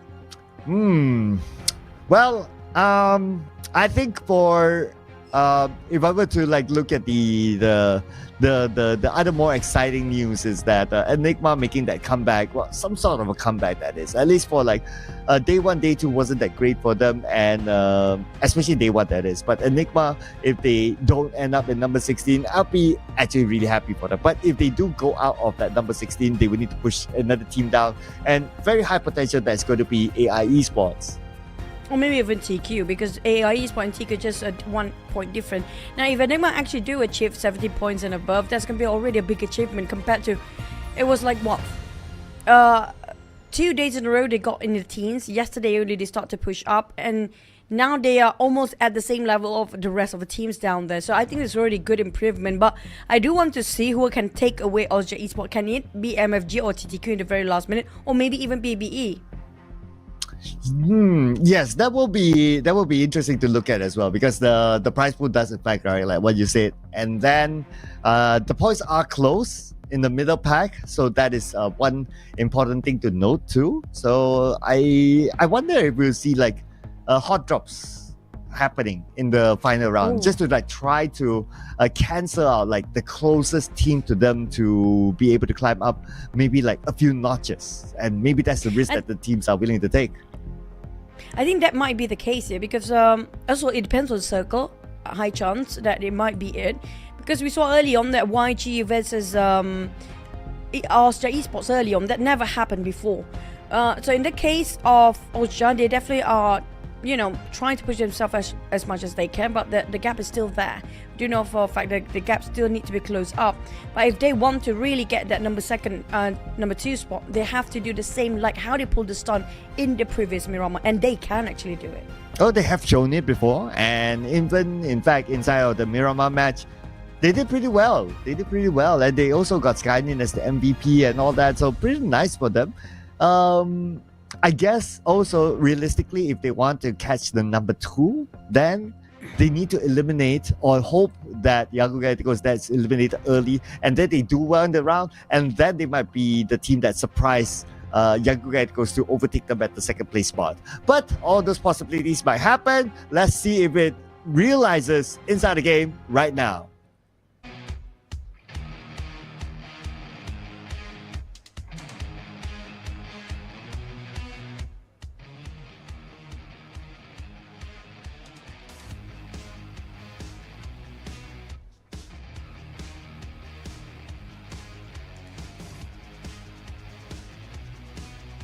We're finally hitting our last map, and look at this beautiful flight path. It's just so perfect, dividing the map into 2 sides so evenly that it just cutting across on top of that perfect Picardo. And this is gonna be the perfect ending of the day, but will the circle be perfect as well?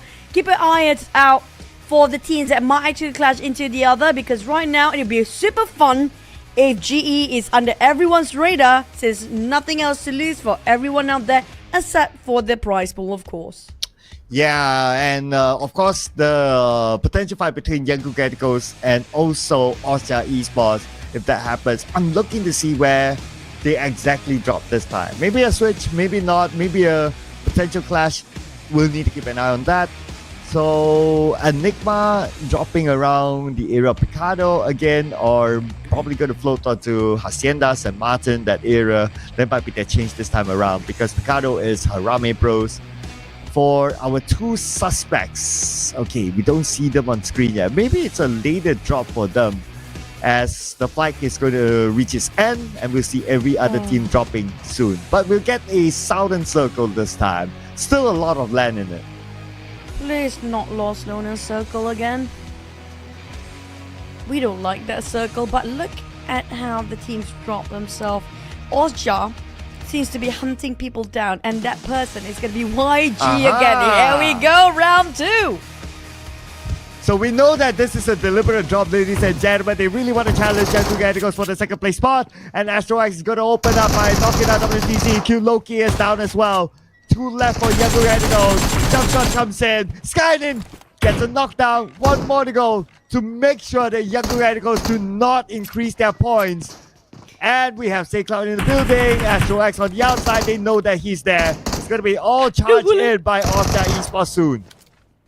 No trade-off, no little side of Ozja. Cloud still got plenty with his M16. Here comes a nade coming up to the side of Skyny. Why did he toss it? Just toss it away. No, he's waiting for the right time. Skyny finish it off. And Cloud survive. YG, that's going to be the last player to hang on to the last threat of the rest of the team of Ozja.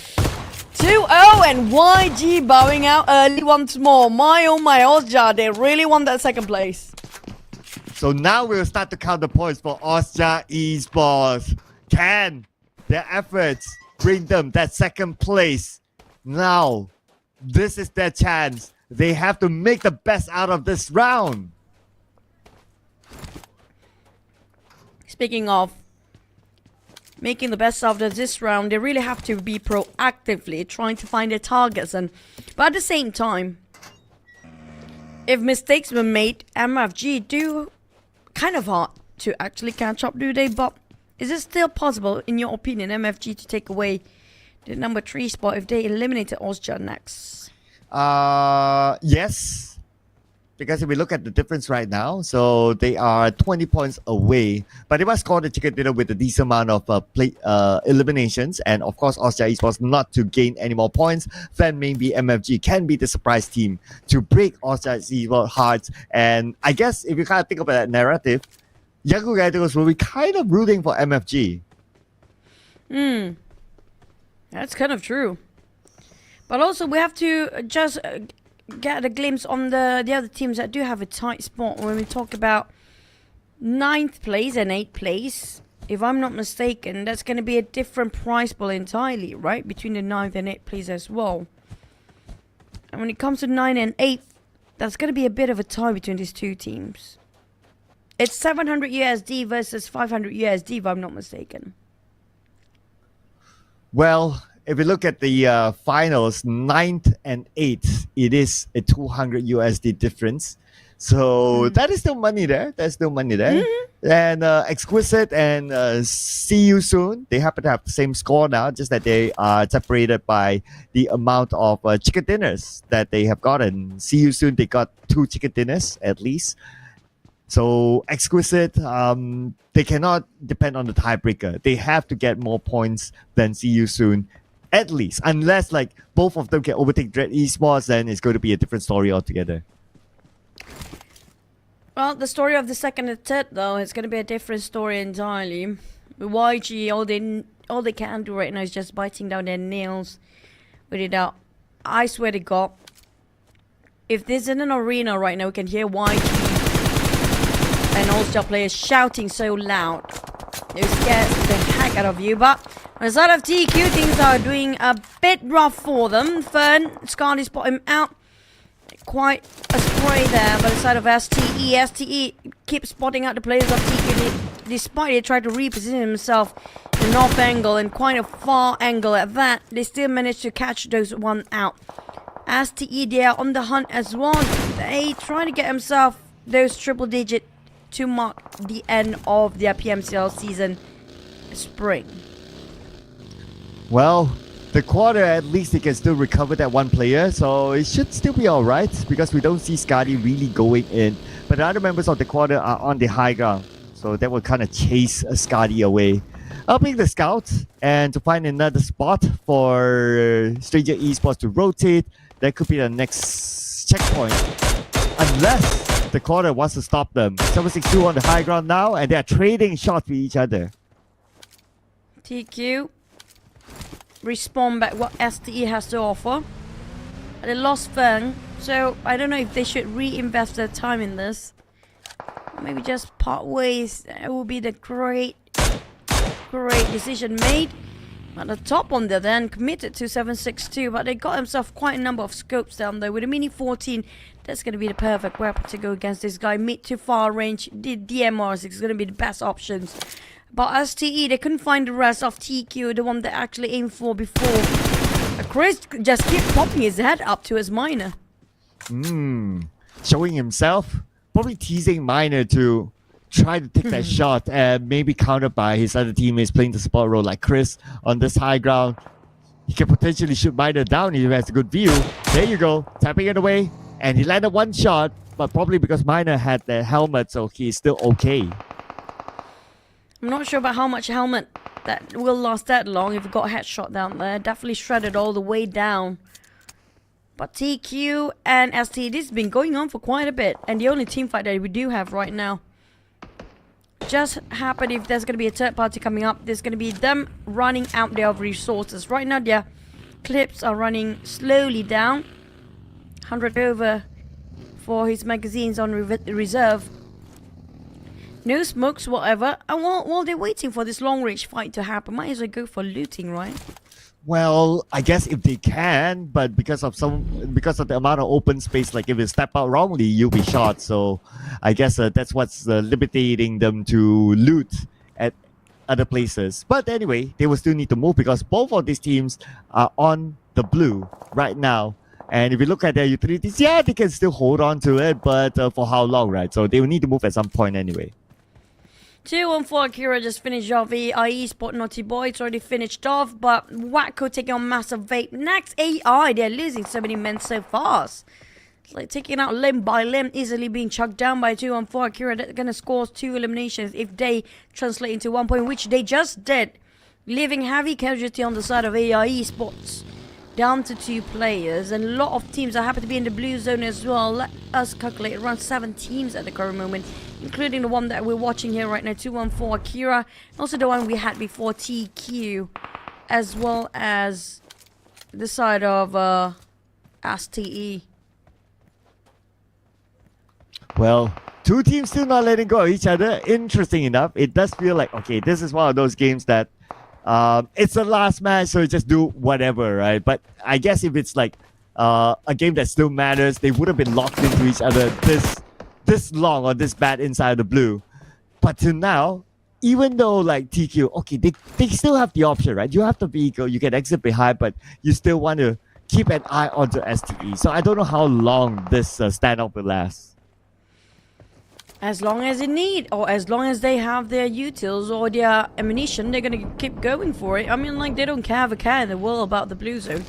They definitely decided, you know what, we're gonna fight man to man. Whoever stands till the last one, they win. Then we get to decide whether we get into the safe zone or not. Maybe that's the case. Is they having a go for such a long time, second stage, and they way deep in the blue. Well, you can see a bit of those small map or the mini map later on. That'll be great. Now we actually get. Thank you so much, observers. Look at how fast TKST is, and now they finally start to move. My God. Same goes for the teams on the right side, but for TTQ, they could be locked out by 214 Akira if they're in the mood to lock out teams, considering that this is the final round. Let's see what happens there, because the couple of members of 214 Akira are still on the outside, but two of them are on the inside, so maybe doing the scouting work before the other members follow through. But will be the question of whether they can navigate around Time to Quick Esports, because from the minimap, I can see a potential engagement. I can see a lot of potential gatekeeping as well. So many players got themselves at the edge of the blue zone and the circle, waiting for those late comers to finally realize, hey, you guys extended the fight inside of the blue zone. You forgot about us, the one that will be gatekeeping you in case you just want to march in. And now on the side of TTQ and the rest of STE, I'm not sure how many of them do have those first 8s going, but this seems a bit rough for them. Look how blue it is, their map right now. Oh yeah, I mean, looking at their utilities, yeah, sure, but you just, I don't know, spending too much time draining utilities, and they just want to kind of like, I wouldn't say taking the fight, they seem to be navigating around, but they're taking a very long route into the circle. Okay, just look at how long their route is, right? Not too far, but I guess they just avoided 214 Akira. That was possibly what was happening, or what went through their mind. Not in the mood to take fights at this moment. But if they go straight right now, assuming that no other teams close them in, then they will have an easy entry. But okay, that's the Time to Quick Esports. Look at the amount of teams still on the outside, on the left of the circle. That is a lot of teams, including Scotty now, taken up on his own. We're only stage 2 to stage 3. As stage 3 going to stage 4 in less than 20 seconds now. Finally get to see some action. See you soon to John. Nathan tossing out the nade. There comes a mid-air explosion. Nothing hits. I didn't see John around this corner. I saw him too. UMP coming in, but John could hold the angle by himself. Lufa with the rest of Exquisite now just finish off John in ease. And everything's just no more there. I'm not sure where are the rest from John's comrade is, but I couldn't see him around. Well, Exquisite so far, they're going to take this compound for themselves. Oh, Exquisite, they really want it out of Boyshon now, who's on the rooftop. Super Pickles on the other building, so if Boyshon stands up, then Super Pickles can see him. But Nathan probably has an idea that he is on the rooftop. By the same time, Edward from Time to Quick Esports probably failed to get into the circle. His vehicle blown up in the process. Where did that happen? On the side of see you soon, I'm not sure what's the main strategy for the teams here. Because it feels like they're so separated apart. There's no way for them to help each other out. Lulu Tiff, this angle is so awkward. It's so tough to play with. If you can actually score something out of that, that's going to be incredible at this point. Back to the side of Lufa boys, trying to find the remaining and the rest of see you soon. But they didn't hear any movement at all. So I'm not sure who shot Boyshon on top, because we didn't see those shots coming. But on the side of Exquisite, they haven't got a clue. Well, but what the clue that we have right now is Harame Pros will be the team to try to lock out Stranger Esports. The members of Harame Pros quite well spread out, so it's almost like there's no entry point for Stranger Esports. They have to win the fight. Now Kayla on top of this hill, Range on the other side, and Range has company in the name of Newbie. Newbie, Minor, Back to a side of range. Arami bro want to go for action. Surprisingly, this one I was hoping for more actions here. Everything seems to be quite minor. Gonna make a bit of a U-turn. Wrong turn, bro. It's gonna be Arami bro raging him now, but there's gonna somebody shoot him from behind. Who shot range? It's gonna be Holy Lanju or maybe somebody else. It's gonna be 762 from Stranger Z-Spot out of nowhere. Now popping his head. He just get out from the blue zone and going back into blue zone and going into the safe zone. Finally, ST gets a bit of a breather. No more blues in the zone. Well, but no more zone as well. But they do have Harame Bros. And Morales will not miss that shot. 762 eliminated just like that while he's trying to travel in. And the newbie is shredded down to 50% of health as well. But he will be on the clear. But can't say the same for his teammate as Minor eliminated, leaving STE with only newbie left. Oh, we do have a bit of scuffles down here. It's going to be Ozja Esports now taking actions. 5 eliminations in the back. Make it more. Make it 6 and make it 7. The top is going to be on the side of TQ, last remaining members. Oh. And it will not be shut down easily. Ozja Esports, finally, Red Bull have to do all the work. Gui on the ground. He will try to pick his members up. 7 elimination on the side of Ozja Esports. They're still trying to fight for second place here. And so far, the numbers getting even smaller, but they need to score those chickens. And they need a good amount of eliminations together with it. But the next challenge is going to be exquisite. As Lupa sprays. But thanks to the tree, Astrox is still okay. Smoked up vehicle though. His other team is on the left side. Now Red Bull sees Exquisite. Spending time in the blue. He does have 6 first aids. But we're talking about stage 4. Moving on to stage 5 now. He has to heal up. But the moment he heals up, his HP will continue to drop because of the blue. Oh, Red Bull want to help his mate so much, but at the same time they got an upgrade of loot. But the thing is, they have to tank the blue for a bit while waiting for Exquisite to exit out.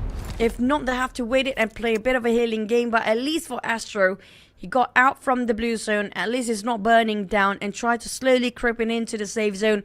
See you soon, Nathan. Exquisite now taking a bit of a hit on the back. It's going to be 2-1 for Akira versus Dread next. We do have TSM finally finished off. Down to 12 teams at stage number 4. Less than 1 minute and 30 seconds. Oh my goodness. And then those teams still on the outside will face the wrath of the blue even more. Time to Quick Esports. Looks like they are out. No points this time. So they cannot chase MFG. GE Esports out AI Esports. Down to only 2 more players there. GE. I don't know where Manet is actually shooting at this point. Yeah. Just fight the blue. You can do this, Manet. Nobody else did. He's doing something else that nobody done. SQS on the other hand, squares it down to last player. Maybe 3, never mind. And they lost another one. It's down to last player. That is 2 of them, possibly. Sorry. Super People's next one. MFG Yatka on the run and on the hunt. Well, Nathan... I don't think it was last very long for this vehicle. This looks scary. And he's going towards MFG. Yaka sprays and he gets it. That is going to be Nathan eliminated by Yaka. But no, actually he got a knock. But Rage was the one to steal it away. Harame Bros, you sneaky, sneaky dude. We're actually applying bandage while driving as well. It works, and he will keep on doing that for now. He take himself covers and might actually use that first aid, or maybe just keep on band-aid himself all the way. But the circle will shrink even further. It will be ended up in no man's land, or just favors GE like as per usual, or AI Esports. Well, there you go. You got your circle. And they got themselves an upgrade of loot for AI Esports as well. GE will be gatekeeping 3 teams coming up from the north. There's going to be Enigma, Dread, as well as 2-1 for Akira. But high chance 2-1 for Akira can squeeze into the circle without being noticed by GE due to the difference of the terrain levels. I'm probably going to be interested to see what's going to happen down south because Ostia Esports, the team that eliminated Yango Gaticos for 2 rounds in a row, who wants to take over their position, only has that 1 player left on the outside the circle, and there are a good amount of teams in front of him. I don't know how long more he will be able to last, and if he goes out anytime soon, that's pretty much it. They will be locked in at 3rd place. MFG. Austria. I think it's pretty hard for them to actually get a 2nd place here. But for MFG, they can go for more. They still have full squad. You mentioned just now 3rd place is within their reach, but do they have enough numbers to eliminate when it comes to getting those chicken last eliminations by the end of the day. But back to the side of Brett on the other hand. Here comes the spray against Enigma. Here we go from the behind. They will go on to Enigma, the team that at least not want to end their campaign. And number 16 now fighting against Dread Esports, but Caps knocked down by the Mios. Enigma now don't have the time to save him. They have to win the fight against Dread Esports first. Coca-Cola! Oh man, straight in the line of sight. Moy finished off. It was a close one. He was well prepared for Coca-Cola. Back to the side of Dread. Now Enigma. Living down to 3 more players. But Enigma, come on, you can get into the 60s. We are looking forward for that. Can they actually push for one last time to budge from 16th place, which have been stuck in their feet for the longest time? QB trying to make a comeback. Get Dread on the ground. And down to only Holy Land. I think that's going to be the last one more player. Where is the last Dread player? Well, Smile also wants to have a piece of it. But Holy Land, nailed down by Coca-Cola. Enigma will secure that point. So that's 3 points for now for Enigma. Exquisite got eliminated. Number 11. Dread Esports have Jipna, but he's on the other side. Enigma is still A-OK. Jipna in the circle for now, but Wako taken up by the zone. PBE spreading out. Raimon taking it all angle by himself near the ledges of the mountain, while at the foot of the mountain 2-on-4 Akira keeps spraying on Myth Clan. Myth Clan do have a full squad still, fighting against 2-1-4 Akira, that remaining as a duo. Bold and Brazen, Akira and the rest of 2-1-4 Akira rank it. Still gonna push for more, but the nade hit him down to 40 to 60%, but he still fought back. Rank it finally having a bit of a trip, but finished off in an instant by Momboy. Feels like the drama going on between the two teams that happen to be best friends once upon a time, now in a different history entirely. But now it's down to H2R representing 2-1-4 Akira. He's pressured by the blue. He has to cut across Yuli as one first aid, and Momboy is ready for it. Revenge serve by Playbook Esports on the 2-1-4 Akira. 1-4-1 in the 2 Miramar rounds today. But we're not done for PBE, even though despite they got a minor victory against 2-1-4 Akira, they're not done against the other teams outside. Which gonna be Myth Clan. They're marching towards their side right now. Street is still advancing. Osha, despite being so aggressive, taking YG out early twice in a row now. That's remaining with only Red Bull with 7 eliminations, trying to play for the placement points, hiding in the spot, while Joseph and Myth Clan take a bit of a challenge against the side of PBE. We got Harame Bros now. Nate's onto MFG, the team that wants to chase Osha Esports as well. But if they lose to Harame Bros, then that's pretty much it. And it's Playbook Esports to potentially overtake MFG. Now Harame Bros tossing all the utilities across, but none of them connected.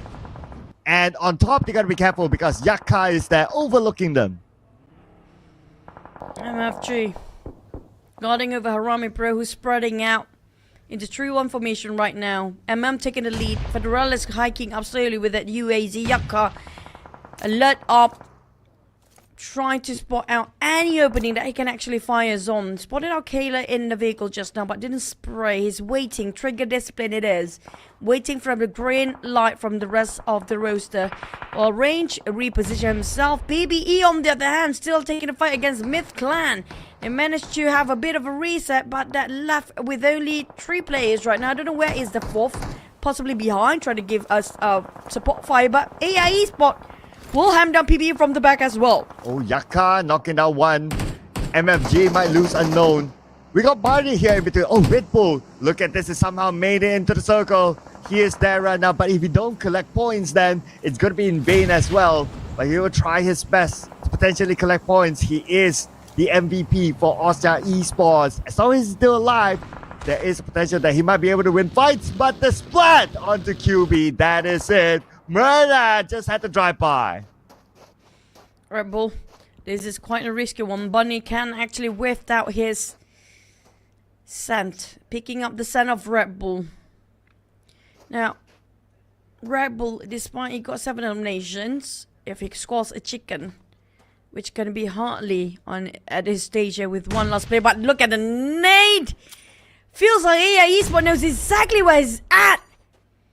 That's gonna be tough to coming out from the side of Red Bull. Bunny now tossing another one. Here comes the rain of nade. Red Bull finish off. Oshai have to just settle down at third place by the end of today. Will they be snatched away by MFG in the last minute? Well, now the next drama will be Playbook Esports and MFG. All of them having a full squad. But now we have Playbook Esports on screen with Isaac shooting with the AK from this distance. But Playbook Esports, they want to try to take out Bunny. Nade tossed by Michi. And that nade looks like no return just yet. But the return here is going to be Enigma eliminated. So unfortunately, Enigma will need to settle down for number 16. But close enough to get to get 60 points and above. That's still a big progress coming out from the side of Enigma. Congratulations in their growth and progress. But still a good run when it comes to the last 2 days on the side of Enigma. I'm proud of them. But on the side of Myth Clan, this is going to be tough. MFG on the other hand, do you have another score to take?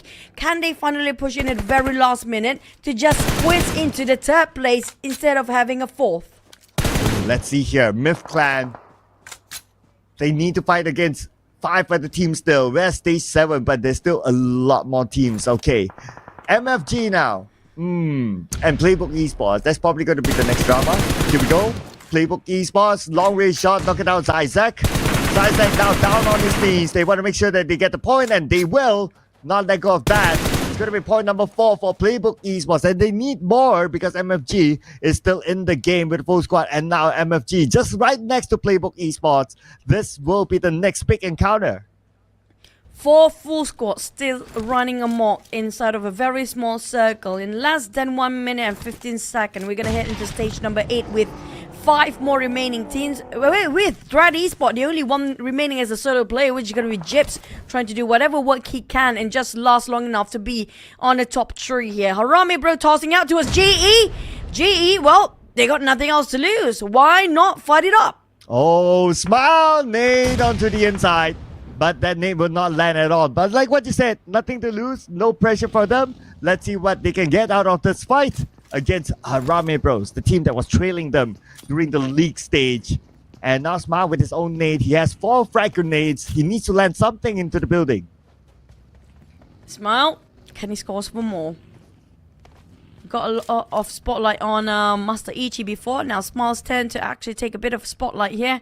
But they're spreading out as a triangle for the side of GE. I couldn't spot the 4th player. I couldn't see them on top of it. Now finally getting into the zone. It's going to be Yonzo a bit later than the rest of the team. But their target is going to be Harame Bro. While PBE being charged in by MFG, who split themselves into 2-tier formation. MFG, while they're splitting out, there's going to be a bit of a difficulty when they want to finish off the rest of PBE. But the last member of threat finally be taken out. That was Chips. On the side of GE, still focusing on Harame Bros. Oh, here we go. Circle not on the side of GE, so they must win the fight against Harame Bros since they have to circle with the compound. So this will be their next challenge. Waiting for the right moment to execute.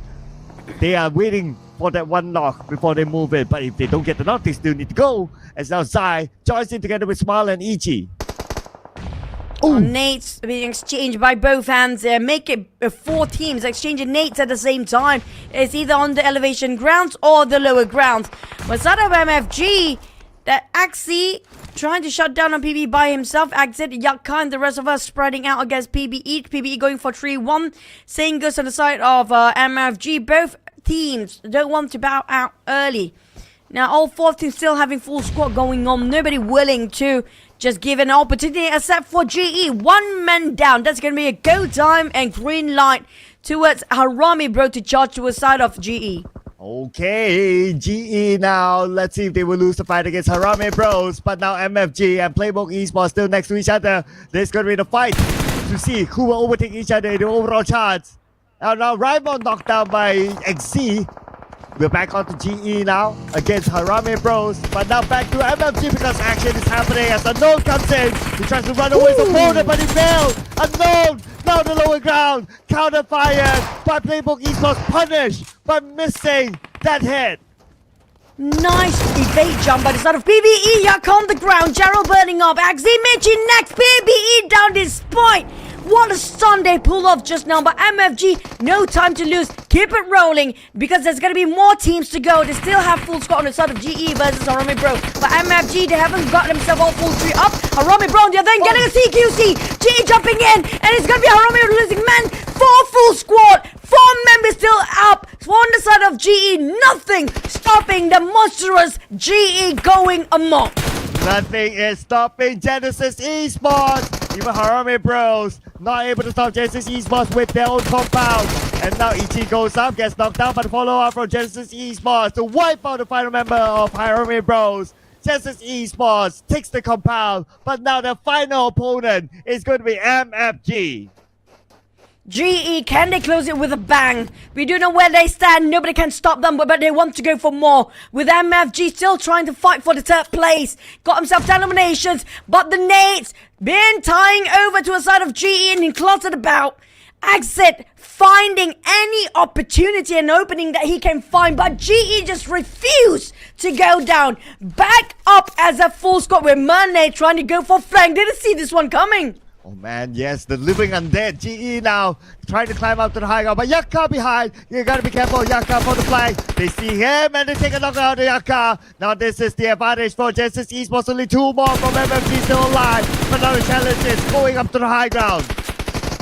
Mane not running up, down to only 1v4. Yo! GE! They closing the game. They open up such a banger and closing up with such fashion. What a chicken dinner till the end.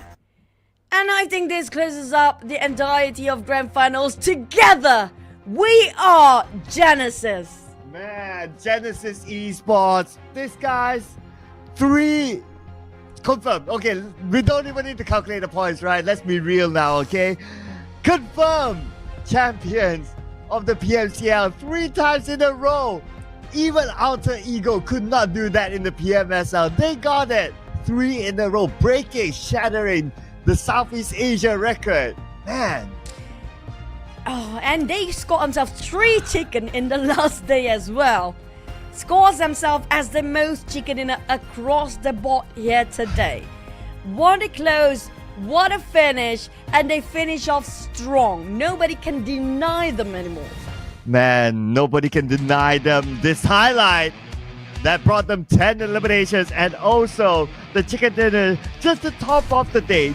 They don't even need the chicken dinner, but you can see that the way they fight, they were at a disadvantage. They don't have the compound, they win it against Harami Bros. They don't have the high ground, they win it against MFG. They don't really need to. They don't need to win those fights, but they still put out their whole heart and soul to win this. And what else can we say about Genesis Esports? The mentality of this team is just out of this world. The mentality of a champion, that's what we call it. The difference between the need and the want. The want is actually more determined than the need, which they don't even see that one coming. There's going to be the difference for GE and the rest of the entire teams that's competing in this season as well, and the previous season and the season before. But before we close off for the entirety of the Grand Finals, the MVP this time is going to be given to Yakka. Now despite he got only 1 elimination, but he got 800 over damage. Now who took away all his eliminations out there? Well, hopefully if it's his teammates. If it's someone else, then, well, that will be a bummer. But other than that, 3 knockouts, 6 assists, and 190 heals, so that's quite a bit, but that's okay. Still got the MVP out there, the final MVP of this season's PMCL, ladies and gentlemen. We got to see Yakka on screen right now, and this is how he looks. And all these players who got their own MVP, keep an eye on them for the next season because they will definitely come up big and stronger. Yeah, especially when it comes to MFG, I'm looking forward for next season's performance because of how well they actually execute. Despite they are building up slowly with this roster right now, but also I'm looking forward for the rest of the team that made it through for the entirety of this seasons as well. GE, 10 eliminations, 8 knockouts, 8 assists, 2,000 over damage. What else we get to say? It has been their game all along since the start of today and the closing. It's never about how you start, like you mentioned before now. It's always about how you finish. Yes, and Genesis Esports finishes strongly. They were the league champions and now they are the grand final champions. They take home a lot of money. That's all I want to say. A lot of money, because we also need to calculate how many chicken dinners and how many weeklies and all that. But yeah, they take home maximum prize, of course. 10 eliminations, 2,094 total damage, 8 knockouts, 8 assists, 869 total heals, and of course the maximum survival time of 28 minutes and 41 seconds. Genesis Esports is now the undisputed kings of the wildcard team. I mean, like 3 seasons in a row now, you're still questioning it. I have nothing else to say to you guys out there. There's nobody else in Wildcard can compete with these guys, except for maybe the Globals in the future. Who knows? Maybe one day they'll be one of the very first few Wildcard region teams that will lift the trophy. Right, Club? We're waiting for that to happen. Yeah, the next target, besides the next PMCL summer, is definitely to bring the pride to Myanmar. Bring the pride to Myanmar at the global stage. Put the flag up there, because this is Genesis. This is Genesis Esports. One whole year with this lineup, and they're still consistent now. Genesis Esports, I cannot have any more praise for them. We've praised them so much over multiple seasons, and they are still showing why they deserve the praise from the fans and from the people of Myanmar. I mean, nobody cares about the stats anymore. It's like, No, it's about, yeah. We actually got the longest elimination distance this time at 422, by the way. That was something else entirely. But when it comes to the points and standings, this is where everything that matters. 20 points to finishing their touch for the side of GE. I mean, like, 2 is a great number to start off, and adding another 2 in the fray, and maybe 220 over, that's going to be the numbers that they've been waiting for the entire day of the closing here. But MFG, did they actually do enough? I don't think it's enough to catch up to 3rd place. Yeah, it's definitely not enough. Austria Esports got themselves 7, so it's locked in there. Dread Esports with 6, Enigma with 5, AI Esports with 3, so they will still keep their distance against Enigma. 2-1 for Akira, Exquisite also 3 points. Myth Clan, Yangon Galacticos, as well as STE Stranger Esports with 1 point apiece. In this final round, Time to Quick Esports, See You Soon, X Tiger KE at the quarter, not taking home any points at all. But we might see some slight changes in the middle, but at the top, where it truly matters, no changes. Everyone's locked in. Nobody want to see the number 2. Everybody just see the number 1 here, because the spotlight will only focus on 1. But regardless of that, we're still going to reveal you guys who will be the champions for this season of the PUBG Mobile Challengers League Split 2024, where the overall rankings now will be exposed and will be given to everyone the eyes to feast on, because we do know number 16 is still going to be Enigma, but that's a great improvement. But congratulations to GE, they got extra 1 point. If not, it will be beautiful 2-2-2 as a finish. Yeah, but they got 1-1-1 total eliminations. The only team, officially the only team, to score more than 100 eliminations in the grand finals only. Man, what does it take to stop this team? And even look at their rank points. Look at their rank points. 82. The others are like 48, 48, 43, yada yada yada. But they have 82 rank points, and they have the most chicken dinner inside the grand finals. That is another flex for Genesis Esports. We need to put them out from this league. If not, nobody else got the chance to try the trophy away. GE, please be in PMSL. You cannot be in the air anymore. Nobody else can take the throne away. Yeah, we need to nerf GE now, right? Please nerf. It is... and don't talk about nerfing the DBS, nerfing this weapon, that weapon. It's about nerfing Genesis Esports, who is the champions of this season's PUBG Mobile Challengers League. Congratulations to Smile, West, Ichi, Sai, Murna, and also their coach/analyst, Tomla. Amazing play. If I'm not mistaken, we do have an interview after this between us and also the champions. I mean, like, this is going to be a fun one interview, because it's been a while we actually get to talk to them as well. Yeah, especially on an interview. So I'm truly excited to get it on screen here. I know the fans are truly excited as well. I can see the Myanmar fans in the comments going wild right now because it's not only about Genesis Esports, it is also about bringing the name of PUBG Mobile Myanmar up there to show to Southeast Asia, to show to the world that they deserve more attention. I agree, because right now I think the world already know the presence of GE, because if you remember back in the days, even Vampires do support GE so much because they see the potential that this team can actually bring when it comes to the future. But right now, is it enough, personally, you think, that they can actually perform out there? Well, they have done it. They have went to PMGC. So I think it is enough. And with this sort of experience enough as in getting the first World Cup team to get the trophy for the globals. Oh, you want me to be realistic? Then we will start to go down a bit somber, you know. So let's not get there, okay? Let's be happy with the team and their achievements now, all right?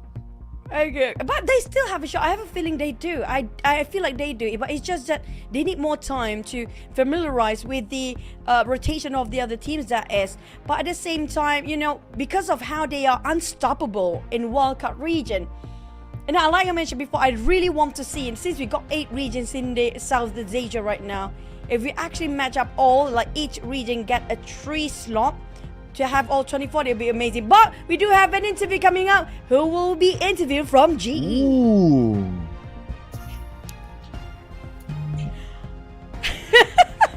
And we got Smile. Hello, Smile. How are you? Hello, I'm good. He's talking to his own jersey, by the way. Oh yeah. It's the jersey speaking here. So Smile, tell us how you guys feeling right now. You guys won the league and you guys won the grand finals. How you guys feeling? Smile အခုဘယ်လိုခံစားရလဲတဲ့ဒီ league လည်းနိုင်တယ်ပြီးတော့ဒီ final မှာလည်းနိုင်တဲ့အတွက်ဘယ်လိုခံစားရလဲဆိုတာပြောပြပါဦး ဘယ်လိုခံစားရလဲဆိုတော့ကျွန်တော်တို့တဘောစီကံတိုင်းပေါ့ just normal ပါပဲခံစားရတော့ they're feeling very normal. It doesn't feel like special for them. Okay, from my side. The best answer ever. That's unfair. That's unfair. Okay. Now you gotta have to feel something special. I want to ask: is there any sort of different celebration tonight? Because you guys just got 3 champions in a row for World Cup region. There must be some sort of different celebration. 3 times, man. World Cup region ကို champion 3 ခေါက်ဆက်တိုက်ရတာတော့ဒီညကိုအဲ့လိုအထူးအစီအစဉ်တွေပါတယ်အဲ့လိုမျိုးဟိုလုပ်ဖို့ရှိလာတဲ့အထူးအစီအစဉ်တွေနဲ့တစ်ခုခု celebrate လုပ်ဖို့ရှိလာတဲ့ အဲ့တော့မရှိပါဘူးပြီးရင်တော့တိုက်တော့ပါလောက်ပါပဲ nothing special. They're gonna go straight to bed after this. It's like it's just another day, you know, in the office, right? Okay, but we want to know like what are the things like behind the scenes that happen, right? Like you guys are obviously undisputed champions now, but what made you guys be so consistent? Last year you maintained the same lineup to this year, and you're still consistent. What is the secret behind the consistency? အခု3နှစ်ဆက်တိုက်လဲ3 season ဆက်လိုက်တဲ့ champion ရထားတယ်ပေါ့နော်ပြီးတော့ဒီလက်ရှိ lineup နဲ့ပဲ3 season လုံးကို champion ရထားတယ်အဲ့တော့ဘယ်အချက်တွေကအဲ့လိုဒီတိုင်းအဲ့လို consistent ရှိနဲ့အဲ့လိုအတင်းကိုရှိနေတယ်လို့ထင်တယ်တဲ့ဘာအဓိကဘာကြောင့်ဒီ GE ကအမြဲတမ်း champion ဖြစ်နေရလဲပေါ့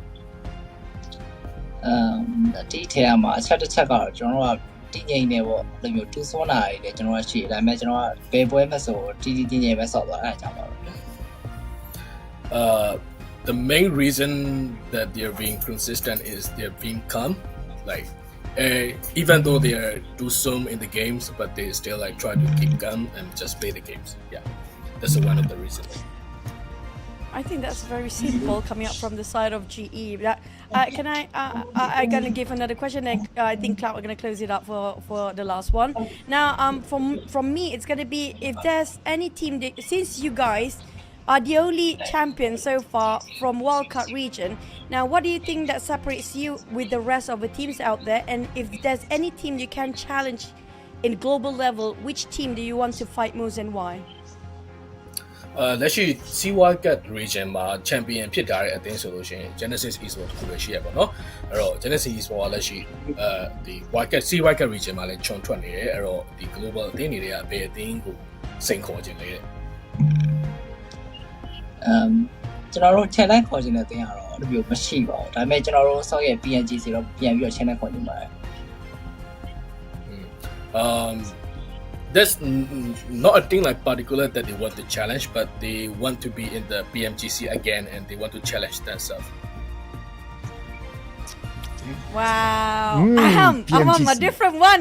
Smile. I know what you're talking about, but thank you. Now, Cloud.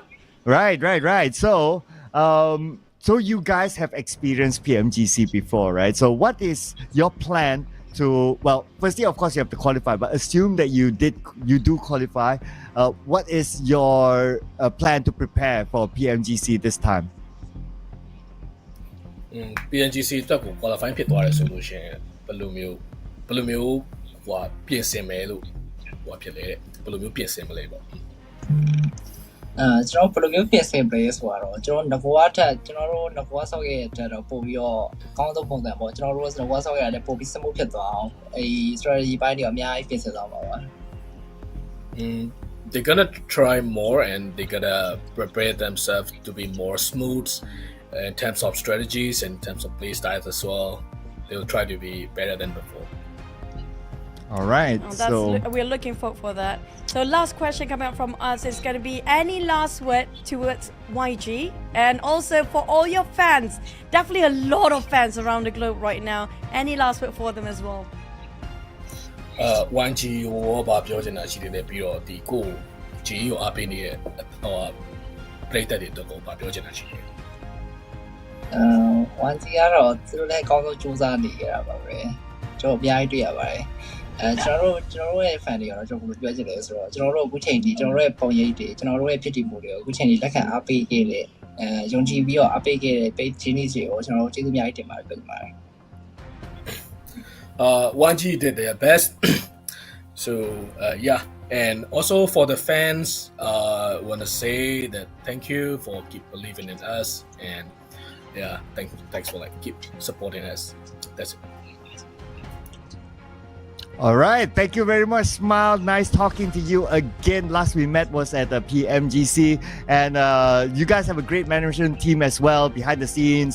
Tong, Caroline, and everyone. So great work, everyone behind the scenes as well. All the best for the next season. Bye. Congratulations.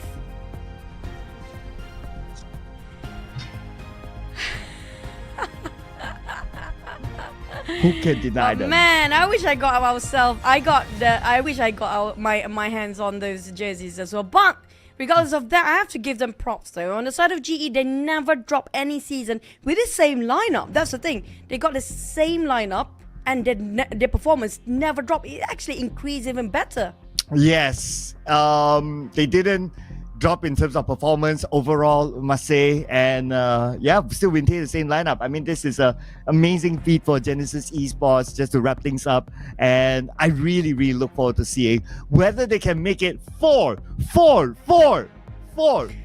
next season. If they're actually full season this year and they're still champions, that's gonna make it to 5, right? Because we have 2 more.